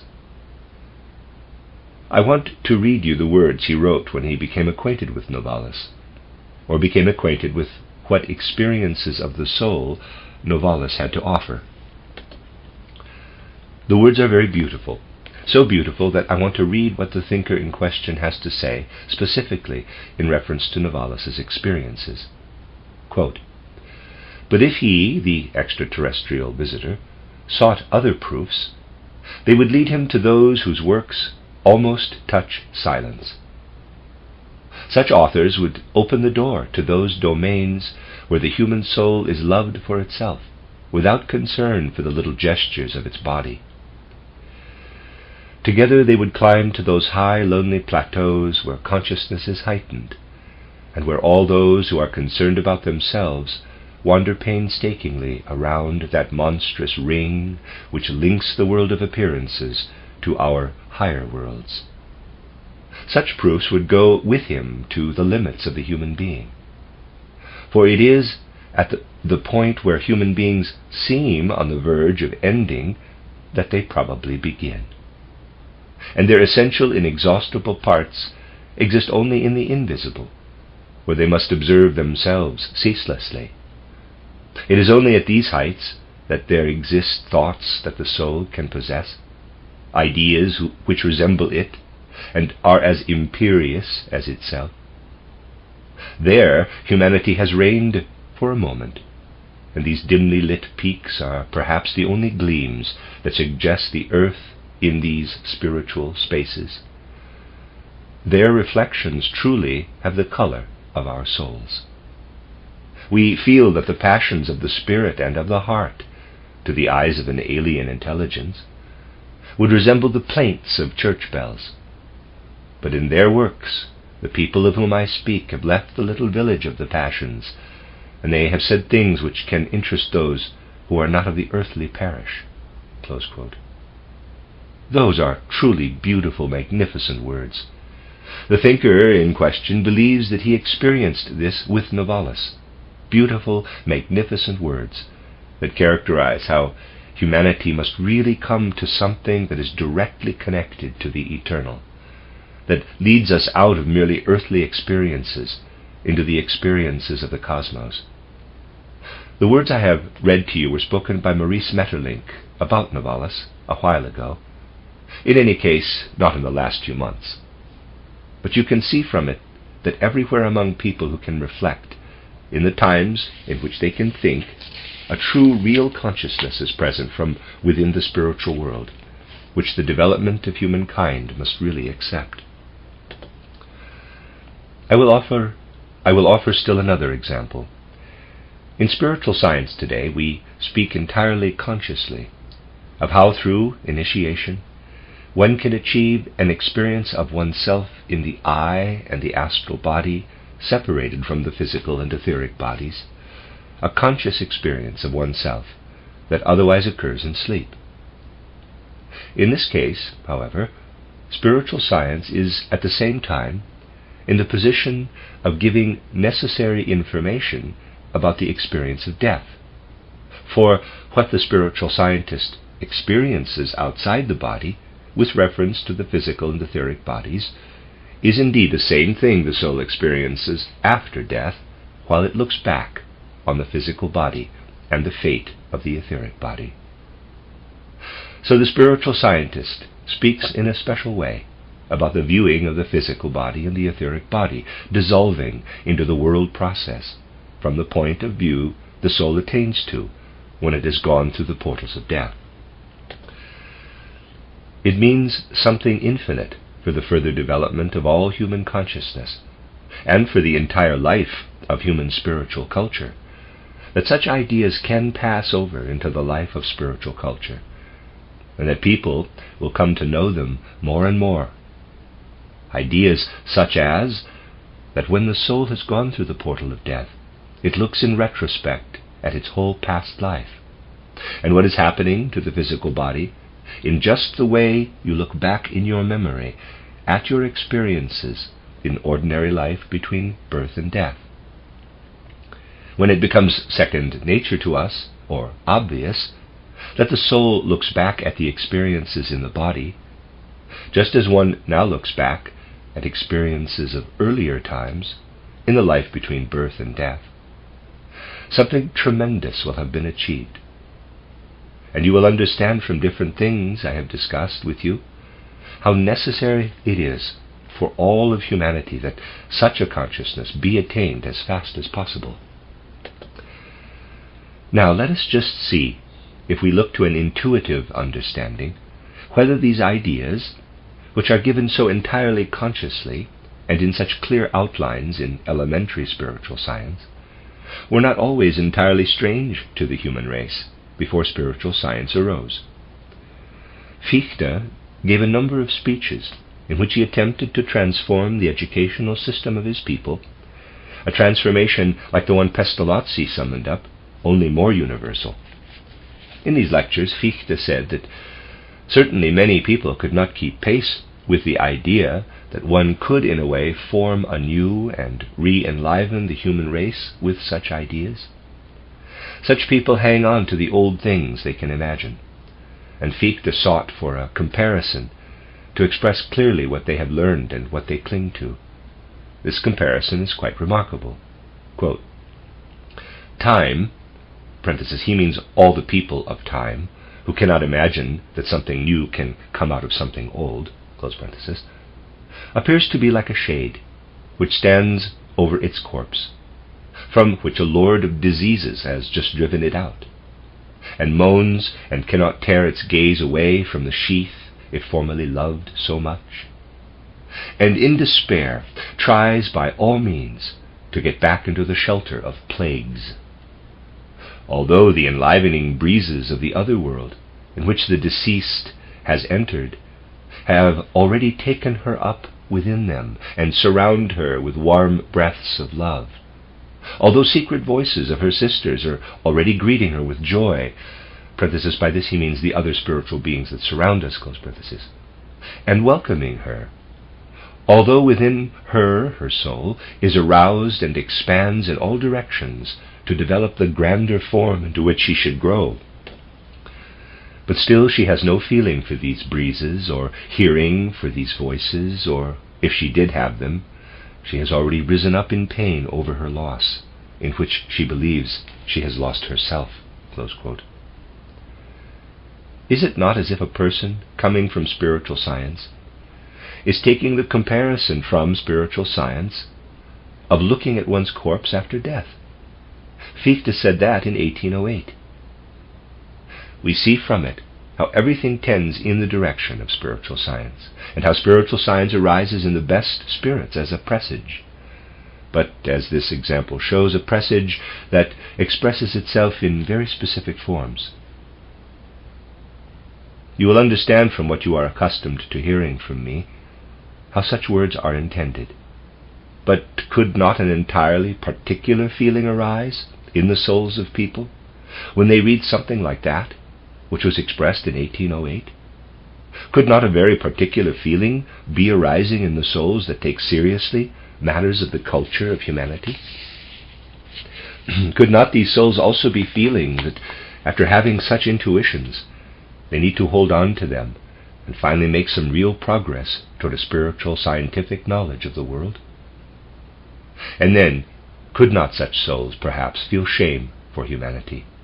Because if only such feelings were to appear in a good number of souls, it would be a great good fortune for the development of humanity.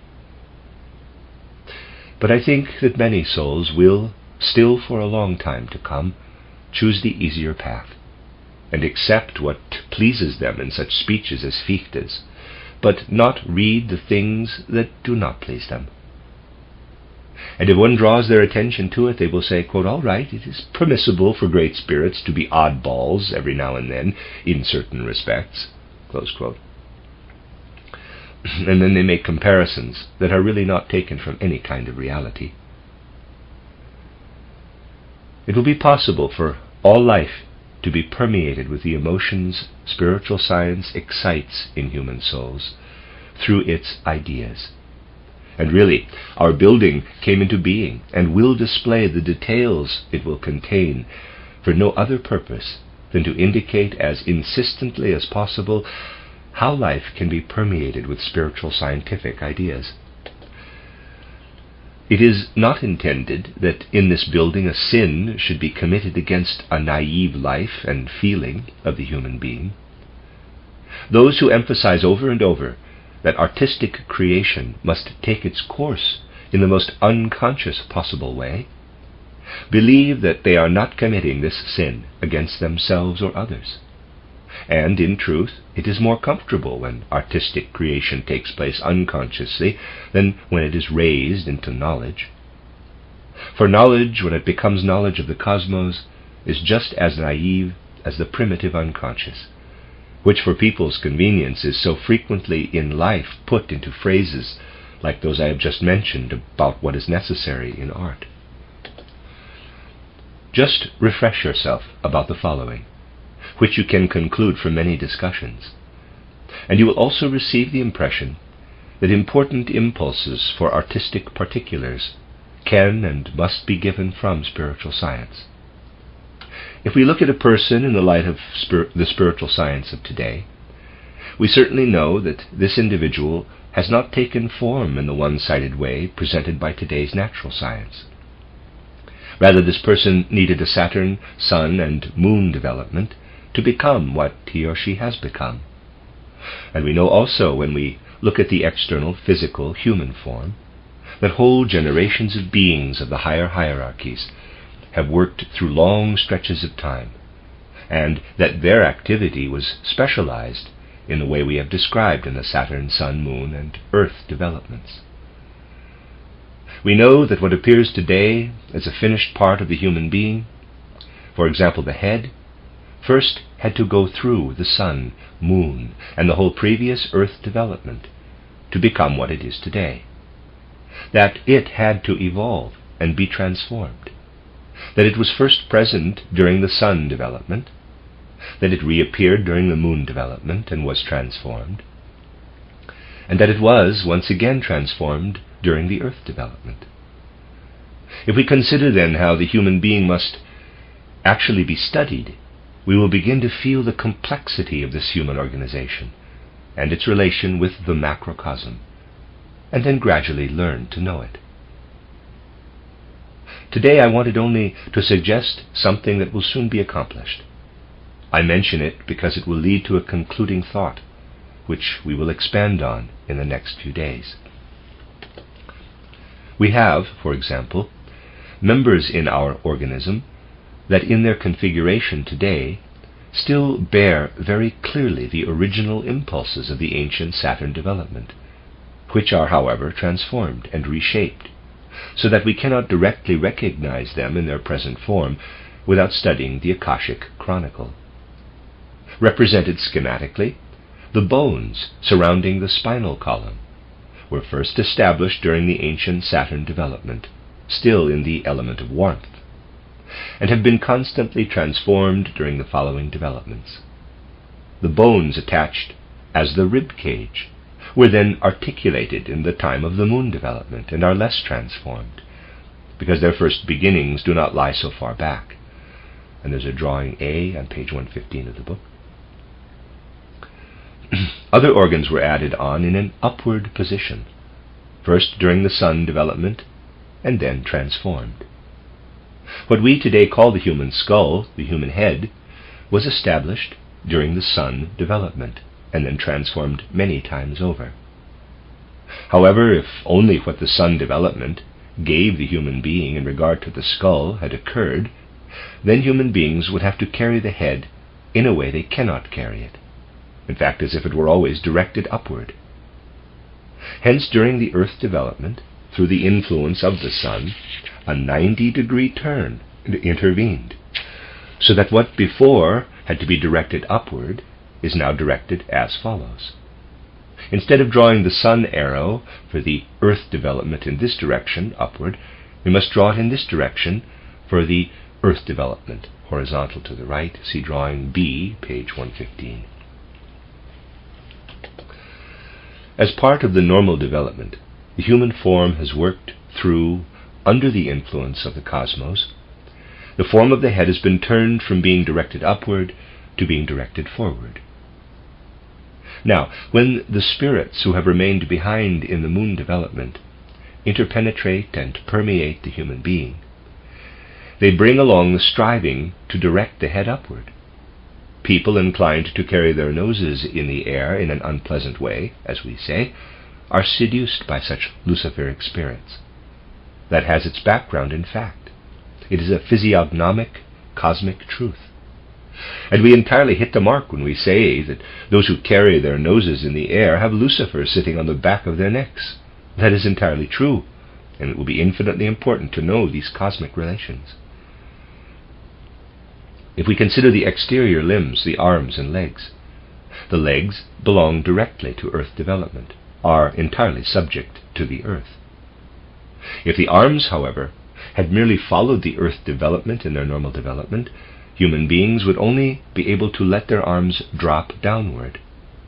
Since we can also raise the arms upward, we direct them arbitrarily toward the moon development. That is, we give them a luciferic character each time we raise them. For this reason, those who have refined feelings feel each movement of the arms forward and upward as something that has a luciferic character. Let us keep our sights on that and think now of a person who bows the head and raises a hand at the same time, but in a way that holds both of these movements in one human gesture. The person lets the head sink and raises an arm. Sinking the head is an activity opposing the luciferic character of the head. Raising the arms brings the luciferic into the arms. However, now it is like this. While you allow Lucifer to flow into the arms and support the sunken head by the forehead on the arm, you redeem the luciferic power that flows through the arm through the opposing effect of the Christ power in the head. In a way, you redeem Lucifer in the arm through Christ in the head. See drawing C on page 115. If you paint the human form in the right way, you express it in this gesture, the head resting on the arm. The person makes a gesture that expresses, quote, Lucifer is redeemed through Christ, close quote. Add to it something like a bending of the knee, and you sharpen the gesture. Raise both arms upward and press back the power of the raising, as happens when you fold the hands. Raise the arms with folded hands, and then try to marshal the Christ power against the luciferic upward flowing power with the folded hands, while you, in a way, disable them. Human gestures become the expression for the whole life of the world, for the spiritual life of the world. We must feel how the arrangement of the human form can be immersed in art through such knowledge of the secrets of the cosmos. We can also ask what happened when the luciferic upward orienting of the head was turned forward in the earth development through the sun's influence, and human beings stood on the earth with their heads turned forward. They became earth beings through that. That which is not a being of the earth can therefore not have legs and feet in the human sense. Human beings do not receive the head and also the face from the earth, but rather from the cosmos. But the head arises in this form because it turns toward the earth. If we consider other genii, other spirits, we cannot make them with human legs. To give legs to spirits that do not belong to earthly existence is simply wrong, as we can really understand from spiritual scientific knowledge. And the art in our building should always acknowledge a debt to these feelings that come from spiritual scientific knowledge. You see, that this knowledge can really give a new impulse to artistic form. If spiritual science becomes no longer conceived as a colorless theory, but rather as something that will enter the human being as feeling and sense, then we will understand that it can have a fructifying effect on all efforts of the development of human culture. A small beginning in this direction will be made in our building. The end of Lecture 7. It's a reading of sets of lectures by Rudolf Steiner entitled Inner Reading and Inner Hearing, and another set called How to Achieve Existence in the World of Ideas. That's the one I'm on, the second one. And this is lecture 8 in the book, entitled Human Beings as Illuminators of the Cherubim, Heaters of the Seraphim, given in Dornach on December 19th, 1914. Today I want to present an observation that, although perhaps it falls outside the sequence of observations we have cultivated here, will be useful for the understanding of the whole. How human beings can receive into their knowing and their world of ideas what is real in the world is an old question.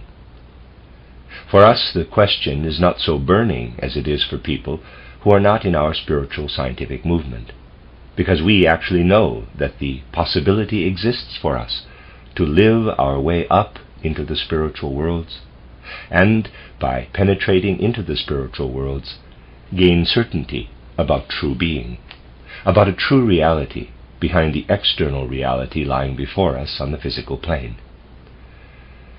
Only starting now and continuing on into the future will humanity as a whole be able to pull itself up to such a viewpoint of out-of-body knowledge.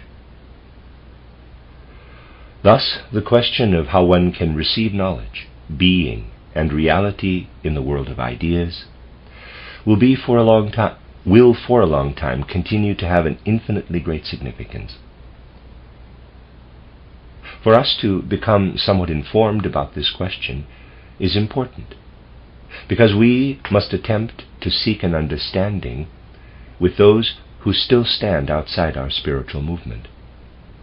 We must be able to provide information about the riddles and questions that those who have not yet approached this spiritual movement feel when they hear one or the other result of spiritual science.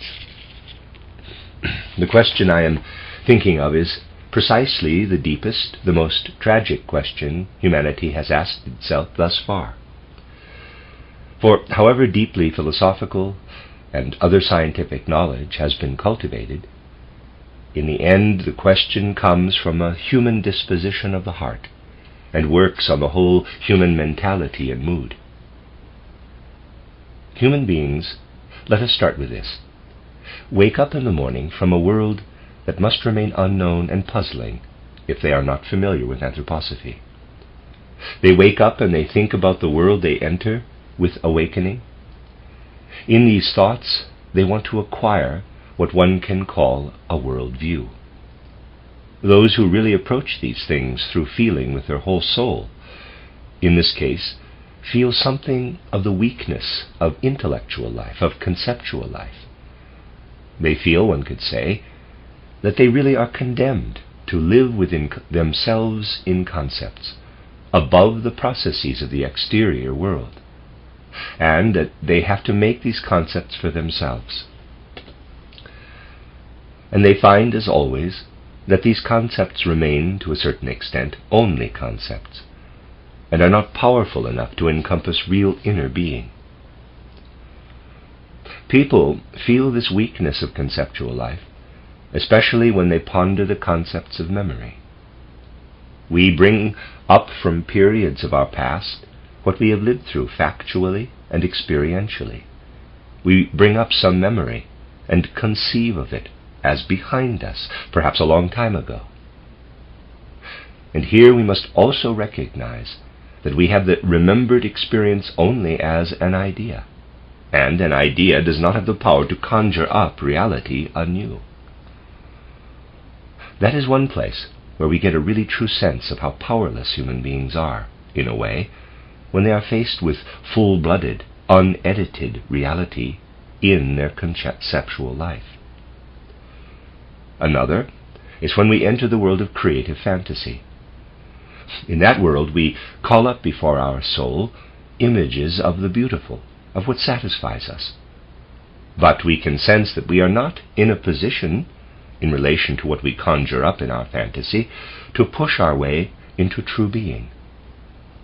More materialistically inclined people start out from the feelings one can have about this world of fantastic images.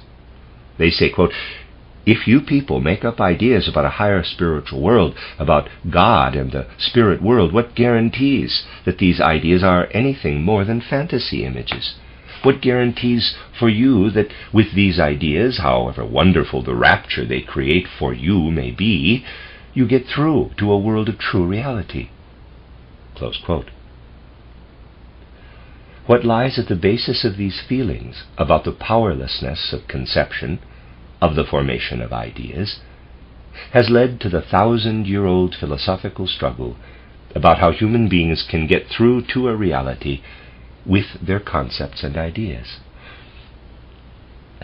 There are enough philosophical directives in this area, even if we ignore the extreme skepticism that believes a satisfactory answer to this question, a satisfactory solution to the riddle of human mental life, has not yet been found.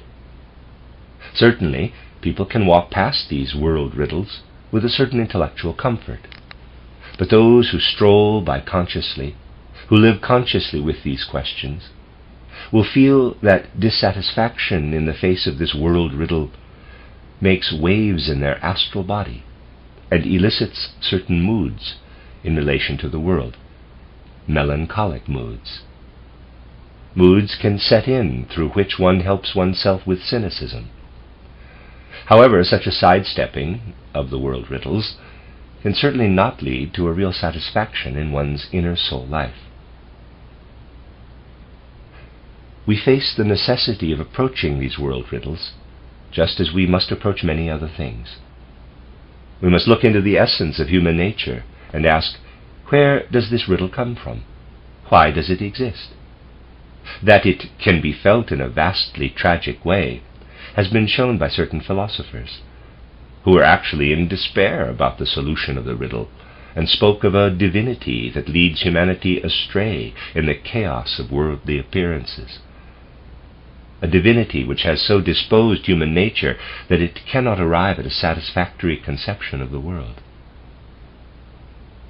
Let us remember something that has been discussed several times in different connections, but which can be particularly useful in relation to these world riddles. I have often spoken of what our thought, sense, and conceptual life actually is. I have said that it is basically a kind of reflection.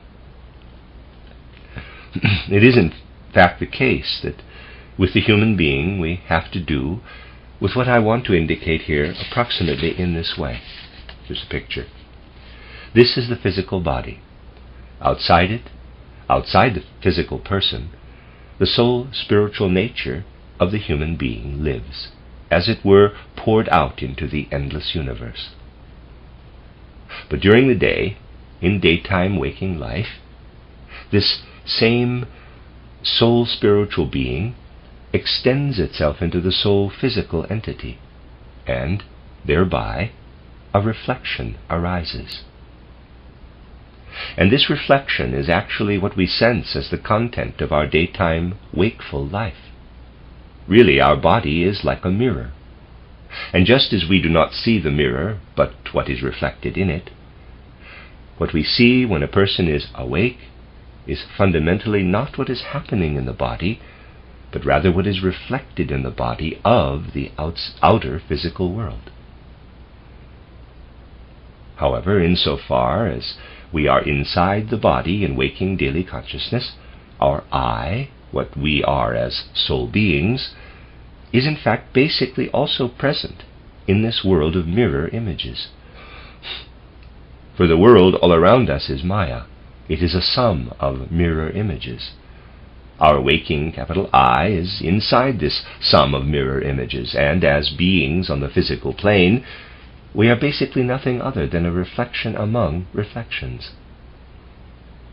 Let me make this clear, and ask, insofar as we are on the physical plane, what remains of our whole life of concepts if we extinguish daytime consciousness? The I goes out with it. And if the I is not reflected, as in deep dreamless sleep, it too is extinguished.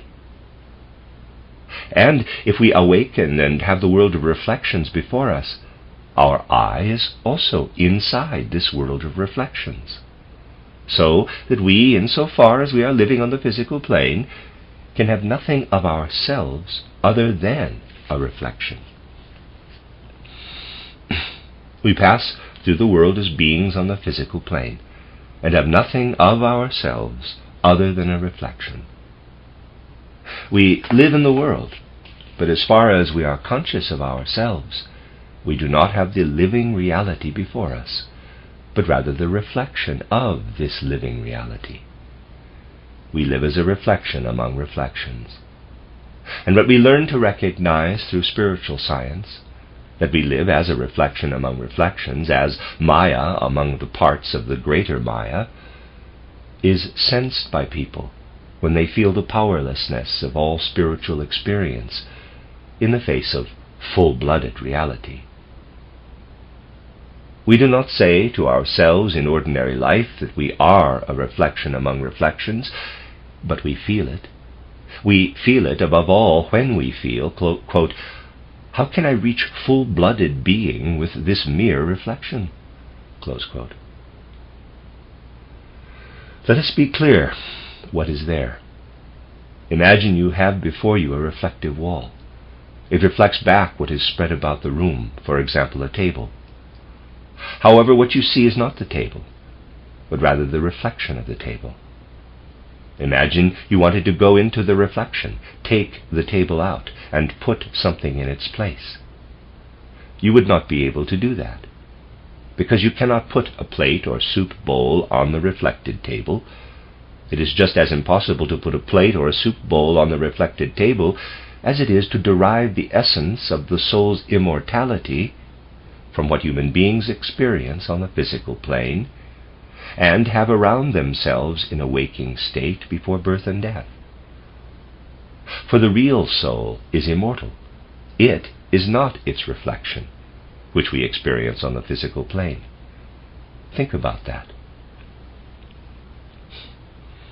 Human beings yearn to know what is constantly hidden from them, and which, while they are on the physical plane, shows them only a reflection.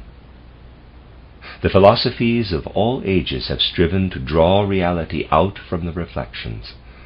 They have sought to prove immortality from reflections.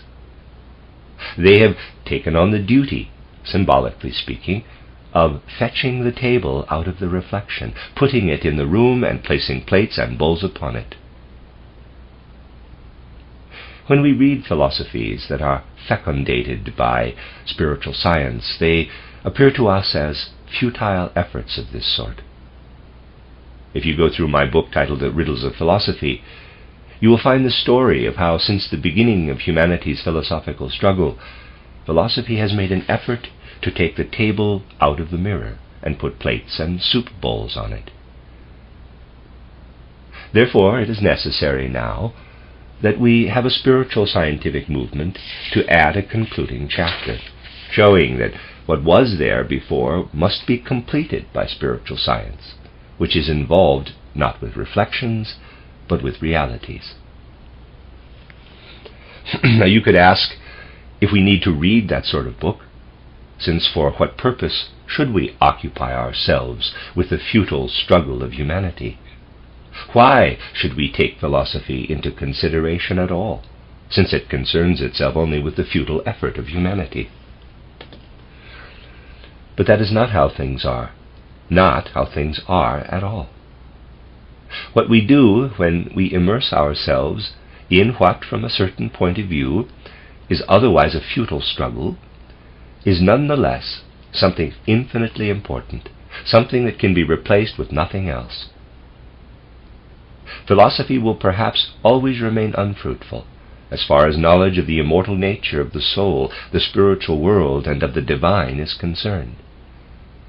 But it will not remain unfruitful for the unfolding of certain human powers, and the further development of certain human abilities.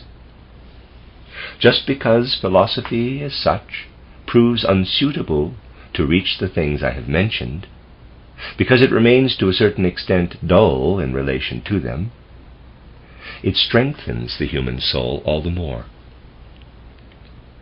And if it cannot deliver knowledge, It's still because it is a concentrated life of thought. Prepare the soul to make itself suitable to penetrate the spiritual world. What we gain through the practice of philosophy raises us into the spiritual world more than anything else. Precisely because no powers for the attainment of real knowledge are wasted, all powers are applied to the uplifting of human abilities. However, we must accept from this observation that experience on the physical plane, because it is an experience in images, has something unreal, something untrue, and that we, fundamentally, while we live our way into the philosophical world, live through something unreal on a soul-spiritual level. But does the fact that we experience the soul-spiritual on the physical plane as something unreal have a meaning then? Can we find some wisdom of the world order in it? We must ask ourselves such a question. And to answer this question, we must place some of the insights of spiritual science before us. When, through meditation and concentration, individuals have made a little progress by strengthening their soul-spiritual experience, they can pass over into an experience that is, in a way, a waking sleep, a state of living within the spiritual world. The first experience they then have, when they are at the moment of approaching initiation, will be an experience of moments when, as if glittering and flickering, and as if in a dream, the spiritual world penetrates their consciousness. This is something that they really know afterward, when they realize they have experienced something of the spiritual world. Usually pupils of initiation pay too little attention to this experience. Otherwise they would have an easier time making progress. If human beings did not lose consciousness in sleep, they would live in the spiritual world during the whole period from going to sleep to waking up. Then they would really be in a world of the objective weaving of thoughts the whole time. Those who follow title How to Know Higher Worlds carefully arrive relatively soon at the realization that on awakening they are breaking the surface, as if they had been swimming under the sea and now rise up to the air. They break the surface, as if they had woven with their soul experience in a world of pure thoughts. That is how it is, as if you are still left to sort out the last shreds of this experience upon awakening. This experience can make a great impression, although it is usually immediately lost and very hard to fix in the memory. But it is important for those who wish to make progress to ponder precisely those moments of awakening. For then the awareness arises that before they had awakened, they were with their astral body, inside a weaving, objective world of thought. And that when they dove down into the physical body, they collided with their physical embodiment, which then reflects back what they had lived through during the whole night, so that initially it glitters in the soul. This consciousness can come into being and should be heeded, and it is exceptionally important that it come into being. When you have such a consciousness, you begin to know why it is difficult to actually receive the thoughts that you live through during sleep and during initiation into the physical world, into physical thinking, because you live with your thoughts in an entirely different way outside the body than within it. To make that clear to ourselves, we want to look at the moment of awakening and the state of being awake. When you awaken, you plunge with your soul-spiritual nature into your physical embodiment. That you live on there in the weaving of thoughts is not surprising, for you have lived inside the weaving of thoughts throughout the whole night in sleep. What happens is as follows. Imagine, parenthesis, I will draw it schematically, and there's a drawing, close parenthesis, that you are diving from outside down into the physical body. I will draw it only in respect to the head. While you are not yet within it, but still there on the outside, you are there in a wonderful world of weaving thoughts, in which the spirits of the next higher hierarchy are developing their activity. Before you awaken, you are, with your soul spiritual experience, in the world of the angels, the archangels, the archai, and so forth. Just as in the physical world you are among animals, plants, and minerals, you are with the higher hierarchies, inside them, during sleep. And this being inside them, this working of the higher hierarchies on your soul being, occurs especially with the powers of thought which rule there. And now you dive down into your physical body. While you are diving down into the physical body, you concentrate your thoughts so that they are restricted to the small fragment of space that your head encloses. So you must draw together in a very concentrated way what is spread out. What happens then is that the life of thoughts withdraws inside, dives down into the nervous system. The life of thoughts is shifted, in fact, through the senses into the nervous system. And what happens then? Then physical substance is seized continuously by thought experience. And stuffing a thought into the physical has to a certain extent a killing effect. While you grasp a thought in your physical body, you are actually killing something in your nervous system. Slaying is even a correct word for it. We think something. After a certain time, we realize what is there inside us. As many nerve corpses are now within us as the number of thoughts we harbored. What remains behind when we have thought something is really nothing but corpses. So when we go to sleep in the evening, we must turn our physical body over to itself so that it can get rid of the thought corpses we have created during the day through our thoughts. Must these thought corpses be there? Yes, they must be there, for they are actually the imprints of thinking. And if we could not form these thought corpses, we would have thoughts just as unconsciously by day as in the night. During the night we are inside the thoughts, weaving in the spiritual world. No physical body then stands at our disposal into which we can impress thought corpses. During the night, thoughts go away immediately and dissolve in the life of all thoughts. That is the difference. We can hold on to thoughts during the day because they turn into corpses which we bury in the physical body. Then the life of thought becomes hardened, and this hardening brings it about that we can consciously pursue a life of thoughts. That is exactly the process. There you have once again something of the way in which we can show how materialism misses the target. Materialists believe they must seek the cause of thinking in what goes on inside, in the corpse process. But what is accomplished there is in reality a process of secretion of thought, a corpse process, and the nervous system is there so that the process of secretion can be produced through the activity of thought.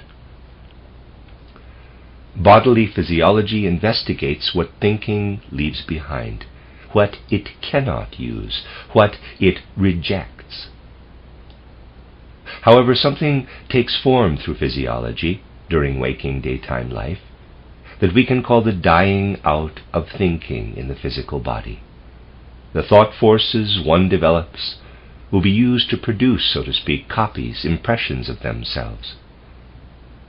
Then the thought forces go into these copies. During the night, when we live in a general sea of spiritual existence, they do not go into copies of this sort. This is because we can form no copies in normal life without initiation. The thoughts dissolve into this general sea. When we want to take hold of them in the morning, they are in fact dissolved. then not even memory can hold them. When we conceive the process very exactly, we can say that some sort of thought process is developing. While it penetrates our body, it produces products of separation in the nerves. However, before it produces the separation products, it reflects itself. Before it passes over into the body and physical activity, it first reflects itself. What this activity calls forth is reflection. Imagine you are looking at an object through your eyes, or hear a noise or notes sounding together in harmony through your ears. The harmony is outside, it penetrates into the ear. A process arises in the auditory nerves, corpse formation and separation. And what you hear is the sound that is cast back, actually an inner echo.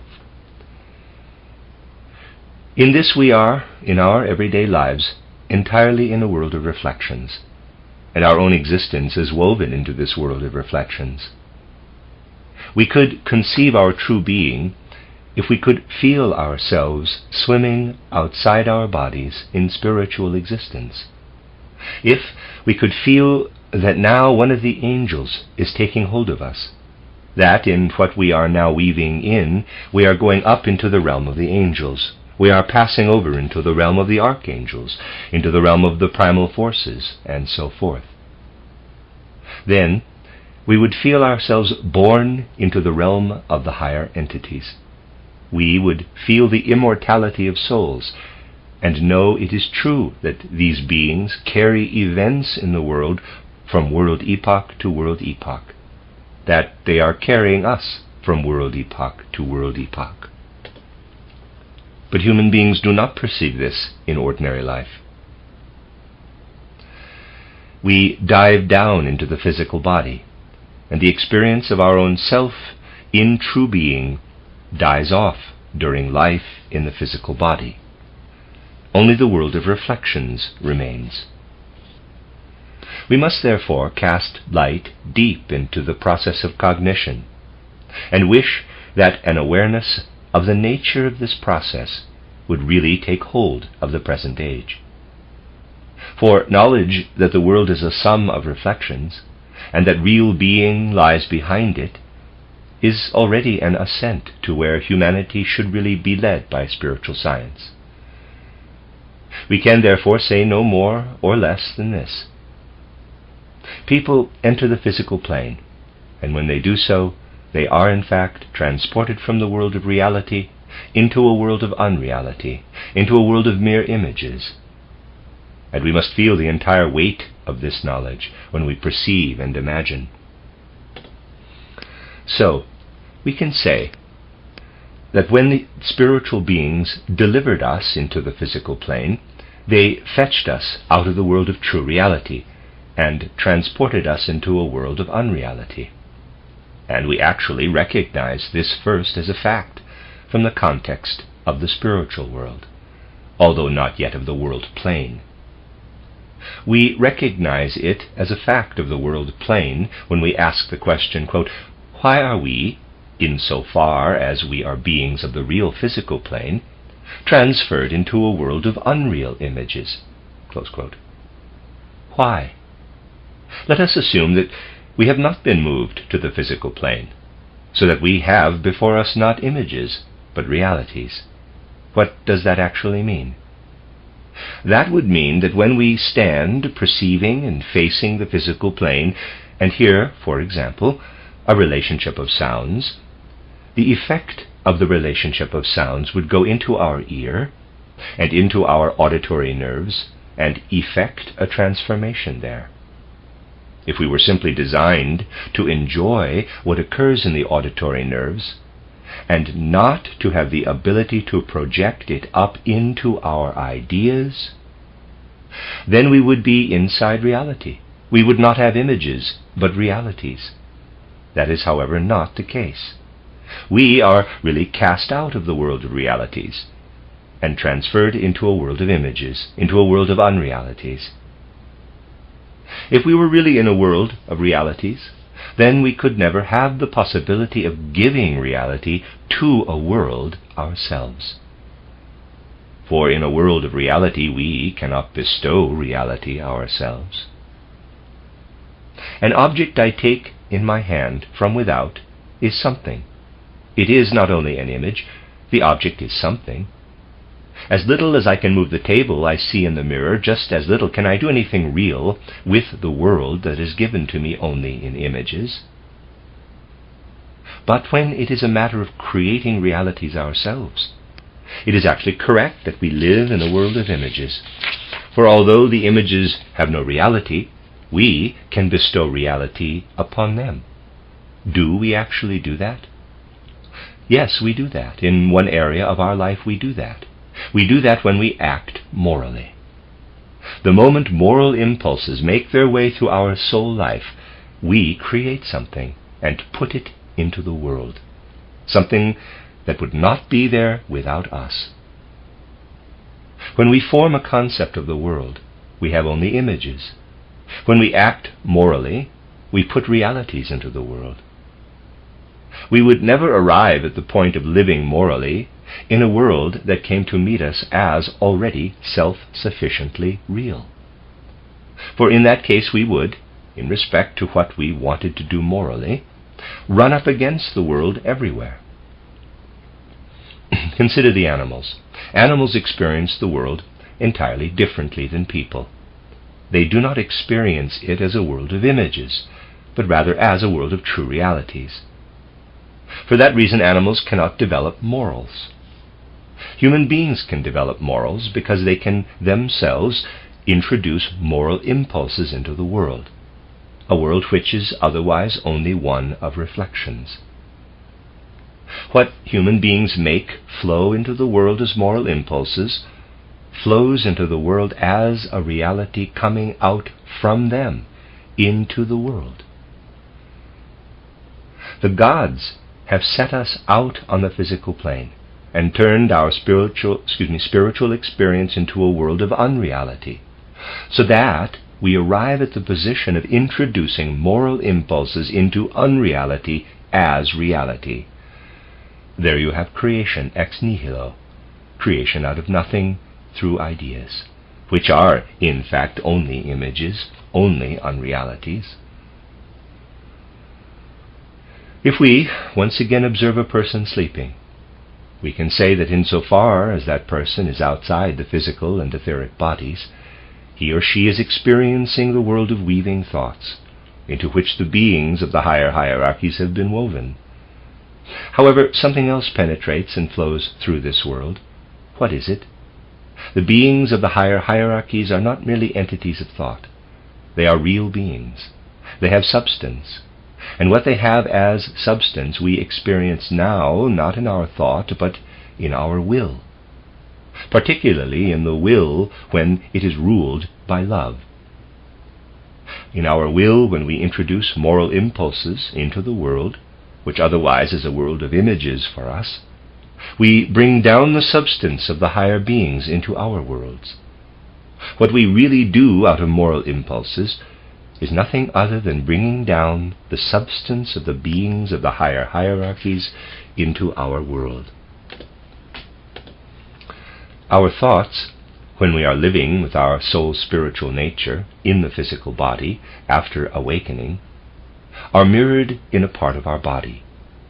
They are products of the sedimentation, so to speak, of waking thought life formed in the nervous system. The nature of moral impulses, which basically come from the nature of the higher hierarchies, enters into our whole body, penetrates our entire being, our entire organism, and not just the nervous system.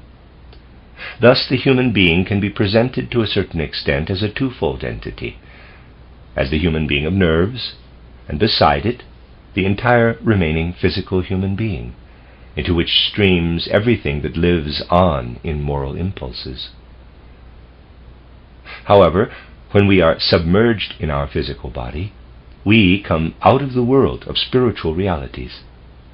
While we are submerged in our physical body, emerging from the world of thought, thoughts flutter and glitter as they reflect images, forming thought corpses in the nervous system. Thoughts live in us, but they are not living beings in us. They are reflected. And what we perceive is a kind of reading of thought corpses. But these thoughts that reflect themselves are living things, and that has great significance in the world order. When someone stands before you and you look at them and become aware that they perceive and think, that what is within them as a weaving of thoughts goes into their nervous system, reflects itself in every perceivable thing, in sounds and colors. What is going on with the spiritual light that is going into that person, making impressions on the nervous system? What is going on with the impressions that arise there? Look, there come the cherubim. They collect the light and use it for the further world order. And all of us are lights set out in the world order. While we think, perceive, and form concepts, we are the lights of the cherubim in the world order. Just as a light illuminates the space here in the physical world, so are we the lights in the spiritual world for the cherubim. While we are thinking, light appears in us. The light of thoughts radiates from us, and that illuminates the world in which the cherubim live. When we carry into our body from the world of the hierarchies the substances from which moral impulses are born, and these penetrate our whole organization, will impulses, actions follow. Everything we do happens because will impulses are active in us. Then what is going on in the external world through us, insofar as it is a moral action, is collected by the seraphim. And this moral activity is the source of warmth for the entire world order. Under the influence of people who act immorally, the seraphim freeze. That is, they receive no warmth with which they can heat the whole cosmic world. Under the influence of moral action, the seraphim obtain the forces through which the cosmic world order is preserved, just as the physical world order is preserved through physical warmth. You see now the world view that spiritual science gives us is becoming very real. It brings us to the awareness that when you think, when you form concepts, you are the ignited light of the cherubim. When you act, when you do something, when you unfold your will, then you are the source of warmth, the source of fire of the seraphim. When we walk through the world, we are conscious that we are not useless good-for-nothings, but exist inside the world order for the benefit of the entire world order. And we are conscious that we also have it within our power to make the world a source of darkness. For if we want to be dull and blunt and not to think, then we increase the darkness. And the result is that the cherubim have no light. If we are bad and immoral, we increase the cold in the whole world order, and the seraphim have no warmth. Spiritual science does not give us mere theories, as external science does if it is not practical science that leads to technical application. Spiritual science gives us something through which we learn to know what we, as human beings, are within the entire world order. What follows, then, from spiritual science is the essential, what is important. It is an exalted feeling of responsibility in respect to being human. We feel what duties we human beings have toward the cosmos. We feel that we can be either human beings in the proper sense or in the improper sense, that we can make our own contribution either to darkness and cold or to light and warmth in the cosmos. We would like to bring spiritual science into the world, especially with the practical goal that it takes hold of people's hearts. For we can be certain that then spiritual science will really be in a position to produce a new attitude of soul, and thereby an entirely new form of human experience on earth and in the entire universe. So that experience not only delivers knowledge, but also becomes a source of true, genuine life forces. We wish that spiritual science be taken up properly and deeply by those who feel drawn to it. For spiritual science is still taken all too frequently as something external, as if, like some other body of knowledge, it should satisfy curiosity, or let us say a greed for knowledge. However, the seriousness with which spiritual science is introduced into the world must grow.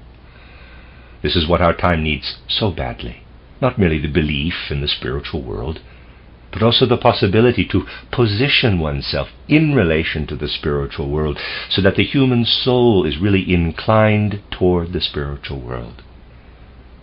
And just as an infant sucks nourishment from its mother's breast, so the human soul can suck the stuff of life for a new form of earth experience by knowing oneself within the spiritual order, from what spiritual science can open up for it.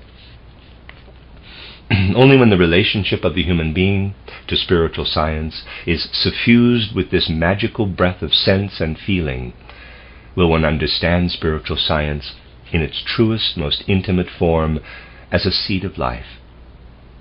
This seed must take root, especially among those who participate in a common task of spiritual scientific endeavors.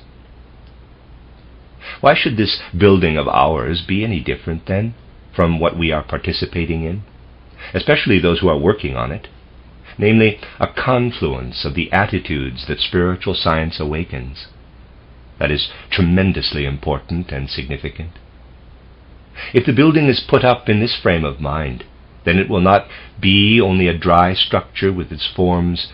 It will also be something those who have worked on it have built in loving creativity, in true collaborative creativity.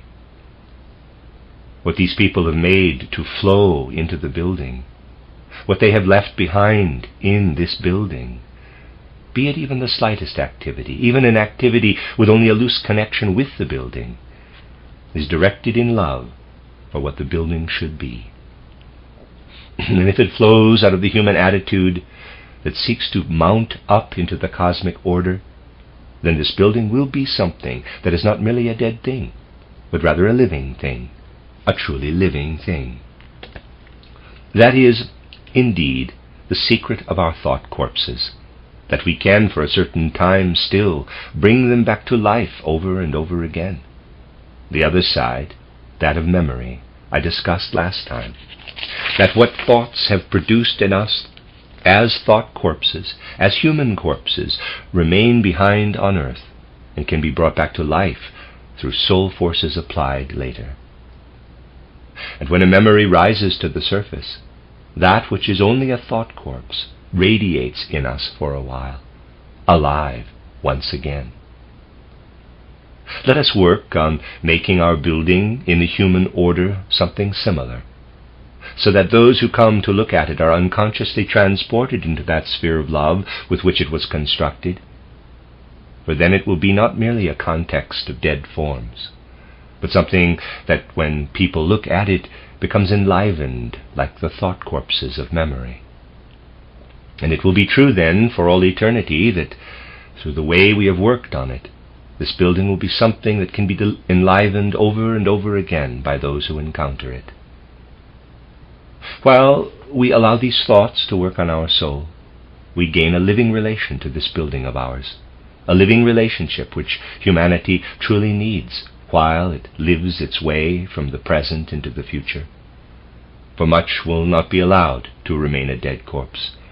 It will be obliged to live, but will only be able to live because a new attitude arises, which must come as a result of spiritual science and of spiritual knowledge. The end of Lecture 8.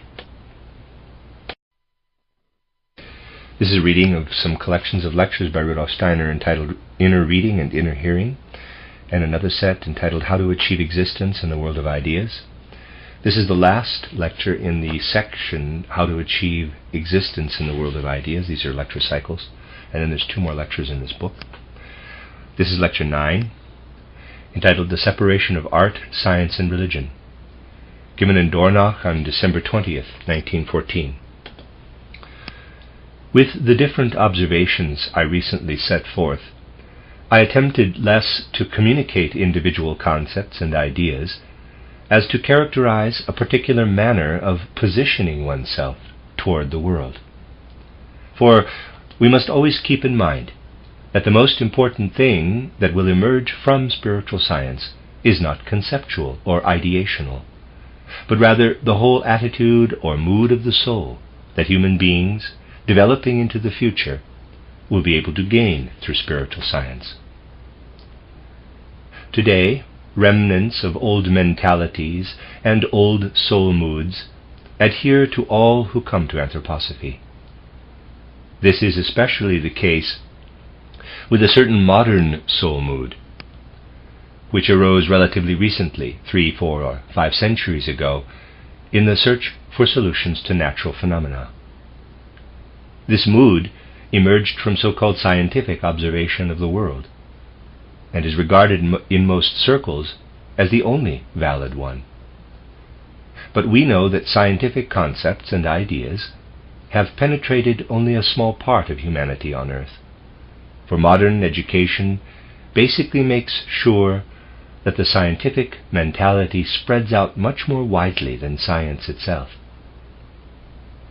And since this scientific type of soul mood has taken hold only recently, it is naturally difficult for the mood of the spiritual scientific worldview to establish itself in the midst of what has taken hold for only such a short time, and which must develop among the majority of people only as a transitional phase.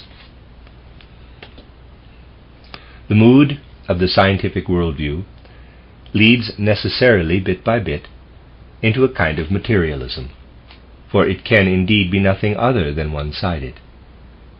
It is gained in a one-sided way, through what we can call the head experiences of the human being, and it strives to exclude, where possible, from its worldview, all concepts not in agreement with this human head mood, everything that is not thought, cogitated, or obtained through experiment or observation with the help of thought or cognition.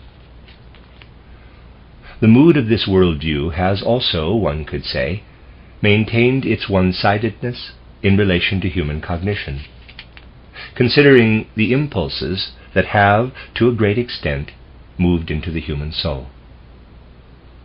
Thus we can feel how difficult it will be to unfold through spiritual science a more comprehensive soul mood in relation to the world, one that derives from the whole human being. When today people who stand so properly in the scientific worldview pick up a book such as, for example, titled An Outline of Esoteric Science, they obviously see its content as a kind of nonsense, of a burned-out brain, since they can gain no special resonances from it because of their one-sided brain and head-centered disposition. Now, there is something that reveals itself in a phenomenon, naturally in many, but especially strikingly in one phenomenon, that the spiritual scientific worldview sees in a radically opposite way than the natural scientific worldview. I want to emphasize this point first. When we study the human being from a spiritual scientific perspective, it becomes apparent as we go further back into primeval times, into, as we say, for instance, the moon development of our planetary existence, that precisely what appears significant to the human being of today, for the earthly development of the human being, really was not yet present in the ancient moon development. In the ancient moon development, what was in essence present, I say in essence, was what relates more or less exactly with the development of the modern human brain. And what the human being has outside the head, outside of what primarily belongs to the skull, to the head, the rest of his corporeality, in essence, is the product of the earth, a product of earthly organization. Once again, I say in essence. We could also say it this way. When we follow human beings back to the ancient moon development, we gradually see, the further back we go, that the external limbs, by virtue of which we are today terrestrial human beings, crumple together. And what then remains is the head, which has obviously been reshaped through the earth development, but which remains in its essentials as it was if one goes back to the moon development. The rest has organized itself around it, joined itself onto it. I explained all of this more precisely in the lectures I gave in 1911 on esoteric physiology, which I hope will appear in the Prague cycle. Therefore, in essence, we arrive at the knowledge that the human being began with what is present today, compressed and concentrated in its skull organization, and the rest has joined itself onto it. We must therefore say that, drawn schematically, we would have human beings in their moon development and in their earth development in such a way that the rest of their organization joins itself onto this. Compare what I have just said to the one-sided view that the natural scientific worldview has brought to things. It begins in a one-sided way, parenthesis, obviously all these things are based on something justifiable, close quote, close parentheses, by saying that the human being has evolved upward from the lower animal levels to its present completeness. What then do we see in the lower animal levels? We see in them, in a stunted form, exactly what was developing for human beings as they arrived at the brain and head development. We see what the human head contains. In animals, the limbs, which have been added on, in the case of human beings, are particularly well developed, and what was already particularly well developed in human beings in the ancient moon development as the head, which then concentrated itself, is in animals still crumpled together, stunted. But that is all the natural scientific worldview sees. We can say the natural scientific worldview actually puts the cart before the horse, for it makes what has just joined itself onto the human being into a point of departure. And what was with the human being before it had any such organs as the animals now have, into something that is supposed to have itself developed out of these forms. Considered logically, this means nothing less than something like the following example.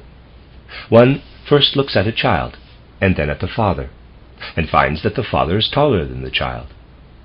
One now assumes, as a consequence of logical deduction, that the taller, as it develops, could only have developed from the smaller, and not the other way around. That is the kind of conclusion science makes, in fact. The one-sidedness of the modern scientific way of thinking will one day make a grotesque impression on what will be humanity's new consciousness. One will know that the one-sidedly conceived Darwinian theory is logically nothing other than the assertion that the child gave birth to its father. Now you can conceive of what efforts will still be necessary before humanity relearns such things as they are now interpreted, and relearns everything that goes with them in order really to relearn.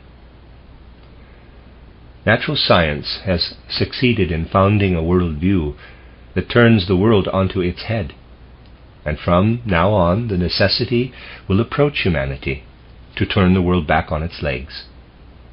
But over only 300 or 400 years, humanity has gotten quite accustomed to looking at the topsy-turvy position as the correct one. Our duty is not to acquire mere theoretical concepts about this or that thing in the world, but rather to appropriate feelings and sensitivities for the duties that lie before us within the spiritual scientific movement. We must be clear how very different the consequences or results that come from the spiritual scientific concept of the world have to be from what surrounds us everywhere today. Otherwise we will repeatedly fall into the mistake of not noticing the radical difference between the two views, and of wanting to make careless, thoughtless compromises. We should be aware that we cannot graft things onto earlier worldviews, but that out of a completely new worldview, we should develop what can become more and more apparent as the right thing out of spiritual science. Only with this consciousness will we succeed in putting our soul into our task, and we must become accustomed to the fact that many questions that appear to be outside the circle of the spiritual scientific point of view can be grasped only when we enter into what spiritual science can call forth in our soul. Let us consider yet another thing, which can be obvious for us in regard to the place where we now are standing, where we have put up our building. I have emphasized on several earlier occasions how art, science, and religion are three branches of human spiritual life springing from one root. If we go back into the time of the primal mysteries, we find that they were arranged such that we cannot say they were art or religion or science. Rather, they were all those together. Science, religion, and art were a unity, organically bound to one another, in the ancient mysteries. What people now attempt to remind themselves with impotent concepts and ideas, human beings saw in the mysteries in a living representation, a living vision. They witnessed what today we can only think. We will not approach art in the future as we contemplate works of art today. In the future we will not approach a work of art by looking at it and then believing we can understand it first with thought.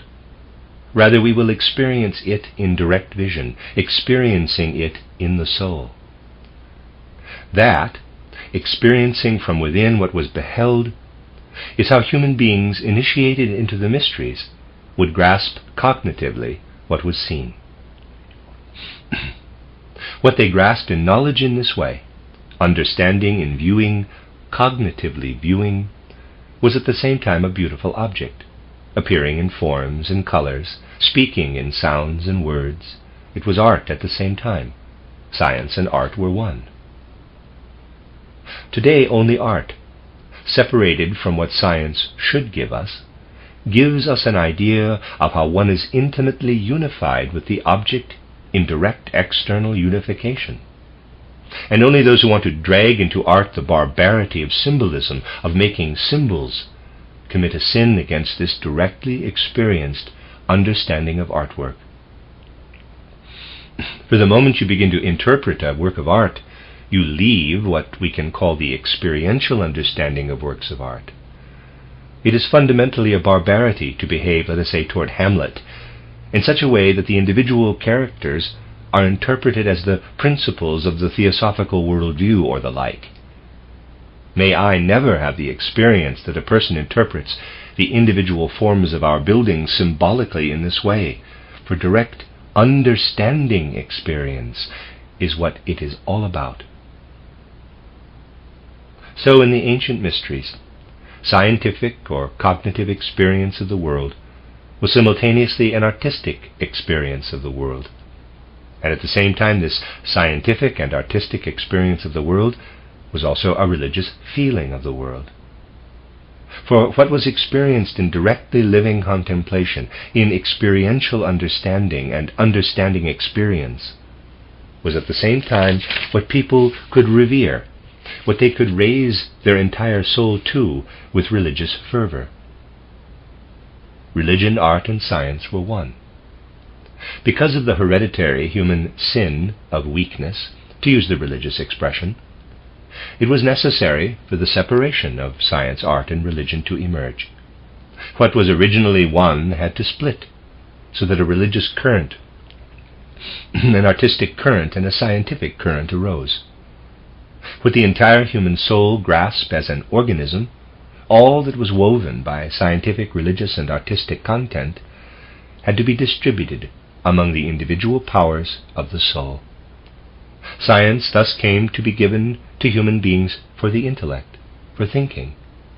so that when they experienced the world through thinking and science, their faculties of will and feeling could rest. Human beings became weak. They sought to experience the world scientifically, one-sidedly, in thinking. They also sought to experience the world artistically, in a one-sided way, so that the other powers of the soul could sleep. And also one-sidedly, and for the same reason, they sought to experience the world in religion. Human beings would not be able to construct what they can think through in such a completeness as they do today if they had not constructed a one-sided scientific current. They would not have been able to reach what has been achieved artistically if art had not separated itself. And religious fervor would not have reached the height it had to achieve if it had not separated itself from the soul forces devoted to science and art. But now, in regard to this separation, we have reached a crisis, and the crisis expresses itself very, very clearly. What is it about? Especially in recent decades, humanity has had increasingly to experience just how this crisis expresses itself. Science, art, and religion have separated themselves so widely that they cannot understand one another, because they no longer have any mutual relations among themselves. Gradually, we have come to see how religion, science, and art broke off, quote, diplomatic relations, close quote. We see how such relations were still present in the heyday of the Italian Renaissance, when an intimate bond was still woven between religion and art in the creations of Raphael, Michelangelo, and Leonardo. But the more we proceed into more recent times, the more we can see how a mutual lack of understanding has gradually formed between science, art, and religion. We must unfortunately admit that we can see the extent to which, in recent decades, religion has become even hostile to art. We see how it has cast art out, how some religious currents attempt to reach the height of religious feeling by throwing out representational images and making churches as sober and empty of art as possible. We see further how another religious current has come to the point of still having artwork, but for the most part these are no longer truly works of art. For the artwork we still find in churches during the last decades, for the most part, are not called on to awaken the artistic, aesthetic sense, but rather to exterminate it utterly. And, on the other hand, we can see how art has increasingly shaken off its connection to the comprehension of divine spiritual existence, for everything has gone over to naturalism, and artists increasingly want to show only what can be exemplified in external nature. Obviously, if it wants only to be naturalistic, art must break off its diplomatic relations with religion, for what religion must honor can have no model in external nature. And how little science has been able to maintain any of these relations we can trace in its slow approach to the breaking off of all relations. Yes, we see that slowly coming on. Leonardo da Vinci was an excellent artist of the 16th century, who was active in the most varied fields as anatomist and technician. Whoever looks over his scientific works feels everywhere how they are permeated with an artistic sense. We see, however, how this sense has increasingly evaporated in modern times, how inartistic it has become, and how people today appear to believe that the greatest science consists particularly in being inartistic.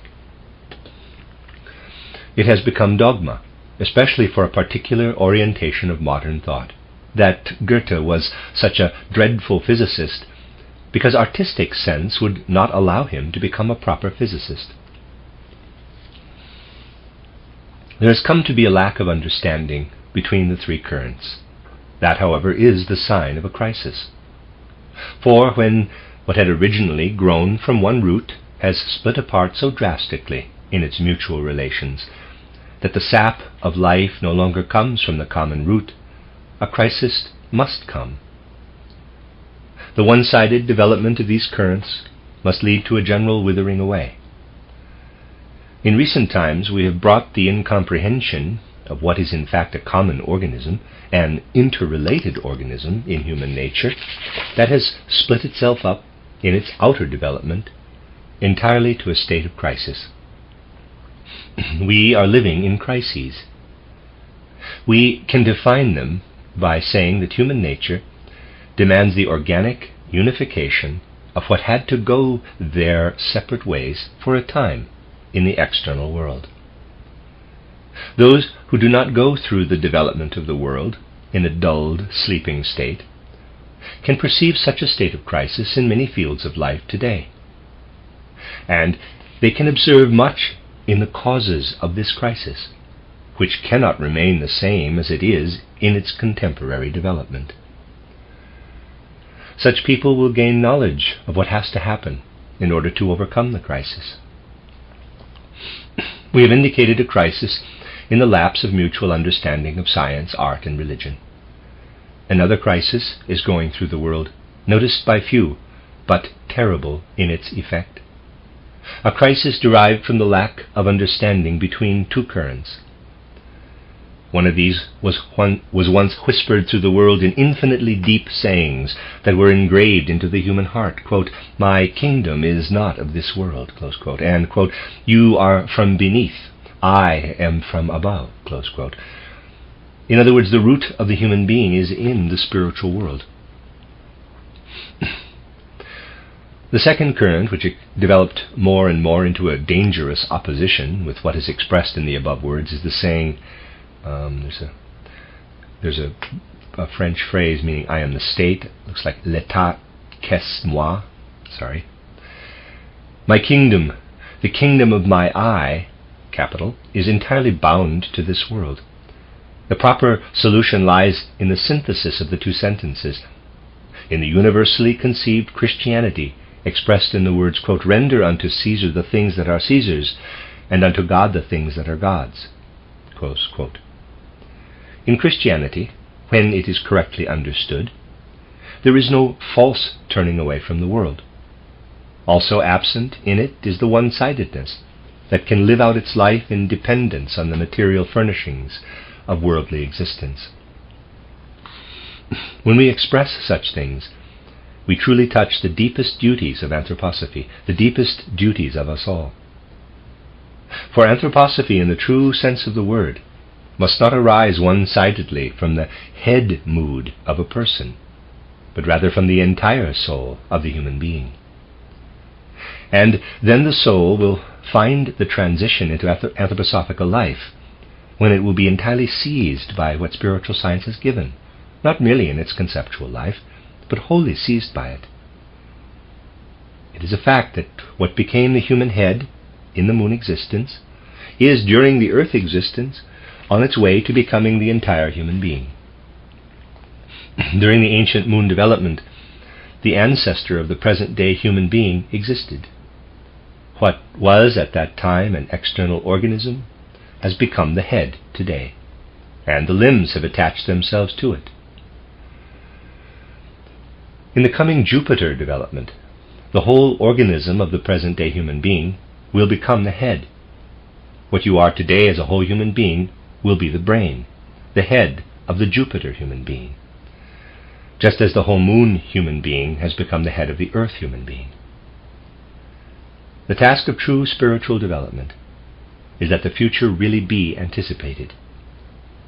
For that reason, we must be conscious that there is a head culture all around us, and that it behooves us to create a human culture. Our head could not think, could reflect no ideas, no concepts, if it behaved like the rest of our organism. It could never really fulfill its duty then.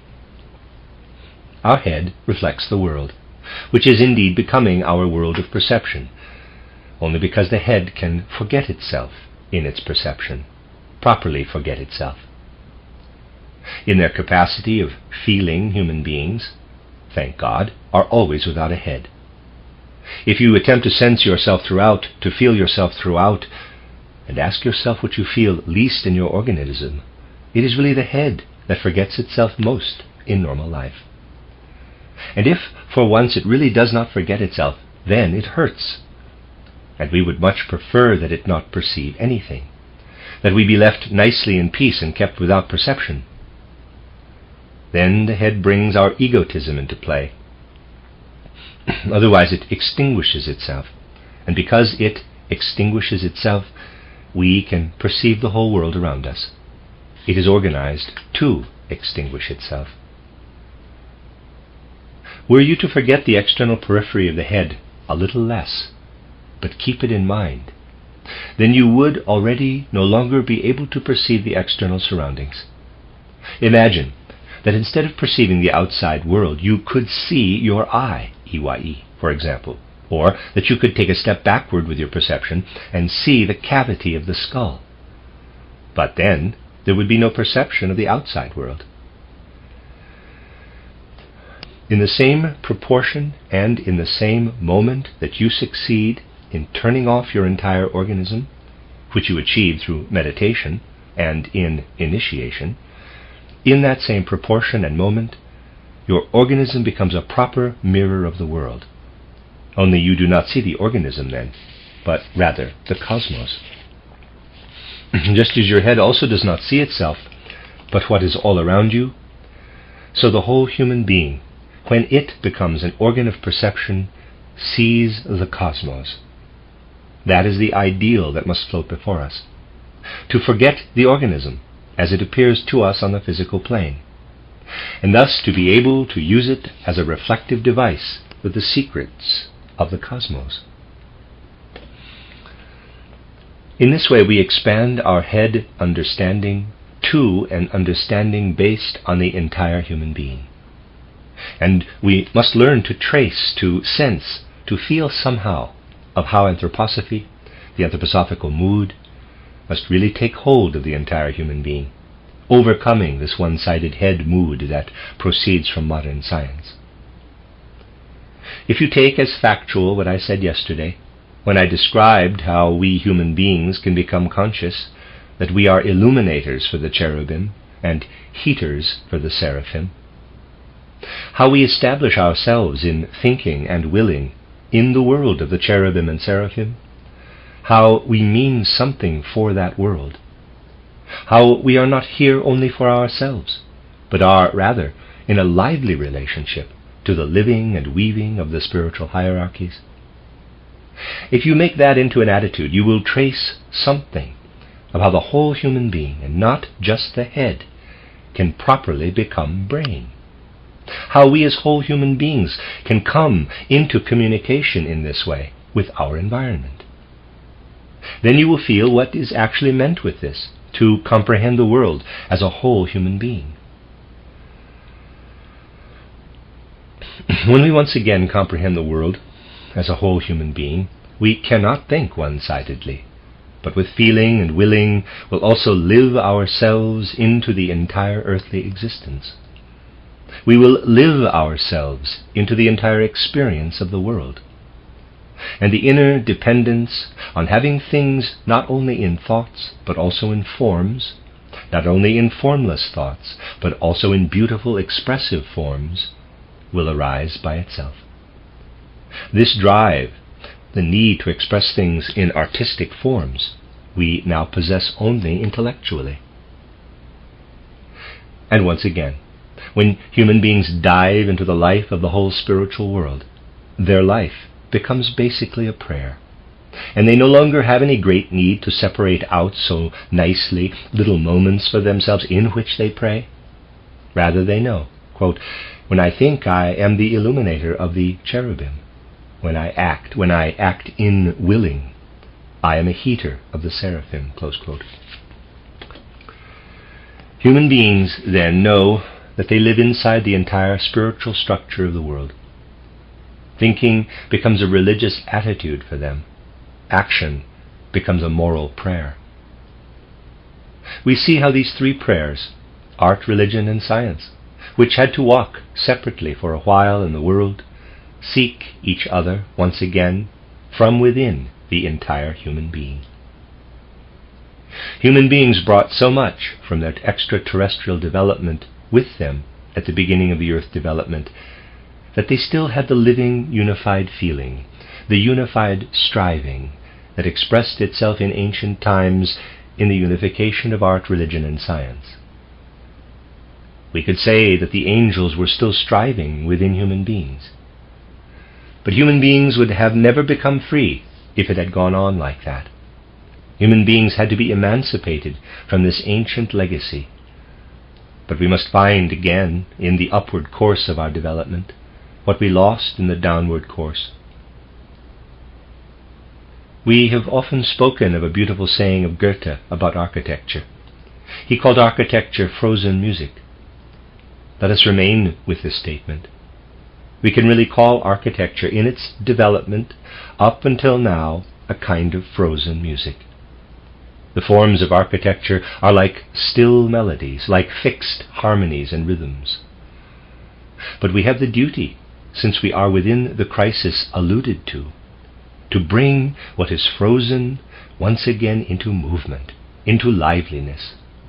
To a certain extent, to make the stilled forms once again musically alive. If you see our building, you will notice its striving to bring the old motionless architectural forms into movement, to reshape them into life, to make them musical once again.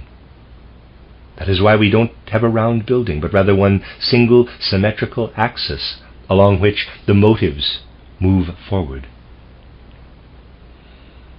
So we see how what the spiritual scientific worldview intends also as art, in its intimate relation with all the tasks, with all necessary impulses of our time, which we recognize in the crises of our time. To understand this, to see into it, is hugely necessary for our duty. We must gradually get a combined perspective of all particulars of our duty from this point of view.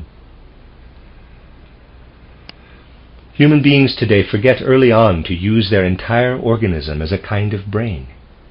They have the predisposition, but hardly have they developed in the first years of life from a crawling child to a human being who walks erect, before they unlearn how to have a relation to their entire organism, just as they have to their brain throughout their entire life. This setting up of oneself, this bringing of oneself into the vertical, is in fact a working of the Spirit on the entire human being. It is the last remnant of what we bring along from the spiritual life before birth. In earthly life we rapidly forget it, and then we drag the entire organism, which eats and drinks and digests, as a burden through life.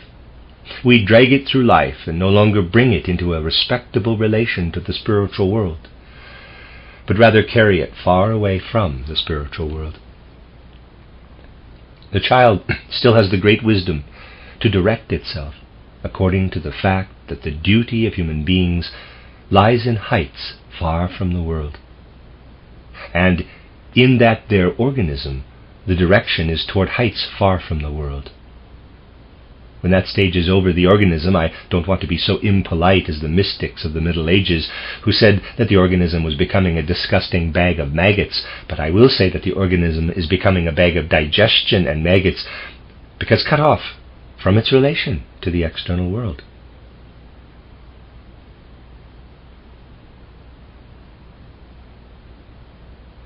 Not even that relation to the exterior world of which I spoke yesterday will still be preserved. When we, for example, support our head in our hands in order to bring something important in the external organism to expression, we hardly pay attention to it. And when someone who has still kept slightly unconscious the habit of bringing the entire organism into use, and not thinking only with the head, lays the hand or the index finger on the forehead or the nose, indicating thereby that he or she is now really making a distinction and a judgment, we do not notice that this is an instinctive striving to use the entire organism as a brain. It does not have to happen in this external way. Obviously, spiritual science does not think to make a fidget widget of the human being who thinks with his or her whole body, but consciousness must obviously expand itself spiritually to stand within the cosmos with the entire human being, to know that the cosmos can reflect itself through the entire body, just as now it is reflected only through the brain.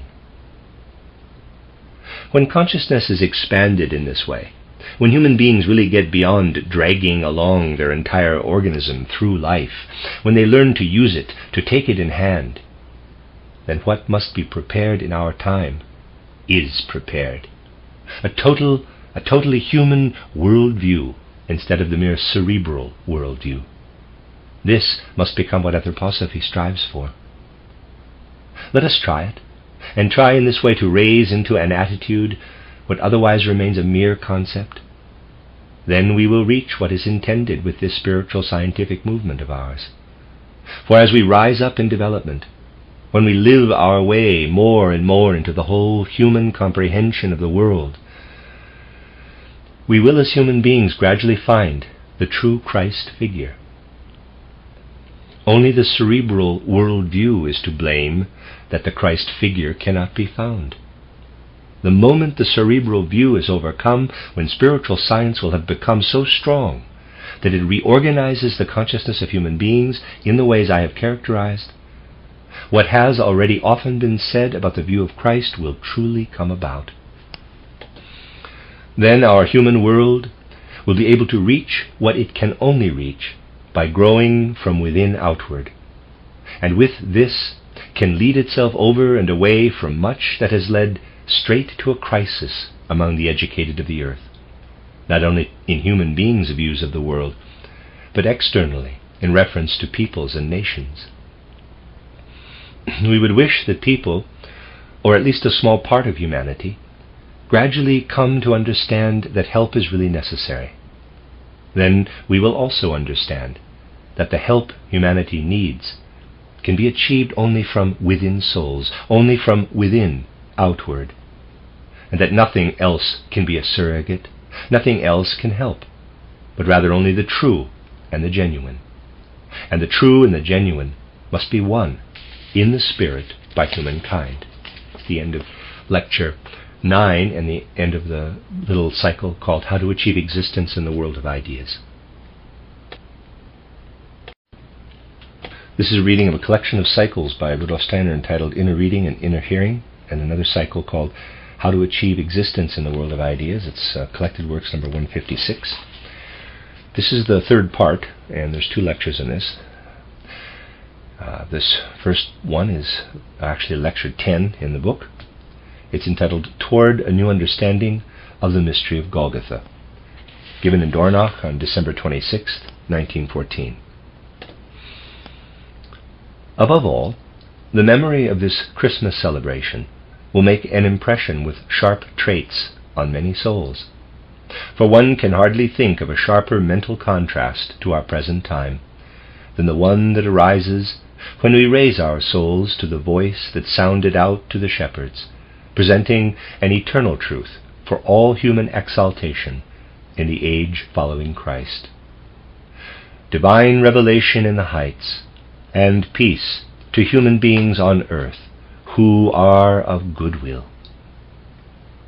Truly, no greater contrast exists than when we raise our souls to peace on earth, and then consider the reality, which we find spread out over the horizon of a great part of the educated world today. Precisely because of this contrast, the Christmas celebration we are now experiencing will be an emblem for human hearts across the earth, which will long remain in memory. If we can indeed maintain what we have to maintain on the field of our spiritual scientific thought, inner uprightness of heart and inner truth of soul, we truly cannot celebrate this Christmas with the same feelings as we have celebrated other Christmas tides. For it must urge us to deep reflection. It must urge us most especially to reflect on what emerges from spiritual scientific meditation as the idea of our human future, on what, therefore, can lead people's hearts back to times that are not like our own. We have, in the course of the years, inscribed a great deal into our souls that can point us in the direction of the kind of constitution of soul that such times brought about. What is it, then, that we must feel is still so severely lacking in the present? When we call before our soul's eyes what has often formed the heart of our considerations, we see that still missing in the depths of the human soul is the recognition of the truth of what entered the world on the day we commemorate every year in this winter night of celebration. The whole significance, the whole profundity that transpired at the time this, the winter night of celebration, reminds us of, is expressed, truly not in vain, and with deep significance, in the saying that earthly humanity has always regarded as the most haunting of all. One might say, in the saying, quote, "Divine revelation in the heights, and peace to human beings on earth, who are of good will." Close quote. The simplest thing is often the most difficult for human hearts to understand.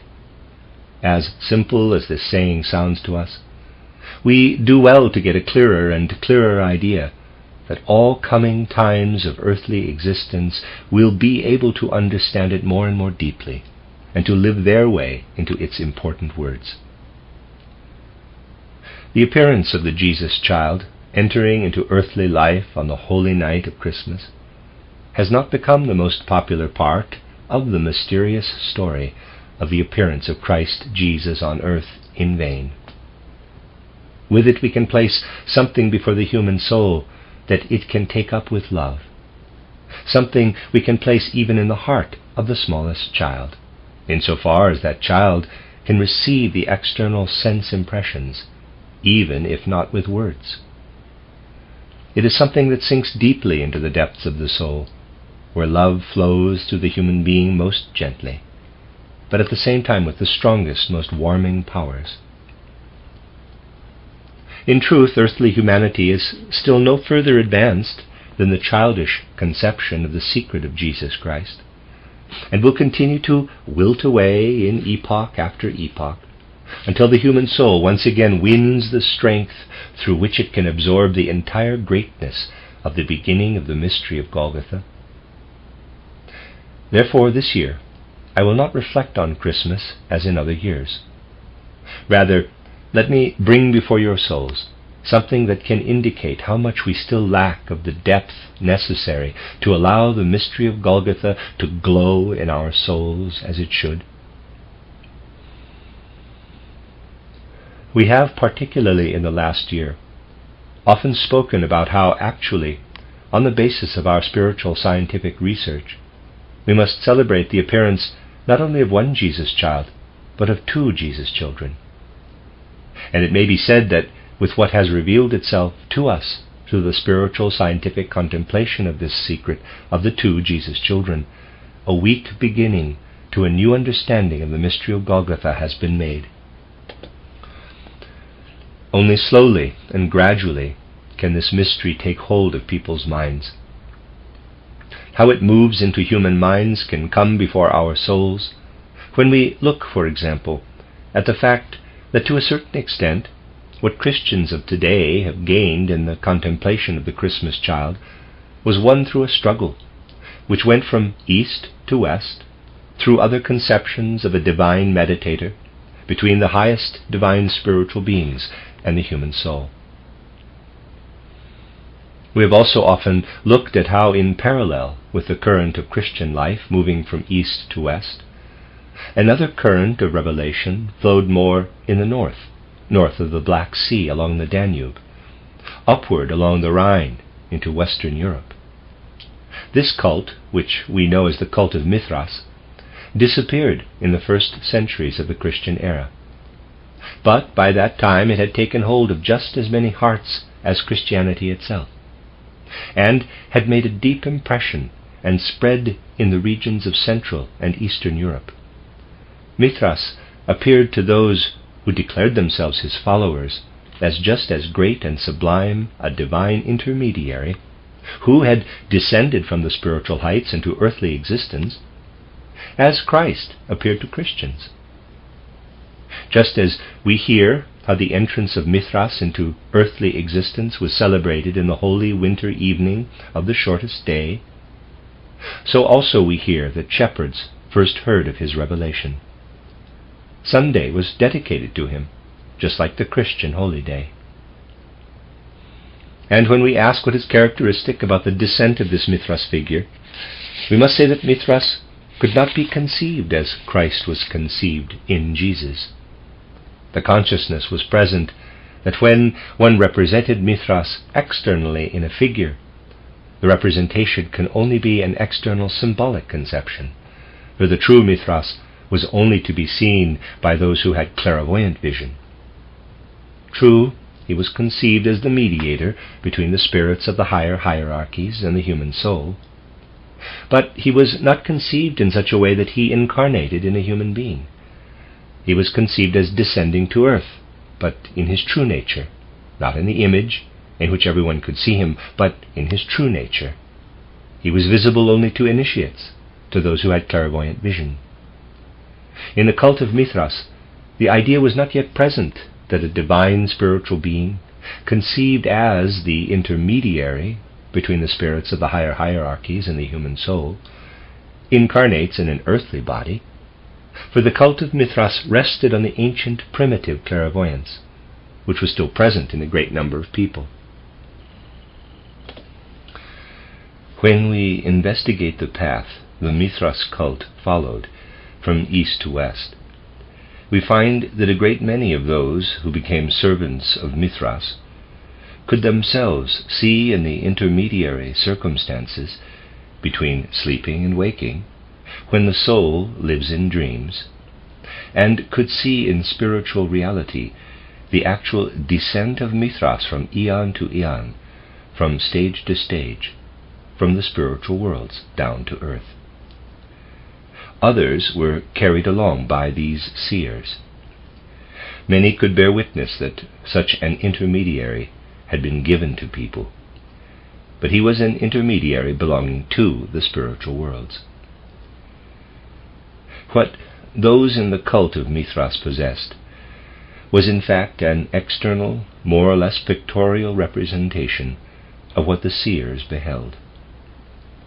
What is it really that confronts us in the Mithraic cult? We must not think that something was known about Christ only after the mystery of Golgotha. This follows from our whole world view. The initiates of the mysteries and their pupils, even in pre-Christian times, had known Christ well as the Spirit who would come for humanity.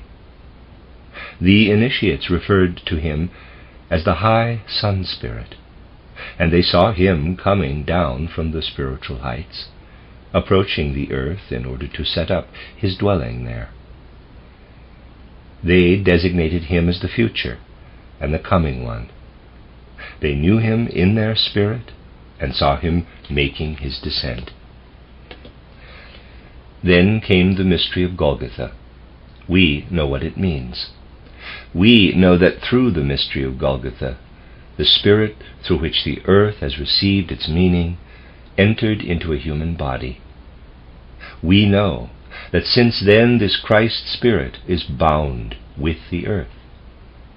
And we also know how humanity should develop in order to behold once again in the not-too-distant future the Christ Spirit who united his life with the life of earthly humanity through the mystery of Golgotha.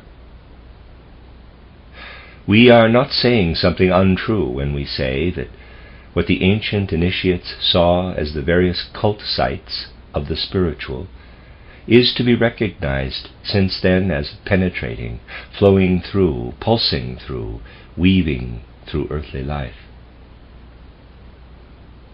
But the ability of clairvoyant knowledge to see into the spiritual spheres had increasingly to disappear in order for this clairvoyant knowledge to see the Christ after he had descended to earth to those who were supposed to recognize that the earth not only contains human love, but is also pulsed through with divine love, which will reveal itself more and more as the highest treasure to earthly human beings. So people should properly feel that they have received in their earthly house the great gift of cosmic love, the Christ, from the God whom one calls God the Father. They should properly recognize him as the being who, from then on, should be bound to the deeds, and with the whole meaning of earthly evolution. They should properly recognize him in his life, from his first breath as a child to the greatest deed that can be revealed to human hearts through the mystery of Golgotha. It was indeed still possible for us, in the course of recent times, to fill in, through the fifth Gospel, the gap that has remained in the four other Gospels. Indeed, it has been granted to our time to become acquainted even more exactly with every step of this life of God on earth. People should become as familiar with Christ Jesus as with one of their brothers. For such a being traveled from the wide spiritual realms into the narrow valley of earth, out of love for human beings. And because human beings should get to know him in the most familiar, intimate acquaintance, the human mind's forces of knowledge and love had to be collected for a while, in order to behold in pure human divine closeness what transpired among people at the beginning of a new age, the Christian age. The forces in human beings had to be wholly concentrated and directed toward the life of Christ Jesus. So, for a while, they had to be directed away from gazing up into the spiritual spheres, toward what has come into the child of Bethlehem, what has come down from the cosmic heights. Today, however, we live in a time when our gaze must be broadened, when human progress and human salvation should really rule the earth. Also, what Christ Jesus was in the body of Jesus of Nazareth must be broadened into the divine spiritual heights from which he descended to the life of the earth. The cult of Mithras was something like a final powerful recollection of the Christ, still not yet arrived on earth, but descending.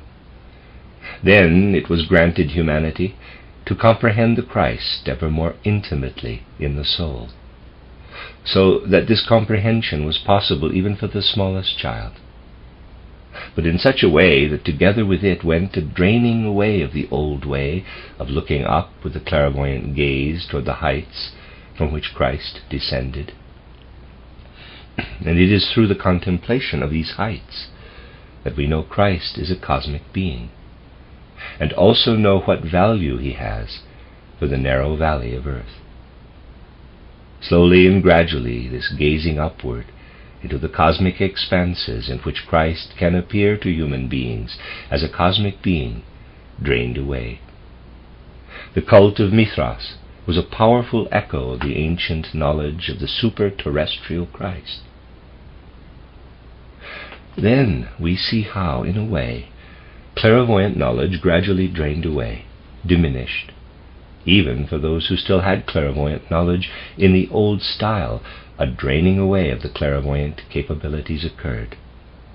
And with this draining away, the possibility also ceased of knowing Christ entirely in his true essence, of knowing him not only in his earthly human effect, but also in his whole heavenly glory. More and more the possibility of seeing Christ in his heavenly glory beside his earthly existence disappeared.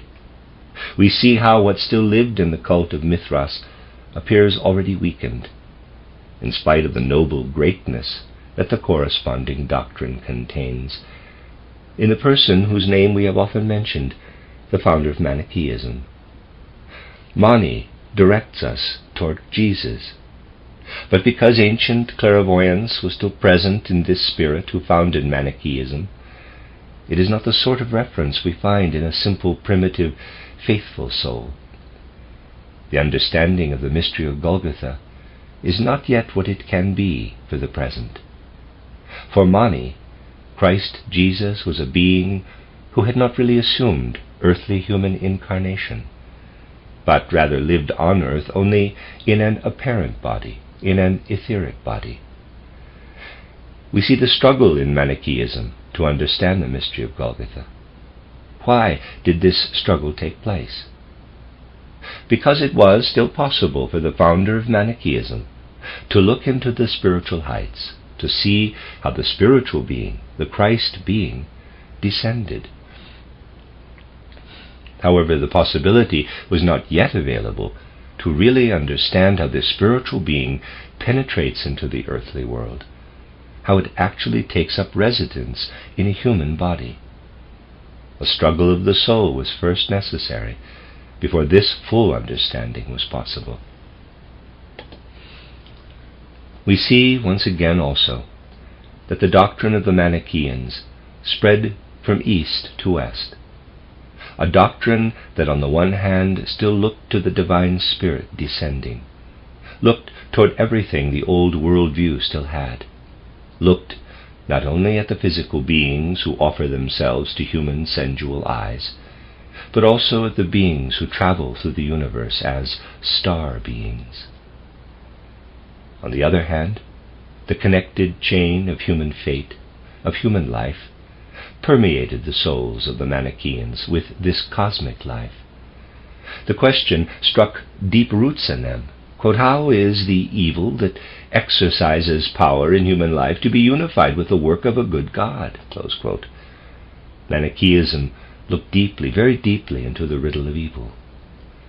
However, this riddle of evil can come before the eye of our soul in its profundity when we are in a position to understand it in connection with the mystery of Golgotha, when we permeate the mystery of Golgotha with the riddle of evil, as Manichaeism also strove to do. Hence the struggle of the remnant of ancient clairvoyant knowledge with the problem of evil, with the riddle of evil in Manichaeism. And in truth, precisely the people who were called to devote their souls most deeply and intensively to the understanding of the mystery of Golgotha have struggled with what still sent its glow into more recent times from the remnants of ancient clairvoyant knowledge.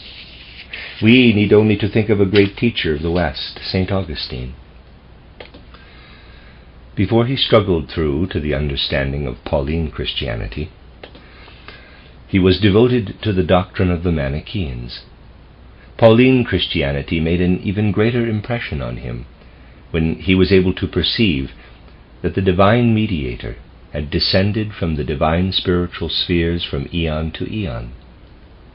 Even in the earliest times of his struggle, this spiritual vision illuminated for Augustine the knowledge of how Christ took up dwelling on earth in a body of flesh, and how the riddle of evil is solved with the mystery of Golgotha. It is striking to see how Augustine held dialogues with Faustus, the renowned bishop of the Manichaeans, and actually only turned away from Manichaeism and to Pauline Christianity because Faustus could not make the necessary impression on him. Then we see draining away what we can call the mystery of the super-terrestrial Christ, as he was before the mystery of Golgotha. And basically the remnants of the ancient clairvoyant knowledge vanished completely with the emergence of the new age of the fifth post-Atlantean epoch. This ancient clairvoyant knowledge still knew the heavenly Christ beside the earthly Christ. One could obviously still also feel this heavenly Christ in the beginnings of Christianity, but to have a vision, an intelligent vision, of how he descended was only possible for the old clairvoyant knowledge. It must touch us deeply when we perceive how, in the earliest times of the dissemination of Christianity, those who still took their knowledge from the ancient visionaries wanted to make Christ present to themselves, How, in order to recognize Christ, they not only looked to Bethlehem, but gazed up into the heavenly spheres in order to see how he descended from there to bring salvation to humankind. We know that besides the Mithras cult, besides Manichaeism, Gnosis was present in the West. It too wanted to link, at least as far as it was Christian Gnosis, the descent of Christ from divine spheres, from eon to eon, with the knowledge of the earthly life of Christ Jesus. But it is striking to see how the human mind wanted to concentrate more and more on the contemplation of the merely earthly life of Christ Jesus. It is striking to see how the simple human mind, which did not have the ancient clairvoyance to show the life of Jesus, was almost afraid of the grandiose idea of the Christ descending from the heavenly heights. The first Christians were fully unconscious of the ideas that Gnosis still possessed. They were afraid of those ideas. Still, into our time, a certain fear is present with those who, although deeply touched by the mystery of Golgotha, cannot pull themselves up to that recognition of the Spirit. Fear that the mind can enter a state of chaos if one can see what spiritual knowledge dwells in the doctrines of the Gnostics. However, what the Gnostics can still say about the heavenly Christ beside the earthly Christ is indeed very moving for us. And the gaze of our souls becomes in no way duller toward the earthly life of Christ Jesus, if he is raised up now through new clairvoyance to the spiritual heights, where the heavenly Christ is to be found and from where he has descended. Then it touches us so very deeply when Gnosis relates, quote, Jesus said, "Look there, O Father, how this being on earth of all evil the goal and sacrifice, far from thy breath wanders. Look, it flees bitter chaos, helpless. How it should find its way through. Therefore, send me, O Father. Bearing the seal, I descend, I stride through the host of eons. Every holy teaching I unfold, showing then the portrait of the gods. And so I give you of the holy path, deep hidden lore. Gnosis is its name for you." Close quote. We feel that the new spiritual science must lead us once again to the point where we can, in our contemplation, weave around the Christ event the spiritual aura that, for reasons we have already explained quite often, and to which we have found it necessary to allude once again today, had to be lost for humanity for a while. We must do this slowly and gradually. We must, to a certain extent, try to grasp what spiritual science can reveal in such a way that the human mind, which is today still far from spiritual science, is able to understand. For that reason, an attempt has been made to put basically the entire anthroposophical wisdom about the Christ event, specifically about Christmas and its connection with the human soul, in these simple words. Quote, "In the soul's eye is reflected the world's light of hope.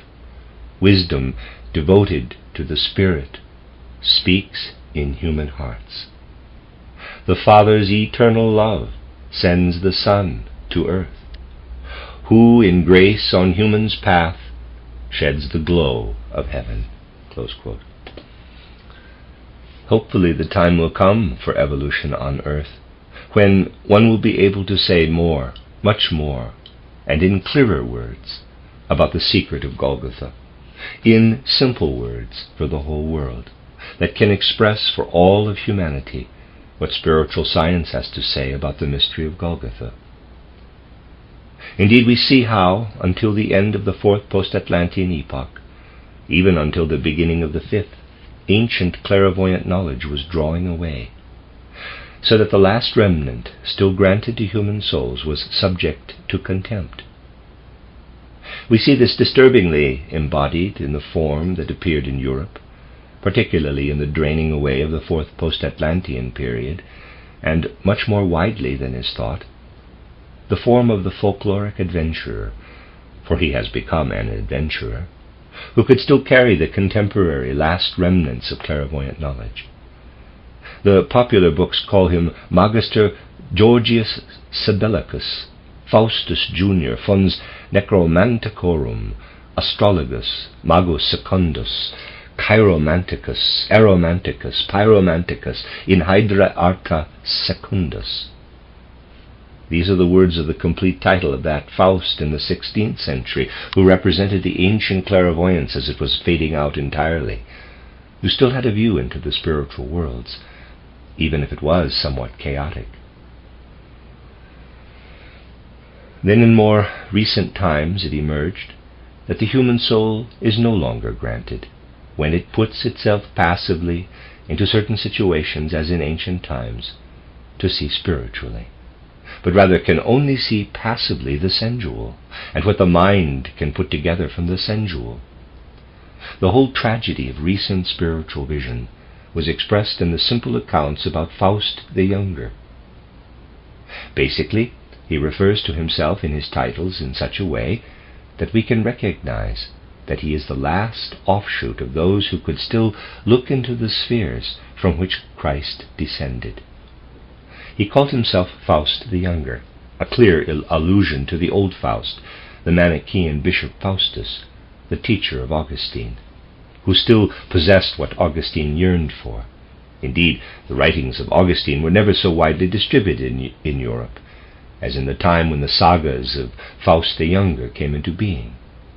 Moreover, he called himself Magus Secundus, alluding to Magus Primus, who, for those who look into these affairs, was still there, as one who looked out with a clairvoyant gaze and reached up to the heavenly spheres, and whom those who only wanted to acknowledge and concentrate on the earthly life of Christ Jesus feared. In calling himself Magus Secundus, Faust refers to the ancient Simon Magus, the Magus Primus. However, he also refers to yet another man, whom we indeed know of from our spiritual scientific observations, and whose gaze was directed upward into the spiritual world. Faustus also calls himself in Hydra Arta Secundus, referring to Pythagoras, who in olden times was called Primus in this field of art. We see the last flickering sunset of what was ancient clairvoyance, and we see how this ancient clairvoyance became incomprehensible to people, and what Augustine yearned for from Faustus Senior, and how he then became acquainted with the doctrine of Faustus Senior, as we are told through an old man and physician, truly came to pass in what is presented to us so grippingly in the Faust saga. Just so, we encounter Faustus Junior in the popular saga.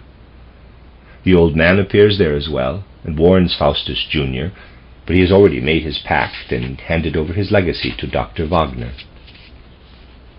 And truly, when we look over the ages at what has been handed down as vision of a spiritual world since the fifth post-Atlantean epoch, we must say that it is the legacy handed over to Dr. Wagner.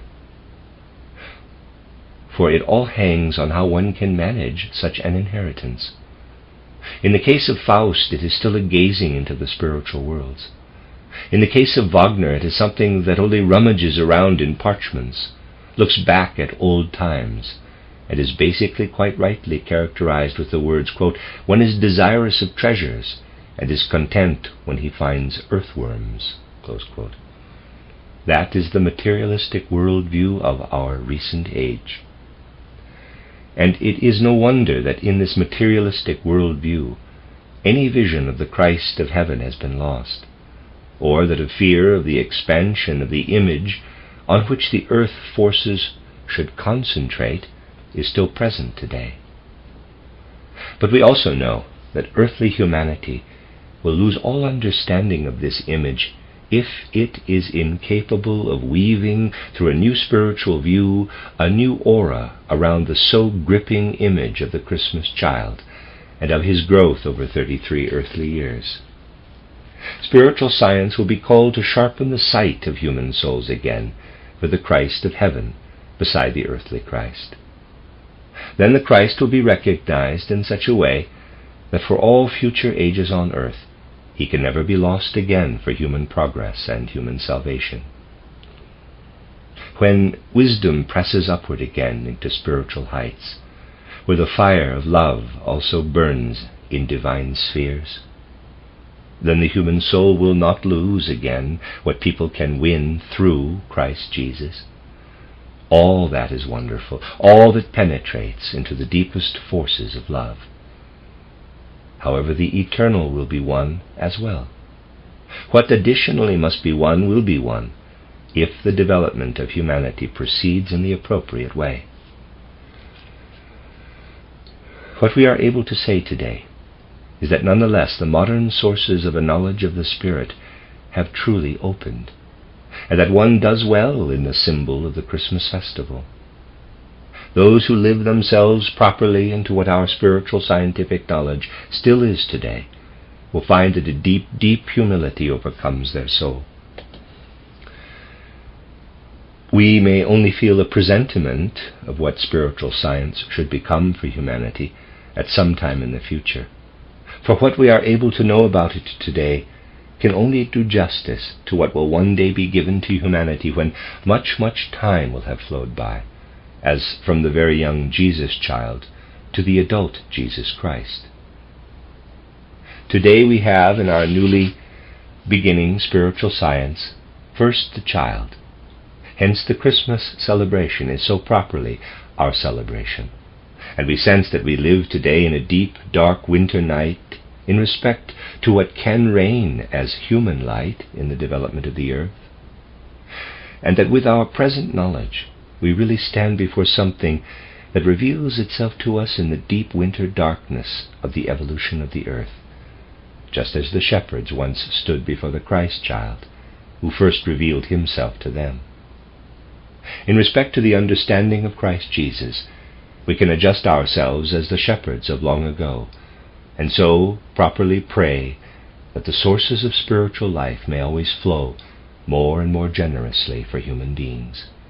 Properly pray that they may evermore realize divine revelation in the spiritual heights, and grant the peace that this revelation can give to human souls who are truly of good will. This Christmas celebration in particular then appears to us as an emblem. We know little still of what depth of spiritual science the world will have one day. We feel a presentiment of what may be yet to come. We feel it in deep humility. However little, when we are willing to let it properly penetrate our heart, what it looks like to us then. Looking over the Europe of today, what do the nations think about one another? How do the nations, one and the other, look for the blame for what is happening? If spirit knowledge truly inscribes itself into our souls, we will understand the blame sought by one nation in another. In truth, someone has this blame, and he is really entirely international, directing his steps from nation to nation. But we speak of him only in the circles of those in whose hearts a little spiritual science has come. There we speak of Ahriman, the so properly international being, who in alliance with Lucifer has the true blame. You do not find him if you always direct your gaze toward the others, but only if you seek the paths of knowledge in self-knowledge. There it goes down below into the depths of chaos. Then we feel him, this Ahriman. But when we recognize him correctly and learn to understand him in the context of what the mystery of Golgotha can be for us, the annunciation of the revelation of wisdom in the heights and of peace in the depths of the valley of earth, then we get a sense of the whole fire of love that can radiate from the mystery of Golgotha and does not know the boundaries that have been erected between nations and peoples. A great deal exists in what has already appeared before our souls as spiritual science. But if we direct our attention to what has been revealed already before this chaotic present day of ours, and what has now found such a deeply disturbing, sad and tragic expression, we find how very small is the dwelling of the soul in which the new understanding of the Christmas child who came to earth must live today. Did not this Christmas child have to appear to poor shepherds? Did not he have to be born in a stall, hidden from what ruled the world in that time? And is that not once again so for the new understanding of what is connected with the mystery of Golgotha? Is not what appears to us outside in the world infinitely far from this understanding in the world at the beginning of our time reckoning, from what revealed itself to the shepherds when they heard, quote, divine revelation in the heights, and peace on earth to people of good will, close quote. Let us celebrate, my dear friends, this Christmas tide of the renewed Christ understanding in our hearts and in our souls. Let us feel ourselves, if we want to celebrate a proper Christmas, like those shepherds far away from what fills the world now. But through what is revealed to us as shepherds, let us recognize what necessarily had to be recognized back then. Let us recognize the promise of a certain future. And let us build up in our souls the trust in the fulfillment of this promise, the trust that what we feel today, like the child we wish to worship, the new Christ understanding is this child, will grow, will live, and will develop in not such a long time, in such a way that the etherically manifesting Christ can incarnate into it, as the Christ could incarnate in the body of flesh at the time of the mystery of Golgotha. Let us fill ourselves with the light that through trust in this promise can illuminate us into the innermost depths of the soul. Let us warm ourselves with the warmth that can pulse through our souls. If we feel the relation to the spiritual heights in which the light of that spiritual world can appear before our intuitive souls, then alone can we be certain that it will one day brighten the world. If we think like this, then we are making, precisely in this difficult, painful time, a real Christmas celebration. For not only is the deep, dark winter night of the season present, the result of Ahrimanic darkness is there, on the horizon of nations, as it has gradually come up since the beginning of the 5th post-Atlantean epoch. Just as the Annunciation of Christ first came only to the shepherds, and then increasingly filled the world, so the new understanding of the mystery of Golgotha will increasingly fill the world. And times will come that will dissolve the winter darkness we live in today. They will be times of light for human beings as well. Let us feel ourselves like shepherds in relation to what is still a child, in relation to the new Christ understanding.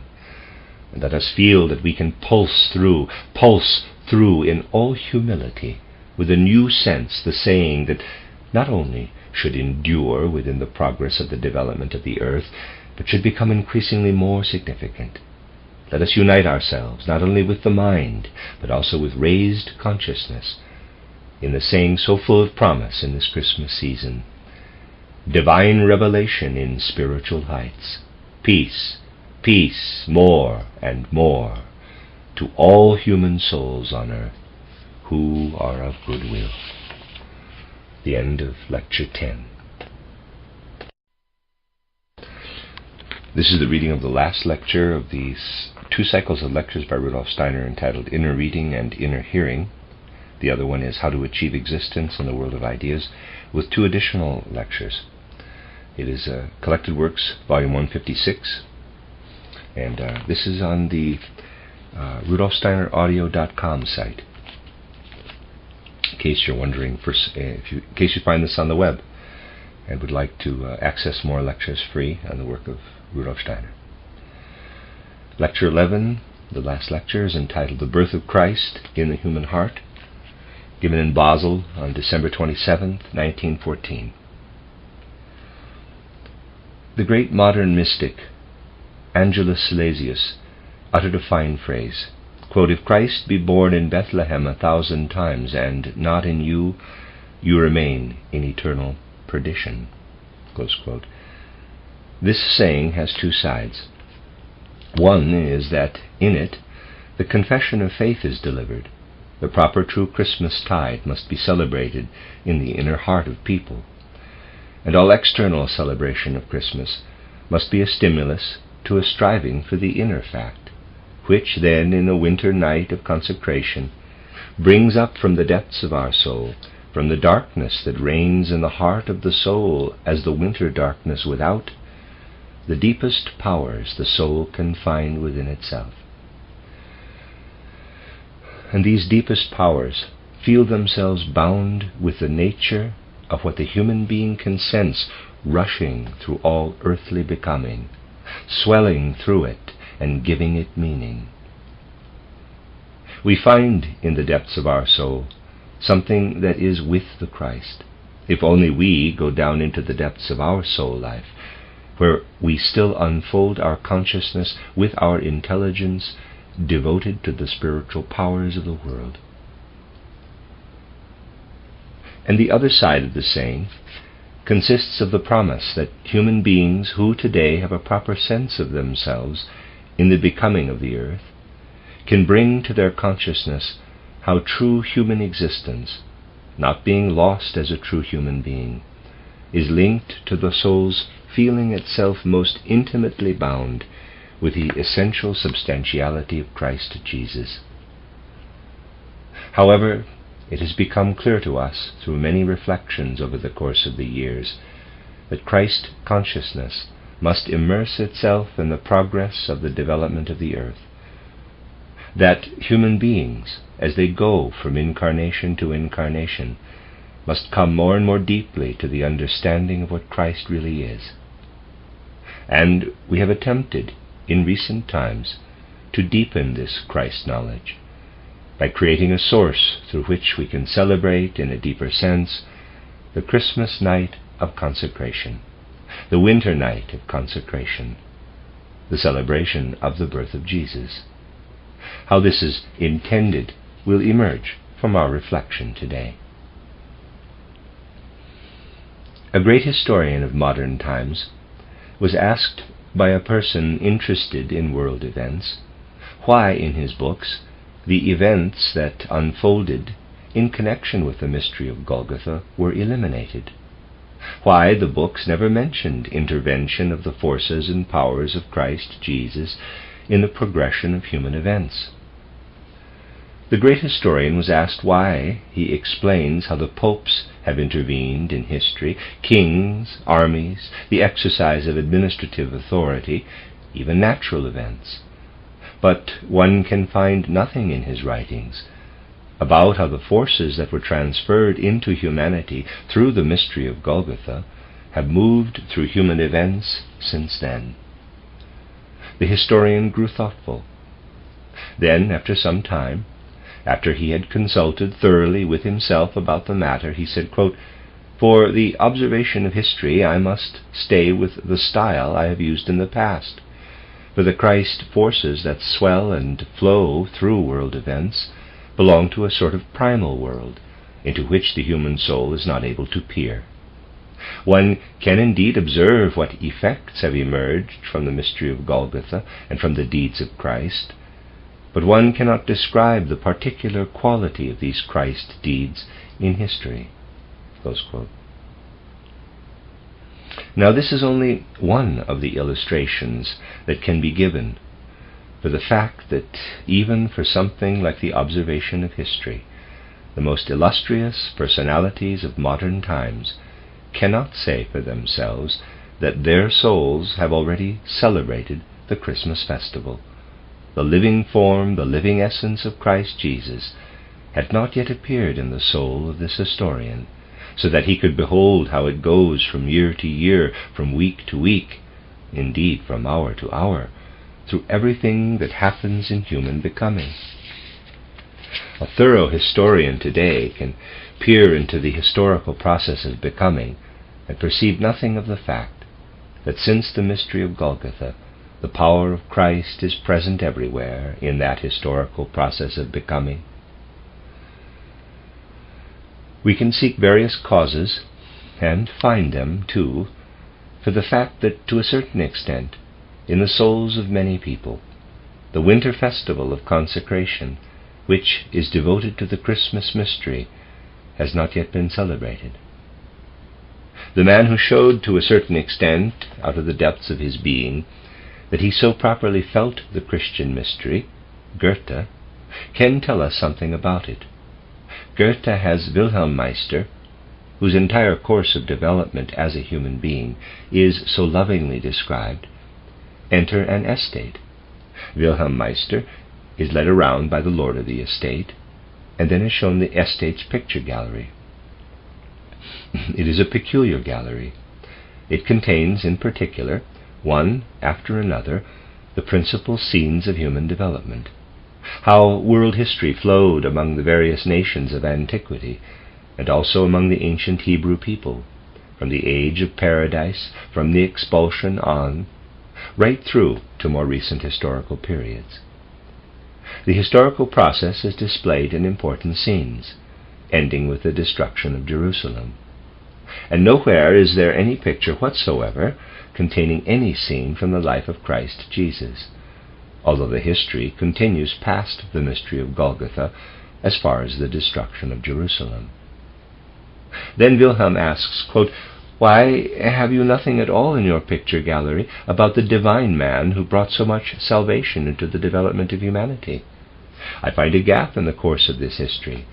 I see the Temple of Jerusalem destroyed, without the entrance of the man whom shortly before they were unwilling to give a hearing." Close quote.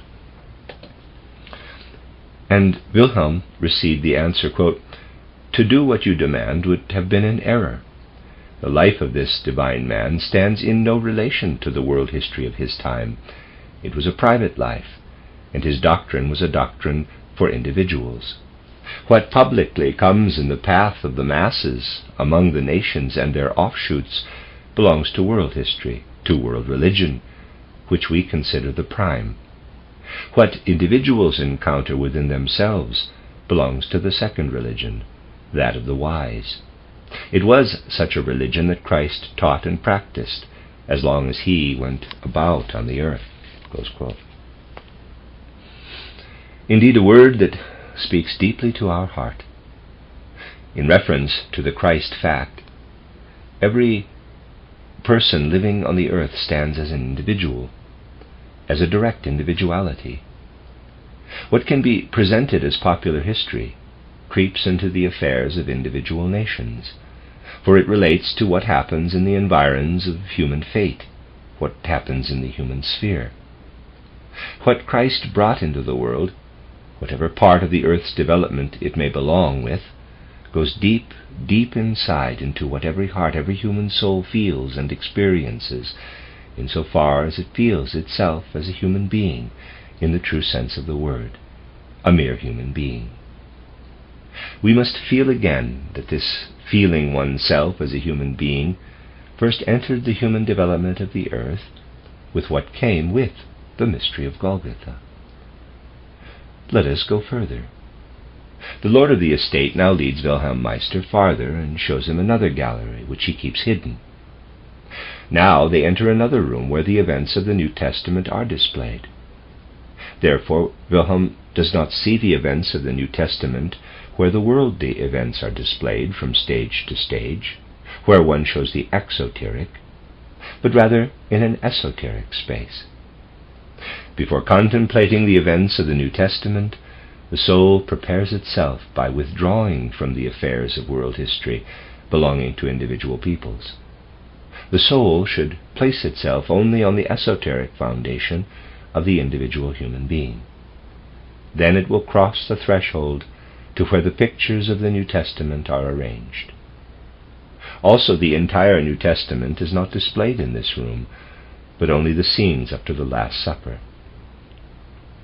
Wilhelm asks, quote, "Have you then also, as you display the life of this divine man as a picture for teaching and example, likewise raised up his sufferings, his death as an example of exalted patience, close quote, he received a significant answer, from which is to be gleaned with what dread one can feel the holiest event that has occurred on earth, with the being who made his dwelling in a body, which we celebrate in the winter night of consecration.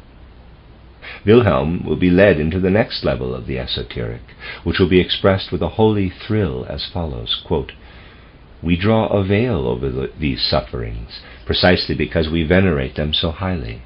We consider it to be a presumption worthy of damnation to expose to the sight of the sun those instruments of martyrdom and the holy man suffering from them," close quote. That is how one could feel on an esoteric level in the 18th century. It was good to feel that way esoterically, for we can admit entirely from our point of view that in a certain way, if the pictorial representations, particularly of the Passion, were not given by the highest, the truly most important artists, then they have served to drag the holy mystery of Golgotha down to the human level. And we can understand the feeling that a man who deeply felt the mystery of Golgotha in those times did not wish to see the distorted images that have been made many times of this holy mystery. He wished to draw a veil over that, because he felt that only the most intimate, sacred forces wish to be supersensibly bound with what is connected to the secrets of the Last Supper. But then what feeling is basically in all this? What should we feel exactly when we wish to comprehend such a feeling in the esoteric experience of the soul? We must comprehend that yearning was in human hearts when something of this sort was seen. The human heart yearned for a conception, a vision of the Christ mystery, greater than what one could experience back in those days. In all humility, in still much greater humility than in respect to other aspects of spiritual science, we may admit to ourselves, really admit, that the finest souls for a long, long time have thirsted yearningly for what Christ knowledge should become for us through esoteric science. What we could know earlier only in another form will soon be seen by souls when the time shall be fulfilled. The consciousness that such knowledge will be able to flash through the human heart, and the yearning for it live as a life riddle in the best of souls. People aspire for a Christ discovery commensurate with the great event that happened on Golgotha, upon which one can focus one's eye, i.e., the soul's eye, i.e., as well, when the veils are drawn away.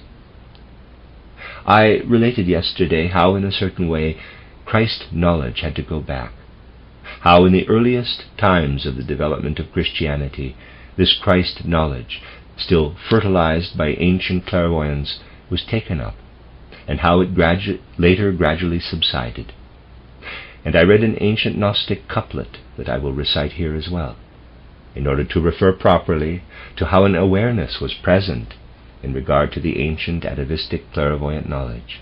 The Christ, whom we contemplate when we see him coming into the world through the Christmas child, is a being of the universe who grows greater and greater the higher the spiritual spheres into which we turn our soul's gaze. For through these spheres he descends.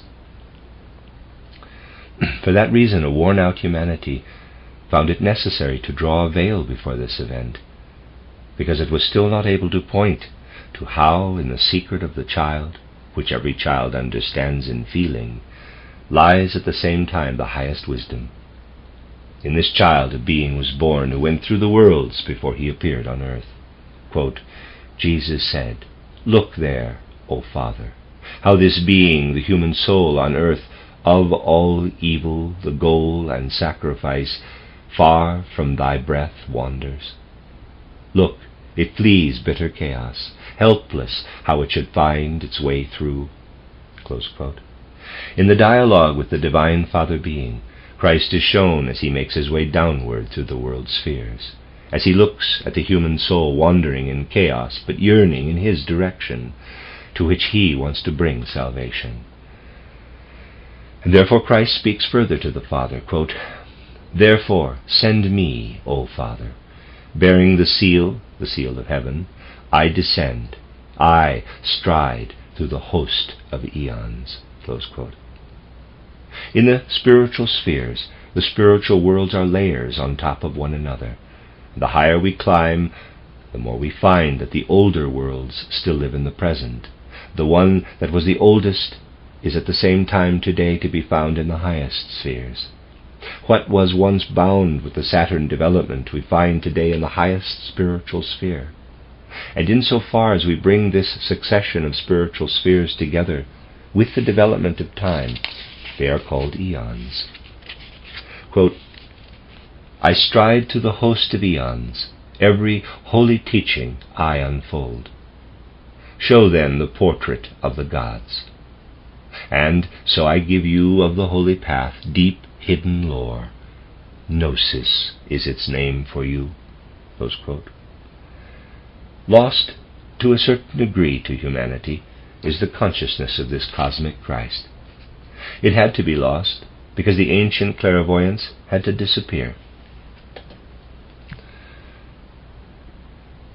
A transitional period had to come, a spiritless eon, so to speak, so that a new kind of clairvoyant sight could come into being. It must, however, direct itself once again up into the spiritual world, must not merely characterize the being who enters the development of humanity through the winter night of consecration with external human vision, but rather must follow how this being climbs from heavenly sphere to heavenly sphere, walks down onto the earth, and gives meaning to the world. Yes, gives meaning to the earth. Quote, "Look there, O Father, how this being on earth, of all evil the goal and sacrifice, far from thy breath wanders. Look, it flees bitter chaos, helpless how it should find its way through. Therefore send me, O Father. Bearing the seal, I descend, I stride through the host of eons. Every holy teaching I unfold. Show then the portrait of the gods. And so I give you of the holy path deep hidden lore. Gnosis is its name for you." Close quote. How does this earth actually appear to us, insofar as it is all around us when we consider it in its true meaning? Will you ever say, quote, "This is a human being," close quote, when one brings you the sort of corpse whose soul is already dwelling in the spiritual world outside the corpse? Will you ever say, quote, "This is, in the full sense of the word, still a human being," close quote? Precisely, the higher members of human nature are no longer in the soulless corpse. The earth, since the middle of the Atlantean period of development, is in the same situation, however, a soulless corpse. Since the middle of the Atlantean period, the earth all around us, in spite of its beauties, has been in the process of becoming a corpse. It is becoming more and more a corpse. And when you go out and stand before a gigantic cliff, the best you can say to yourself is, quote, "That is the skeleton the earth has been forming since the middle of the Atlantean period," close quote. And while you look at what covers the cliff as earth, you see the dying part of the actual earth organism, which was alive only up until the middle of the Atlantean period. Even geology clearly understands that when we walk over the earth, or direct a plow through a furrow in the earth, we walk over the corpse of the earth, or direct a plow through the corpse. Our geologists have expressed it. And even external science itself, when it begins to think, can do no other than to recognize such things. So when we are surrounded by the earth, we stand basically in relation to death, and observe how our ball of the earth is gradually dying away. And now let us imagine that the mystery of Golgotha did not happen, that the cosmic entity we call the Christ never entered the development of the earth through the Jesus boys. Then nothing would have come to the earth of the earth development. It would already have been dying by now. But the Christ being went through the two Jesus children, and then through one of the Jesus children, over a 3-year period in earth time, went through the mystery of Golgotha, and the earth received a new seed of life. And the earth will not, once the time has been fulfilled, remain in the space of the universe, and the soul will not fall prey to Lucifer and Ahriman. That would have happened if the Christ had not come to earth as a living seed. But since he has come to earth, will not fall into earthly dust, for a new life entered earth development with the Christ seed. Just as the earth split off from the sun and became a son, S-O-N, of the sun, S-U-N, now, because the Christ gave earth development a meaning, the earth will be permeated by this meaningful being toward a new development. So we see into the mystery of Golgotha through spiritual science, and we stand trembling in the present time, and feel ourselves called because we have permission to raise the veil from the territories into which sensory perception no longer reaches. But we do not wish to see there only what an age that has developed its destiny gradually in the direction of materialism must indeed see. The possibility begins once again in our time, that those who know their soul to be filled with spiritual scientific impulses will look up to Christ as a cosmic being. Through this, the eternal devotion, it must be said again and again, that we can have for the child of the consecrated Christmas tide will not be diminished. Simple Christian feeling will not be decreased through it.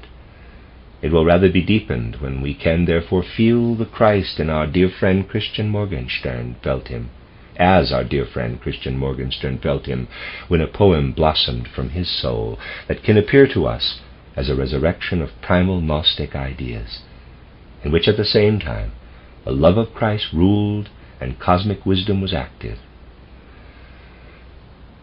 And so we celebrate a new Christmas, when in the dark night of materialism voices resound once more, not those of the ancient Gnostics, but fertilized by the same sense, which is directed toward the living cosmic Christ. Quote, "Light is love, sun-weaving love radiance of a world of creative beings, which, through ages unheard of, holds us to its heart, and which at last has given us its highest spirit in the sheath of a man for 3 years. Then he came into his Father's legacy, now the earth's innermost heavenly fire, that it, too, may once again become sun. May once become sun. If Christ be born in Bethlehem 1,000 times and not in you, you remain in eternal perdition." Close quote. Let us allow the internal winter festival of consecration to move into our souls. Let us allow our souls to feel how a new Christ knowledge must be born in our time. This Christ knowledge, of what sort is it then? It connects what is most intimate in the human being, and in a way brings the entire being together to the simplest thing of all. It connects the life of a child, not yet the fully developed life of a human being, to the highest cosmic being and becoming. We feel while we contemplate the Christ child, whom we commemorate in the winter night of consecration, the most powerful winter consecration standing before the sight of our soul, which reaches through all eons. And we bind all world becoming, wherever we look, with everything human, with the deepest humanity. That is how those feel who take their feeling from our spiritual science, as the victory over all death will be won through uniting the soul with the Christ being in our time, to which I alluded today on a deeply moving occasion for us at the grave of a friend, torn away from us by the war. However, for so long we could not get a feel for how the loftiest cosmic is related to the most intimate human, since we could not see the story in its innermost essence in the secret of Bethlehem. That, however, will happen for those who put the mystery of the 2 Jesus boys before their eyes. There we have the power of the wisest person of the pre-Christian age, of Zarathustra, in one of the Jesus boys. We have in one of the Jesus boys the part of human development that flows down from the one side. We have the aura of the other, brightened and illuminated through what proceeded from Buddha.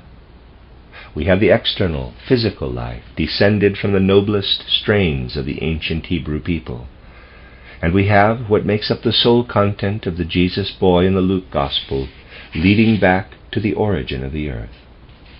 For we know that the deepest soul content of the Luke Jesus boy remained behind as the human being walked the earth in the ancient Lemurian age, and that it was stored up by the sacred mysteries and then led down, as the Luke Jesus boy was born, to the body being born.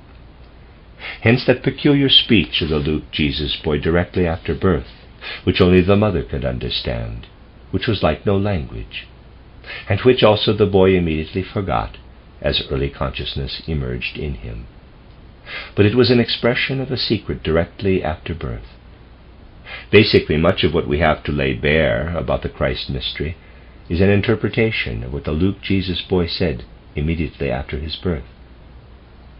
So we have understood, through our spiritual science, the Christ impulse, entirely out of the deeper human development of ancient pre-Christian times, when to a certain extent the distinctions also cease again, the initiates speak again. When we will have finally understood everything that entered the development of humanity with the mystery of Golgotha, we will also find the possibility of advancing the powers further in every area where there is human development, even in history. However, we must first know who Christ really was, before we can, for example, speak of him in history as well. When more and more souls within our spiritual movement seek the impulse to ignite the inner light that can be ignited when we descend into the deepest forces of our soul, which human beings can have today, following the mystery of Golgotha, it will be revealed that through such descent the light of Christ really is ignited in each individual soul. This light of Christ becomes a tree, the Christmas tree, which will then send forth light in all future human development, so that the soul will find what it looks for in the reanimated earth, so that it will find Christ everywhere in the reanimated earth. This it will accomplish. Moreover, the Christ message of spiritual science can be taken so seriously that among the believers in this spiritual science, the Christmas festival will really be celebrated in each individual soul, and will show the birth of the Christ knowledge that comes from Christ himself, and is therefore a true Christ birth, a birth of Christ in us. This Christ birth must, however, enter into us. True is the saying, if Christ be born in Bethlehem 1,000 times and not in you, you remain in eternal perdition. And let us add to this very beautiful dictum of the mystic Angelus Silesius. There we want to find ourselves eternally, as we eternally seek the experience of the winter night of consecration, the birth of Christ in the depths of our soul. The end of Lecture 11 and the end of the Collected Works of Rudolf Steiner, Volume 156, entitled Inner Reading and Inner Hearing, and How to Achieve Existence in the World of Ideas.